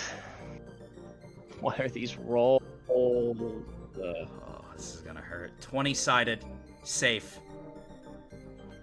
Let's see it. It is a 13. The first hand that comes in and looks like it was gonna connect with you. The tiger takes a bite out of that aura and deflects it to the side. Another hand flies towards you as you continue to run, tears in your eyes, holding her tight. You think back, I mean, where the fuck did everything go wrong? You look and you reflect for just a moment, as if life is flashing through you. Christmases with no presents, Thanksgiving with no turkey or nice plates. You run, and you run, and you run, and the hand about to connect with you as everything flashes by you. Kodal, 20-sided. I pray you roll hot. Please. I got a nat 20. Nice. The hand flies in towards you. It's about to connect. It's almost like you can see it coming. And you leap in the air over the hand as it crashes into the wall. You stick the landing, and you exit the cave. Fuck. Let's go, dude. God damn. I look at my penguin. Like, I don't know if it's like a familiar or a pet. What are we calling them? Up to you. You can Doesn't fucking matter, call I him guess. whatever you like. I look at him and I say, hey, that deal we did like 2 days ago, whatever the price was, can we double it and can I get more? You're saying this to the penguin? Yes.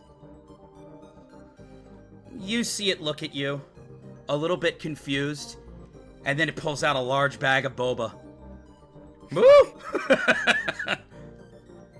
At the moment, though, we need to go to Salus. God damn it. Salus, you slide down the cavern. You get down to the base of the cavern. You look around. You hear, no. I don't want to do this anymore. Just stop. Just stop. They're all gonna die because of you. You know that, right? Do you know how much power I have? And you would still turn on me? You did something. You must have told them where we were going. I don't know where you did it, but I recognize that from the campsite. Don't lie to me! You see him just take his foot and just connect it with the girl's face. She gets kicked right in the face and bounces off of the ground. And you just see her hold her head crying. I'm going happen. to approach her. Alright, what's going to He happen? walks up to her and he says, "It's on you." You see he creates a blade with his phantom. You're gonna play hostage. You're gonna tell them to leave. And this blade's gonna be held to your throat. Do you understand me? It seems they're actually putting up a good fight. This is your last chance to save them and finish your deal. You see her. Yes, I understand. I understand. He walks up to her. Why do I feel like you're still lying to me? It's that look in your eye. You need to look pretty for the customer. But, you see him flip the blade. As long as your face isn't fucked up too much. Something to remind you of your current situation! You see him take the blade and just right towards her arm. He goes The to swing spider, down and the stab. spider that got on her hair, I wanted to summon some web to on the knife and sling it away from her. 20-sided.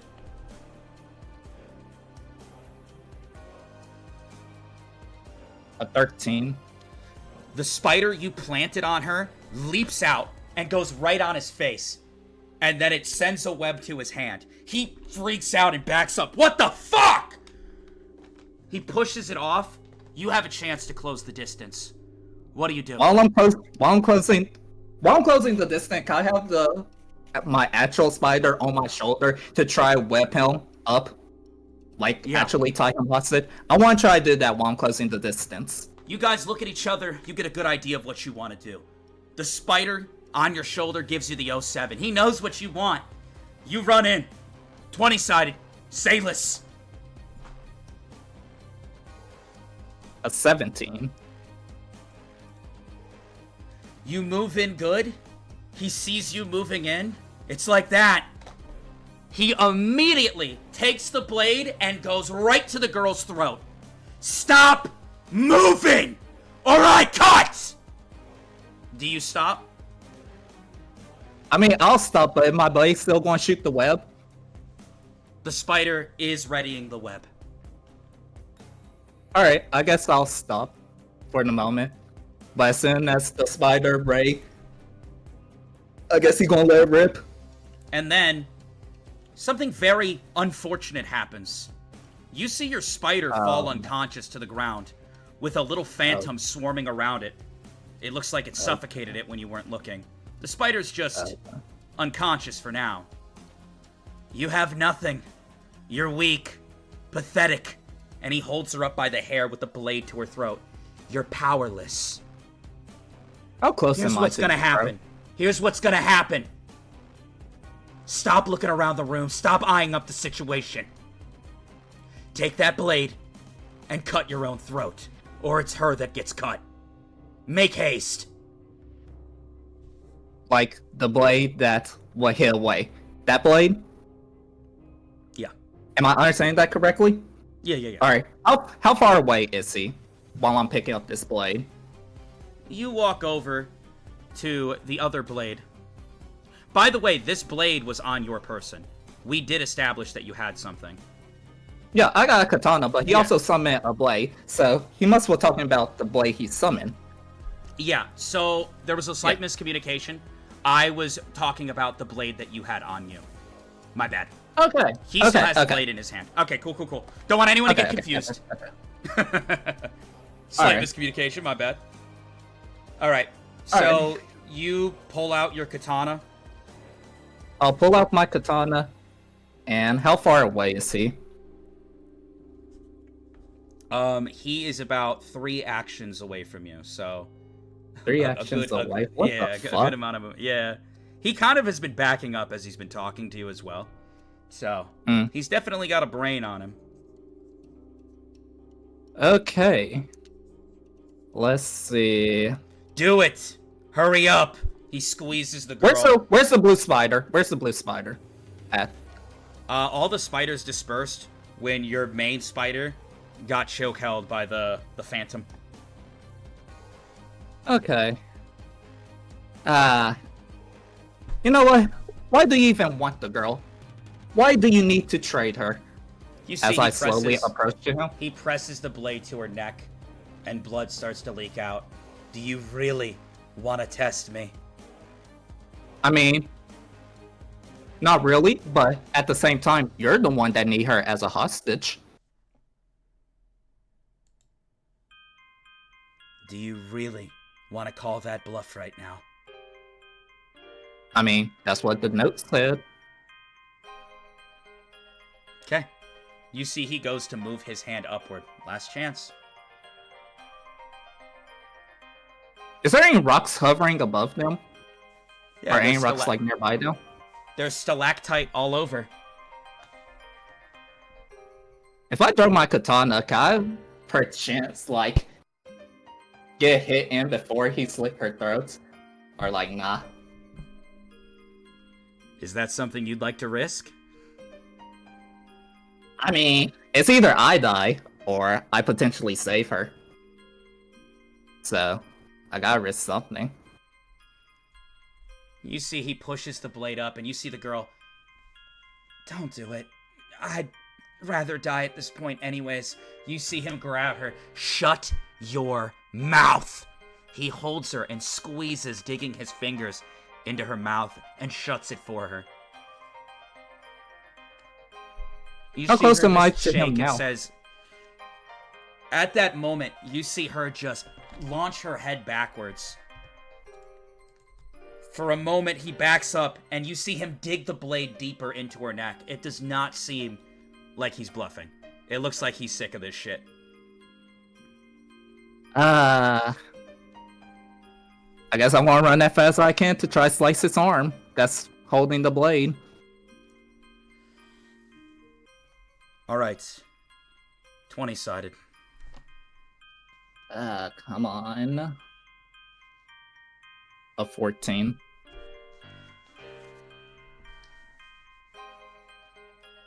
I need to do an extra roll. Interesting. In that moment, you dash as quickly as you can. You see him look.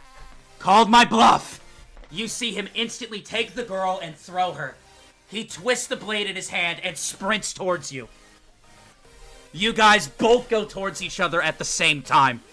You see, as you guys are about to connect, he moves his hand up, and several phantom blades fly from the ground towards you on each side.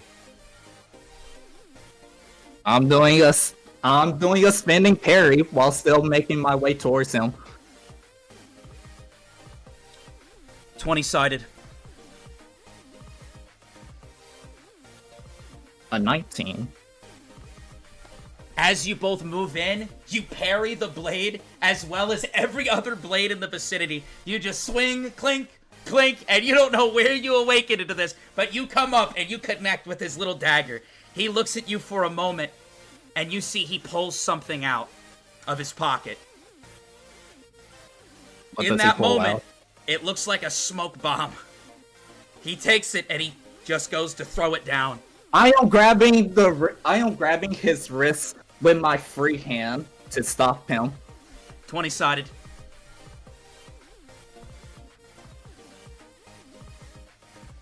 14. You not only grab the wrist, you grab his hand holding it. You got him in a deadlock. You just see him look. What's your problem? For Lord Vaughn, I won't lose! And you see him lift up his leg and goes to just fucking kick you forward. I am going to like sidestep. Actually, no. I'm going to try to freaking run up him, and do like a backflip kick on his chin. Oh yeah, I forgot you can run up people. Oh my god. I didn't think about that. 20-sided. That's kind of sick. 20! Yo! Using your ability of spider climb, you, shockingly enough, plant your feet on him and run up his body. He has no idea how to react because in all the time that he has trained with blades, martial arts, contract killing, he's never seen this shit before. You run up and just boom! Connect your foot right with the bottom of his chin. You hear a crack and he flies upward away from you and just slams on the ground next to the girl. I am running towards him and freaking going to try to stab him in the temple. At that moment, he realizes that he's probably gonna lose. And he takes that last moment to do something disgusting, something vile. You run as fast as you can. But if he try killing the girl, I'm throwing my katana to freaking block it. The dice do not favor you. He summons the Phantom Blade, and as his last action, he swings directly at the blue-haired girl. Tears in her eyes, he goes and connects. You have an action here as you run. You said you're throwing the katana? Is it already digging into her? I shouldn't say connected, but he's about to connect, I should say. I am throwing my katana at that freaking wrist that he's trying to connect her with. You start running in. As you do, several Phantom Blades again emerge from the ground. To your left, to your right. 2 dex checks, please. Alright. The first is a pass. The second is a 1. You fucking slide underneath, dodge again. You see him, just die! And he swings, and as he does, something very bizarre comes out.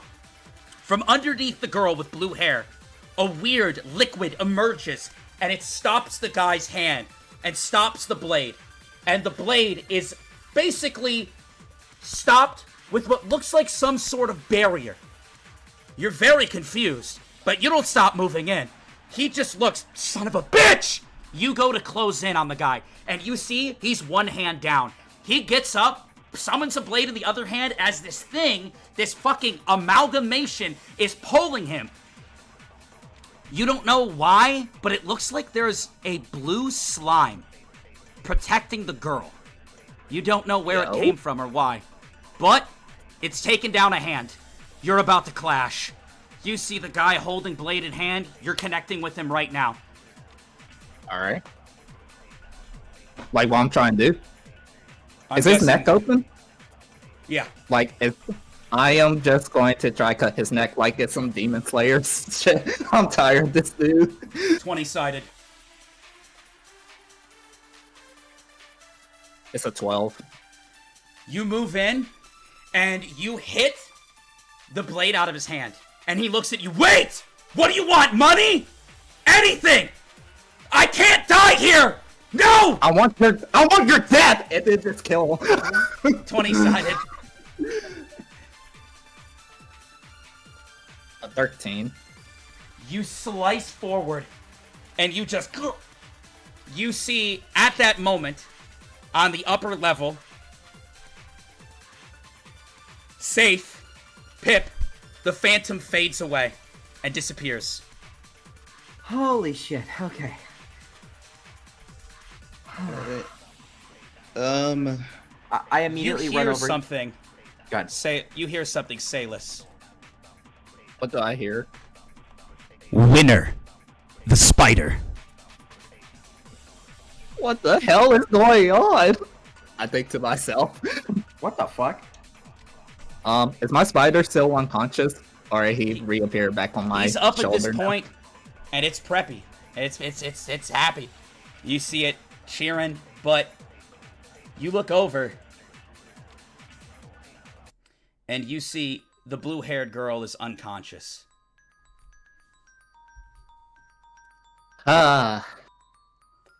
Is there any way to get out of here? 'Cause I did slide down, like, into the cavern that I can see. You go over to the girl, and you see there is a part that looks climbable to get back up. And you said she's unconscious? Yeah. I am hoisting her up on my back, asking my spider to, like, wrap us so I don't gotta worry about her falling off my back and trying to climb up. Okay. Actually, no, why do I gotta climb up? I can just walk up. That is true. You Forgot. have spider Yeah, climbing. yeah, up. yeah, yeah, All right, yeah, yeah. I won't be, yeah, fuck it. I'm just holding her in my arms and walking up. Like, I don't gotta worry about all that. You guys see Sayless walk up, girl in hand. He's here. He's in front of you. Nice work. Appreciate it. I run over and start checking on Rita.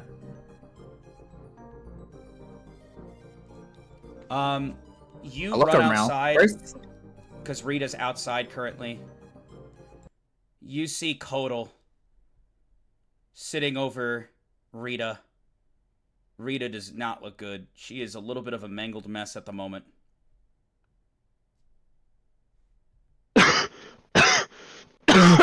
Dude. I can't do anything to save her. She's really not looking good. I don't know what to do in this situation, man. You gotta help me. I look back towards the blue-haired girl. Do you know anything that could help her? She's unconscious currently. You guys all Fuck. get outside. You're at the front of the cavern. God damn it. I need you to Is Rio bleeding out? She's not bleeding Or- out, but her arm is like mangled and she has like bruises all over her face. We have to take her back to the lake. That is a good idea. How far If away you is do the that. lake from here? It's a while, but if we can keep her alive until then we could. It's Um, it's more than a day. More than a day's It's more walk, than a but day. Yeah. I know this area somewhat well, right? Yeah. Like, have I been through? Is there like any villages nearby or anything on like the- that? Put her on the back of the tiger. Yeah, that's the plan, but I have to figure out where I'm taking her. You have a general idea of where it is. You and her could both ride on the tiger safe. You would have to leave your party, but it does sound like a reasonable idea. That thing is fast. Yeah, then that's what I'm doing. I'll take her on ahead. You guys meet up with us. I plant a spider on the tiger so I know, like, what general direction they are in. Sounds good. You plant the spider. Is my back still like not like broken, but like damaged to the point where it's hard for me to walk? Or Yeah, you're struggling a little bit. Safe goes off with the tiger. I just want to make sure we establish that because I like Rita as a character too, and time is not looking good. So they go off. You guys sit there with the unconscious blue-haired girl. Wait, man, weren't they supposed to do a deal? Yeah. have reinforcements. Guys, we should probably move. At that moment, Shouldn't we? Fuck off.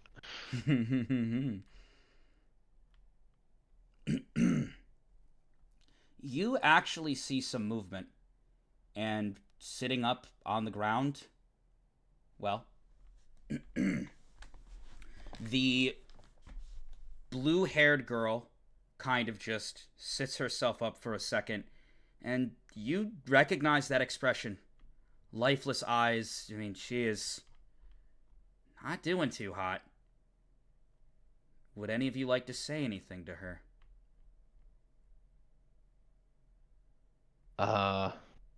Who are you? Why are you being kidnapped and sold? You see tears start to roll down her face.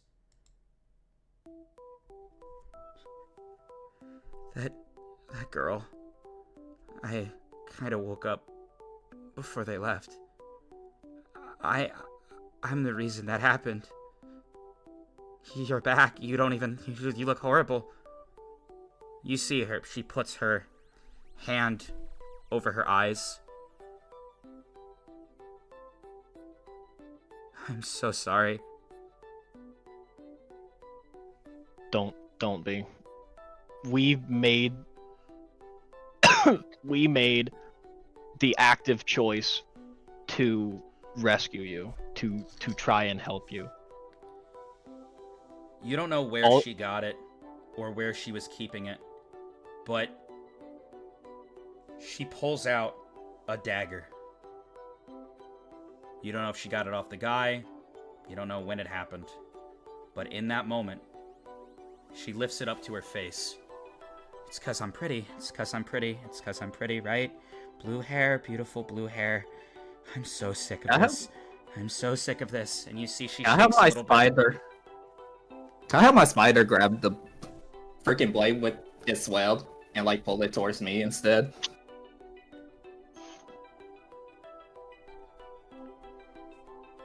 You see, in that moment, the spider, after everything you did, all of the web walking, all of the wall walking, everything that you've done, you're a little bit too tired. Seems that only words are what can be said at this point, as both of you guys have been exhausted, all three of you. I mean, Pip was already rolling con checks as well. She takes the blade. Hey. How close am I? Hey. Because- Let's And then talk at that through moment, Kodal, roll a 20-sided. Okay. 10. She says something, and it's almost as if time itself freezes, Kodal. Something snaps within you. And she says, Riva.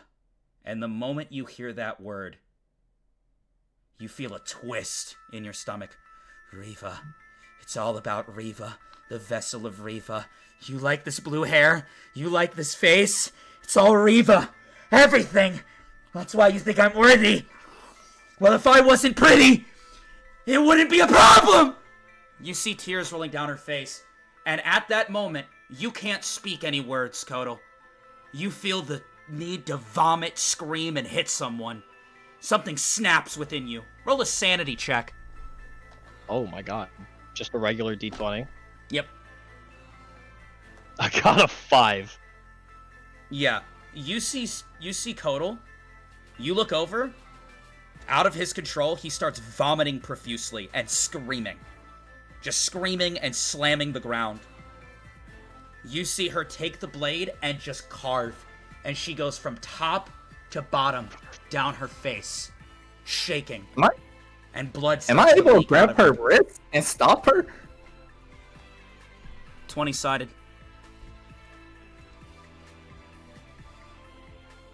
A 20. You go over and stop her and you grab that wrist. Blood pouring out of her. Her eyes shut at this point. Get off of me! And the moment she says that, a little slime behind her just fucking sucker punches you right in the stomach. And you fly and land in a tree. Pip was watching in horror. As soon as that happens, he snaps out of it and like runs to like tackle her. As you run to tackle her, she goes and takes the blade and goes to swing again. And then you hear, Why? Why can't I move? Why can't I move? Why can't I move? What's going on? You haven't done anything yet, Pip. You were just running in to stop her. But her hands aren't moving. What is happening? What is happening? Ah! Ah! And her hands start to get pulled up into the air.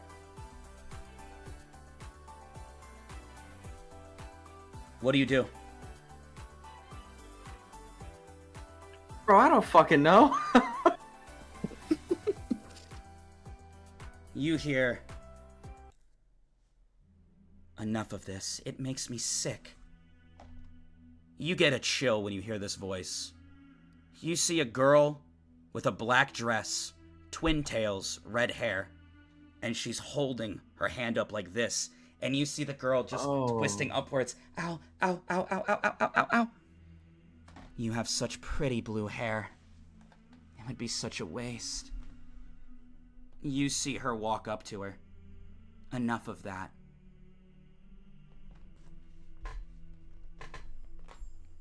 You see her look. Why do you care? We evaded you. Didn't you kill hundreds? Just let me do what I want. You see her kneel down.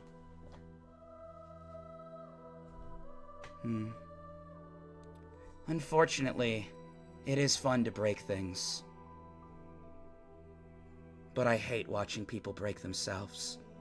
It reminds me a lot of my past self. You have no idea what I've been through, and I don't want to do this anymore.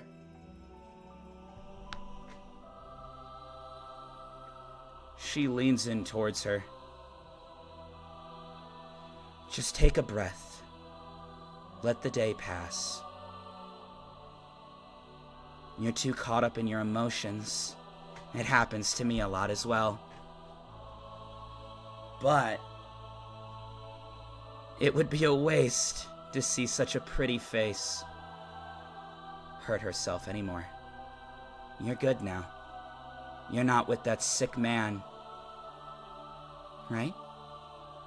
Think about it. You're free. You can do whatever you want. Well, what I want is to die! She holds her up and looks at her again. I'm just saying, take a day. That's all. If you still want to after that, go for it. But before, you were caught in a situation you couldn't escape from. Now that you'll have freedom, you can do whatever you want. The past doesn't matter. What matters is the future, and where you go from here. I had to learn that, and now you're gonna learn it. Somebody stopped me, and now I'm gonna stop you. I love killing, I love blood, and I love broken things. But I hate seeing someone break themselves. So you're gonna stop, and you're gonna wait a day. You see the girl, just tears roll down her face, and she drops the blade, and she starts crying.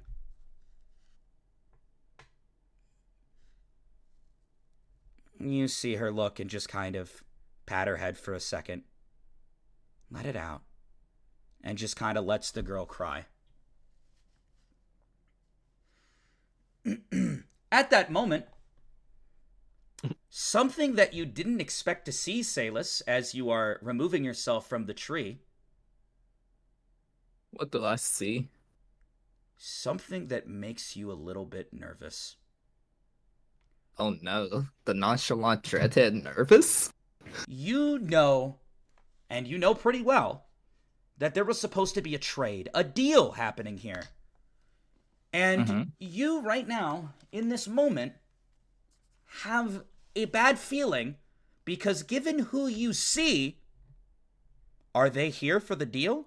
And if so, why the hell would they be? Who do I see?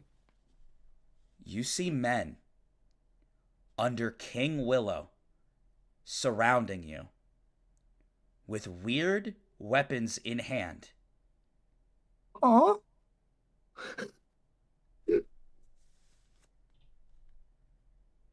You see them look. Salis, what have you done here? You were supposed to investigate that spot, and that's it.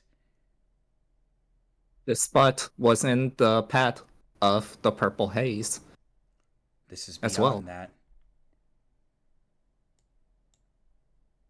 You've grown lax in your missions.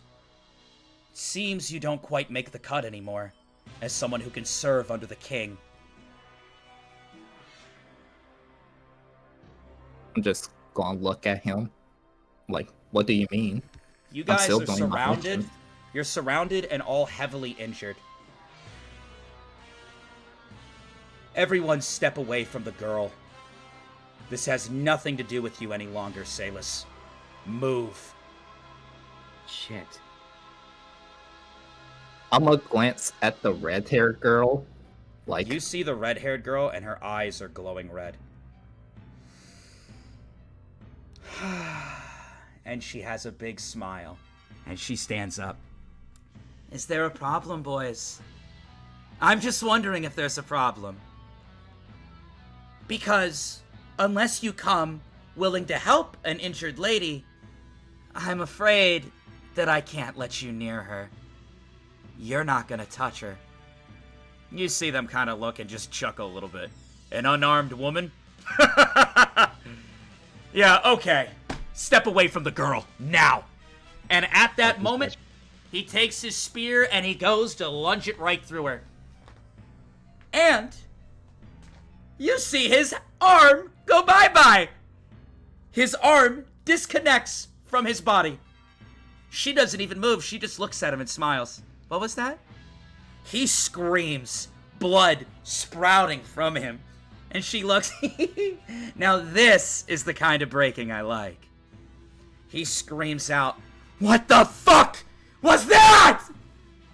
You see the other guards look a little bit hesitant. Well, come on. You have two options. One, you be men, proper men, and you help her right now. Or, well, I get to have fun. It's a win-win. I love it here. You see the other ones hesitating. For the king. For the king. It's just one bitch. We'll all attack her at once. You guys all injured and kind of looking up. They all run in towards her. You see her eyes glimmer red. Okay. And she just goes like this. And at that moment, body parts fly. Dismemberment, instantaneous. Trees start to fall around her. And all of these guards just chopped to pieces with limbs landing on the ground.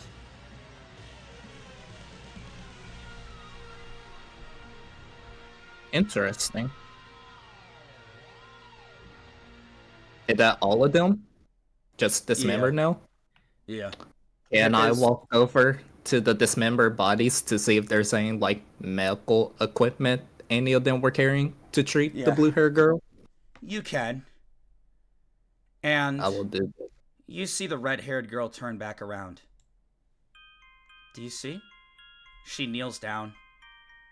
And she gently places her hand and makes contact with the blue-haired girl's shoulder. You're too cute to be crying. So again, I'll keep you safe. And you can just think about it. From here, you'll be able to do whatever you want. No more self-breaking, okay? You see her kind of look up. Tears in her face. Okay. Thank you. I mean it. You're really strong. She grabs her hand and hoists her up. And you just see her kind of brushing her off a little bit, and she reaches into her bag. Makeup? Not that you need it, but, I mean, I know that I like putting on makeup after I do some pretty badass stuff. I think that was awesome what you did.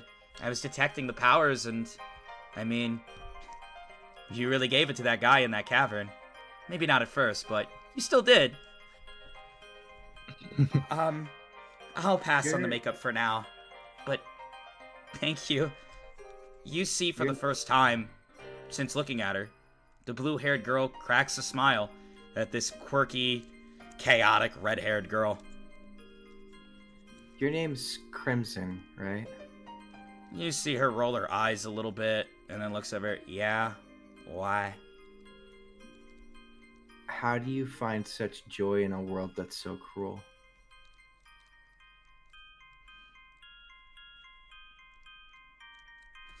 You see her kind of look back at the blue-haired girl.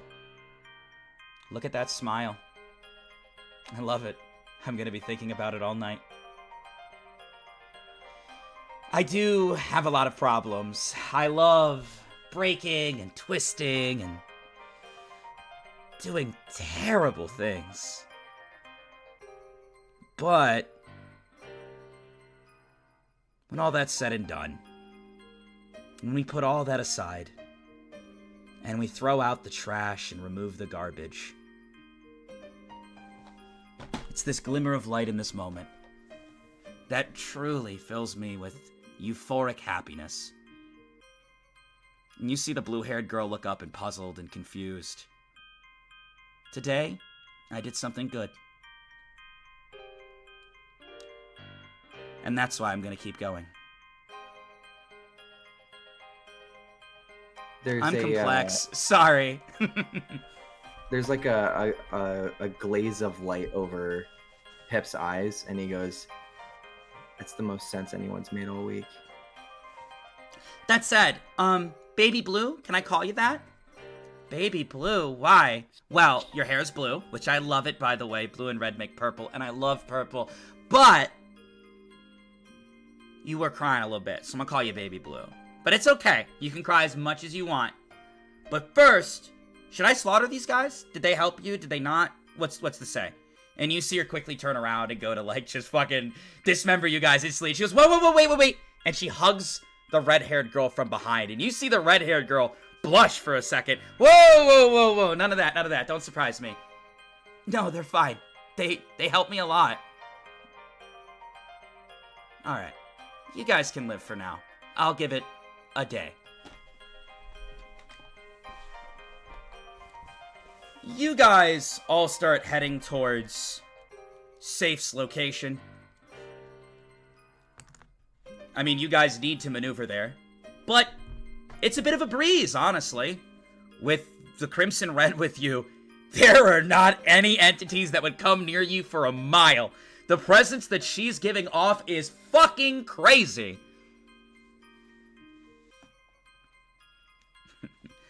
Oh yeah. Do you guys Nice. say anything on the walk? Pip starts like picking her brain. You try to go up to her and talk to her.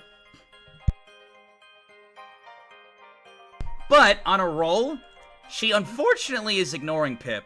Not to be a dickhead, but you see her eyes and her just overall mental state. She cannot take her eyes off this blue-haired girl as they continue to walk. Then the last thing I say to her is, "I'll give it a day." And that's the best thing you can do. You guys manage to get back with ease to the location. You see Safe there. You see Rita, who's up and better. And you guys are exhausted, but as you step onto the land, it heals you. Rita's okay.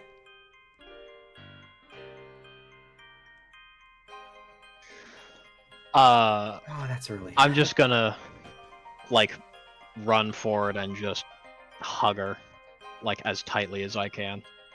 You do. She blushes. What? What's going on? Kotal, are you okay? Oh my god, you look hurt. Have you been walking around with all this lower back damage? Go lay down in the field right now, mister. He's gonna, laugh through the tears. He's gonna be like, dude, I was so scared. You were the first person who showed me any kind of kindness in the last 10 years, and I almost just lost you. You see her eyes kind of tear up as well, and she just gently pats your head, a little bit flustered, not knowing what to do, and she just says, I'm here, I'm fine, but now it's time for you to get better. Go lay down right now. Yeah, okay. You go lay down. Safe, you see Salus and Pip walk up. Healthy, better. Well, healing, I should say. they're in the domain. All right, I'll walk on over to them. Glad to see that you guys made it here in one piece. Yeah, well, it's it's hard not to when there's her. He's kind of just gonna like motion his hand over towards Crimson. Yeah, surprising to you, Safe, you do see the chaotic redhead over there, and it looks like she's putting makeup on Baby Blue, as she calls her, and doing her hair. And Baby Blue's just kind of sitting there like, what are you doing? And she's like, shut up, it's gonna look great. I'm gonna ignore her for now, actually. And I'm gonna walk over to Pip. And I'm gonna take a look at him. See if he's injured at all. Pip looks like he's been through a lot. How you feeling, Pip? Pip is staring at the ground. His eyes are dilating, but it's the first time that he's smiling.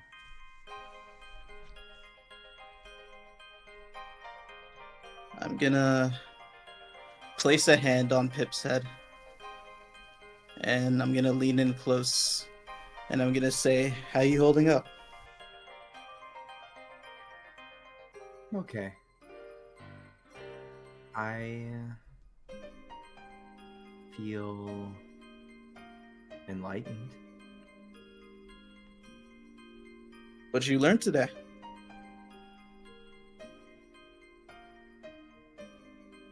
That we have to remove the trash from the world. Oh fuck. Now you see, I'm not exactly sure what you mean by that, so I can't quite say I agree with you. However,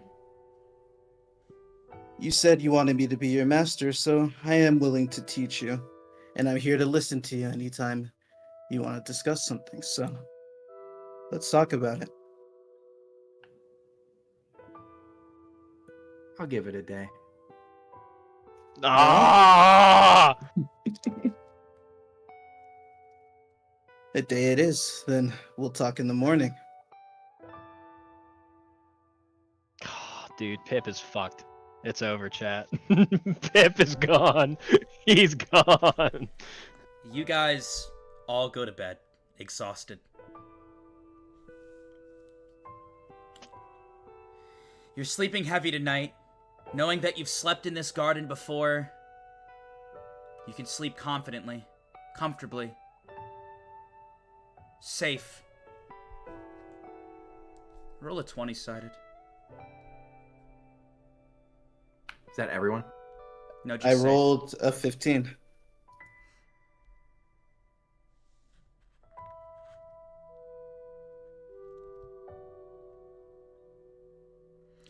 You wake up in the middle of the night, safe. You look at Pip. You can't help but smile. You know, he's on a rocky path, but you can't help but see a little bit of Sai in him. Sai had so much potential, and he was young and naive, but he looked at you with similar eyes. Eyes of someone who has leadership, eyes of someone who has strength, and you really want to embody that. As you walk over to the bedside and you look down at Pip, You hear a voice from outside, and something is said. There's a conversation being had. Do you want to eavesdrop? Yes, I will. You quietly walk outside the tent. Roll a 20-sided. All right. It's a 10. You hear the voice of Crimson, the red-haired girl, and you hear a man's voice as well. You hear the man's voice. What do you think you're doing? This isn't what we agreed upon at all. You see her just kind of humming, and she's twirling her hair, but you can't see who she's talking to. She sips some tea. What's the problem? The problem is that all of these people you are playing campfire with are going to die. That blue-haired one included. You see her sip her tea again. I can't speak for the men here, but I won't let that happen. And you see her eyes glimmer red. Really. You were lucky you had a communication type. That's why you have this advantage. They don't. You do realize that girl, she utilized the power of the slime. She's part of this now. And they're not gonna let her walk. She sips the tea. It'll be fine. I'm the strongest. Right? I hate to say it, but there are ones that are stronger than even you, though I'd put you in top 10.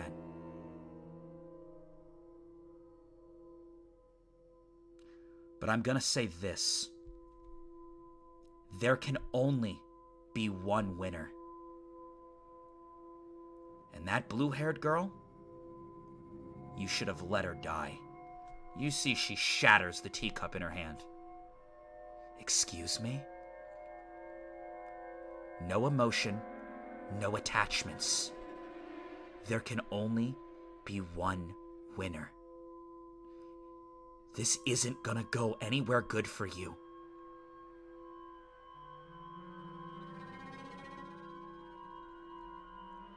You see she wipes the tea off of her hand.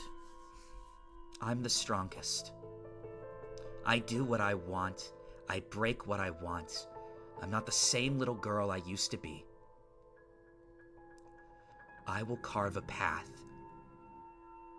that leads us both to be winners. You say you're changed from the little girl you once were, but you're sounding a lot like a child right now. But you hold the cards. Just don't disappoint me any further. You see her get up. I'm done with this conversation. She'll live. She'll die. Only one winner. You see her looking a little bit pale. Roll a 20-sided safe.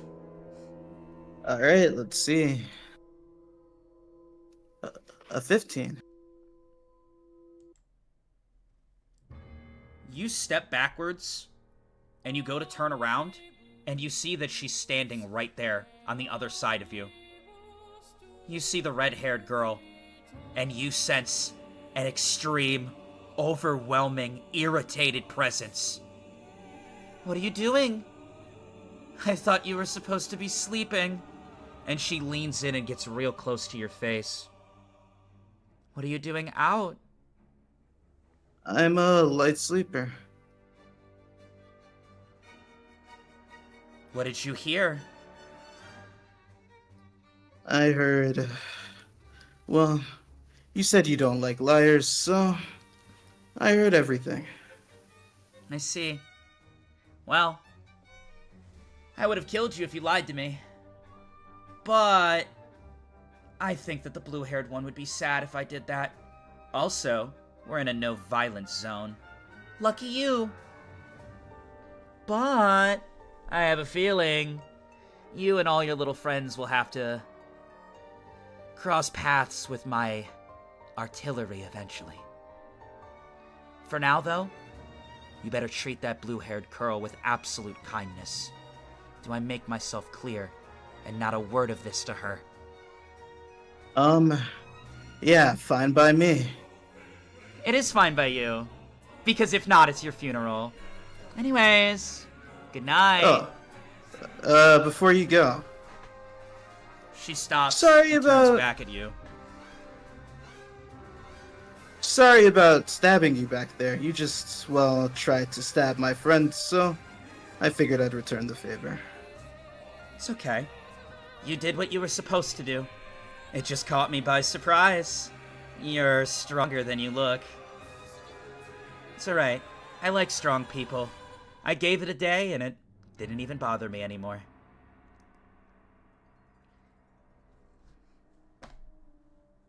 Well, where are you going then? Back to bed. We have a big day coming up. You don't know I this suppose yet, I'll do the same. but that purple haze, the reason I was waiting there is that a large meeting is going to go down. Attendance is mandatory. You don't know this yet, but something horrible is about to happen. I do hope that you don't have too many attachments to your group. You notice that she's not smiling when she says this. And she walks off. Well, I'll walk back inside my tent.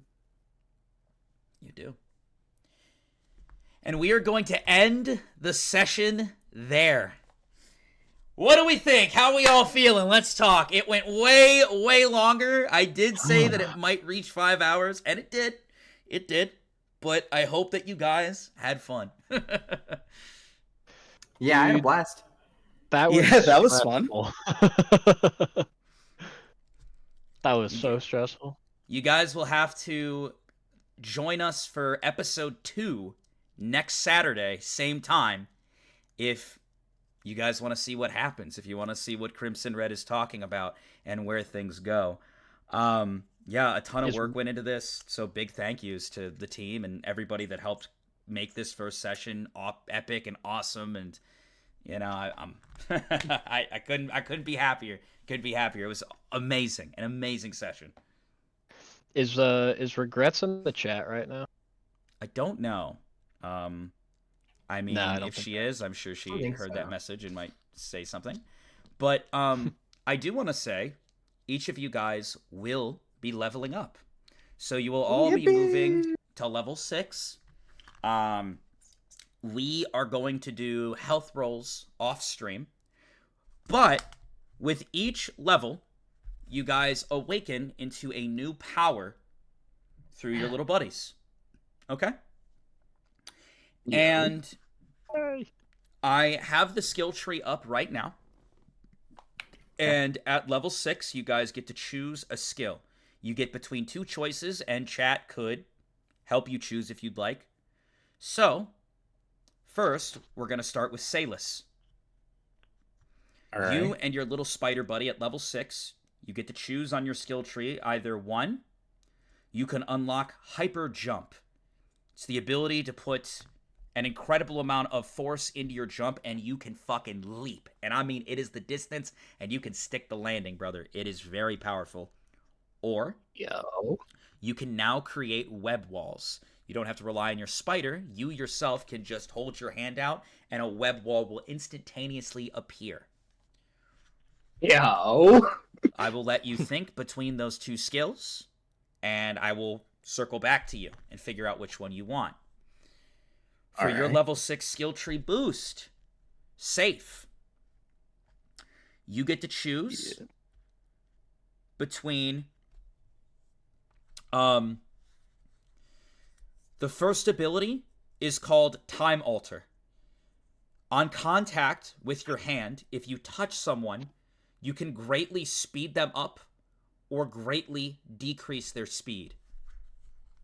This ability is incredibly taxing, and you usually can only use it once or twice a day, depending on how you stack other abilities. What? Obviously, more later. The other ability is called the Tiger's 18. Once a day, you can automatically change any stat of your choice into an 18, and it will remain at the number 18 for the day. I will let you Okay. decide. Wow, between those two are abilities. really good ones. This is a fucking powerful familiar, or whatever they're technically called in this world. Jesus Christ. Both of those are fucking crazy. They're so good. Yeah, I'm gonna need to think about this one. All right, well, I'm going to round back to you. So think quickly. And then, Kodal, your next skill tree ability, either one is called Serpent Rocket, which allows you to basically, for just a moment, your entire body freezes, goes into a momentary pose, and then you launch forward at a high speed in only one direction. It's very hard for you to veer in another direction once you've been launched, and it is fucking crazy fast. Think of like a snake when it lashes out and attacks something. Or you have something called Sharp Scale Summoning. Anywhere on your body, you can, it's a trigger of the mind, you can create sharp scales that will appear and act both offensively and defensively, and you can make them appear at any part of your body. You can't hold the armor, but it is temporary armor for a good amount of time, and then, you know, if you really want to fuck someone up, you can like put it on your hand and just swing, and that shit hurts. It is sharp, slicked up scales. All right. And then for Pip, your two abilities, the first is called Reflective Ice Mirror. It is an ice mirror that appears in front of you that lets you reflect energy-based attacks back at the user. Or Huddle Hug Healing, which is a more gentle path where you can hug someone and they will be healed. Oh, that's cute. It does work on hugging yourself. Oh, that's so cute. We are now going to loop back up to Salus. Salus, what did you decide upon? You know what? I'm gonna take the web wall so I can do myself. All right. You have chosen Web Wall. Make sure you write that down under your new abilities. Additionally, you will get a +1 on any stat of your choice permanently. So let us know what that stat buff will be when we come back to you. All right. Next, we're back at you, Mr. Safe. Have you chosen between Tiger's 18? These abilities are broken. The Tiger These is are very crazy. strong. The Tiger's strong as fuck. So, yeah. This is such a hard choice, honestly. Truly, truly a difficult choice. I think I'm going to go with Tiger's 18. Okay. I have reasons. All right. Tiger's 18. And you will get to put a +1 on any stat of your choice. Cool. Let us know what that is when we come back to you. Kodal, what have you chosen? The scales or the launch? I believe I'm going to choose the scales. Okay. You I have see the a little sharp bit scale more. summon. I see a little bit more usability for that, at least for me, than I do the shooting thingy. Sounds good. And lastly, I'm very interested to hear this one. Pip, what path have you chosen? The mirrors of reflection or the hugs that heal? Quick answer to chat really fast because everyone's asking me what I'm going to name the penguin. And this is the whole thing of, yeah, you guys influencing the decision. I had no idea for the name, but I am Piplup is my favorite Pokemon, so I'm going to name it Lup. Lup, chat got to choose. Lup. Lup, I love it. Mm-hmm. That's cute. So yeah, Lup the penguin, and then I'm gonna go with Huddle Hug Healer. There you go. Huddle, hug, healing. I'm glad to see that Pip has some clarity. You know, it seemed like he was getting heavily influenced there. But, yeah. All right, last but not least, we're going to go through and figure out what your +1s are. Salus, what stat are you putting a +1 on? I'm putting it to my constitution. What does that put your constitution at now? 10. Heard. Safe, where are you putting your permanent +1? Oh shit, I was muted. I'm putting my permanent +1 on con. All right, what does that move your con to? 9. No longer negative. Sounds good. And then Kodal, what would you like to put your permanent +1 on? I think I'm gonna put it on Dex to boost it up to a 12, and also because I got fucked over by my Dex checks today. Sounds good. And lastly, Pip, where are you putting your permanent +1, and what will it bring it to? Dexterity going from 12 to 13. Wonderful. I'm going to use the bathroom quick, and then we're going to take like 3 minutes to kind of do some wind down chatting.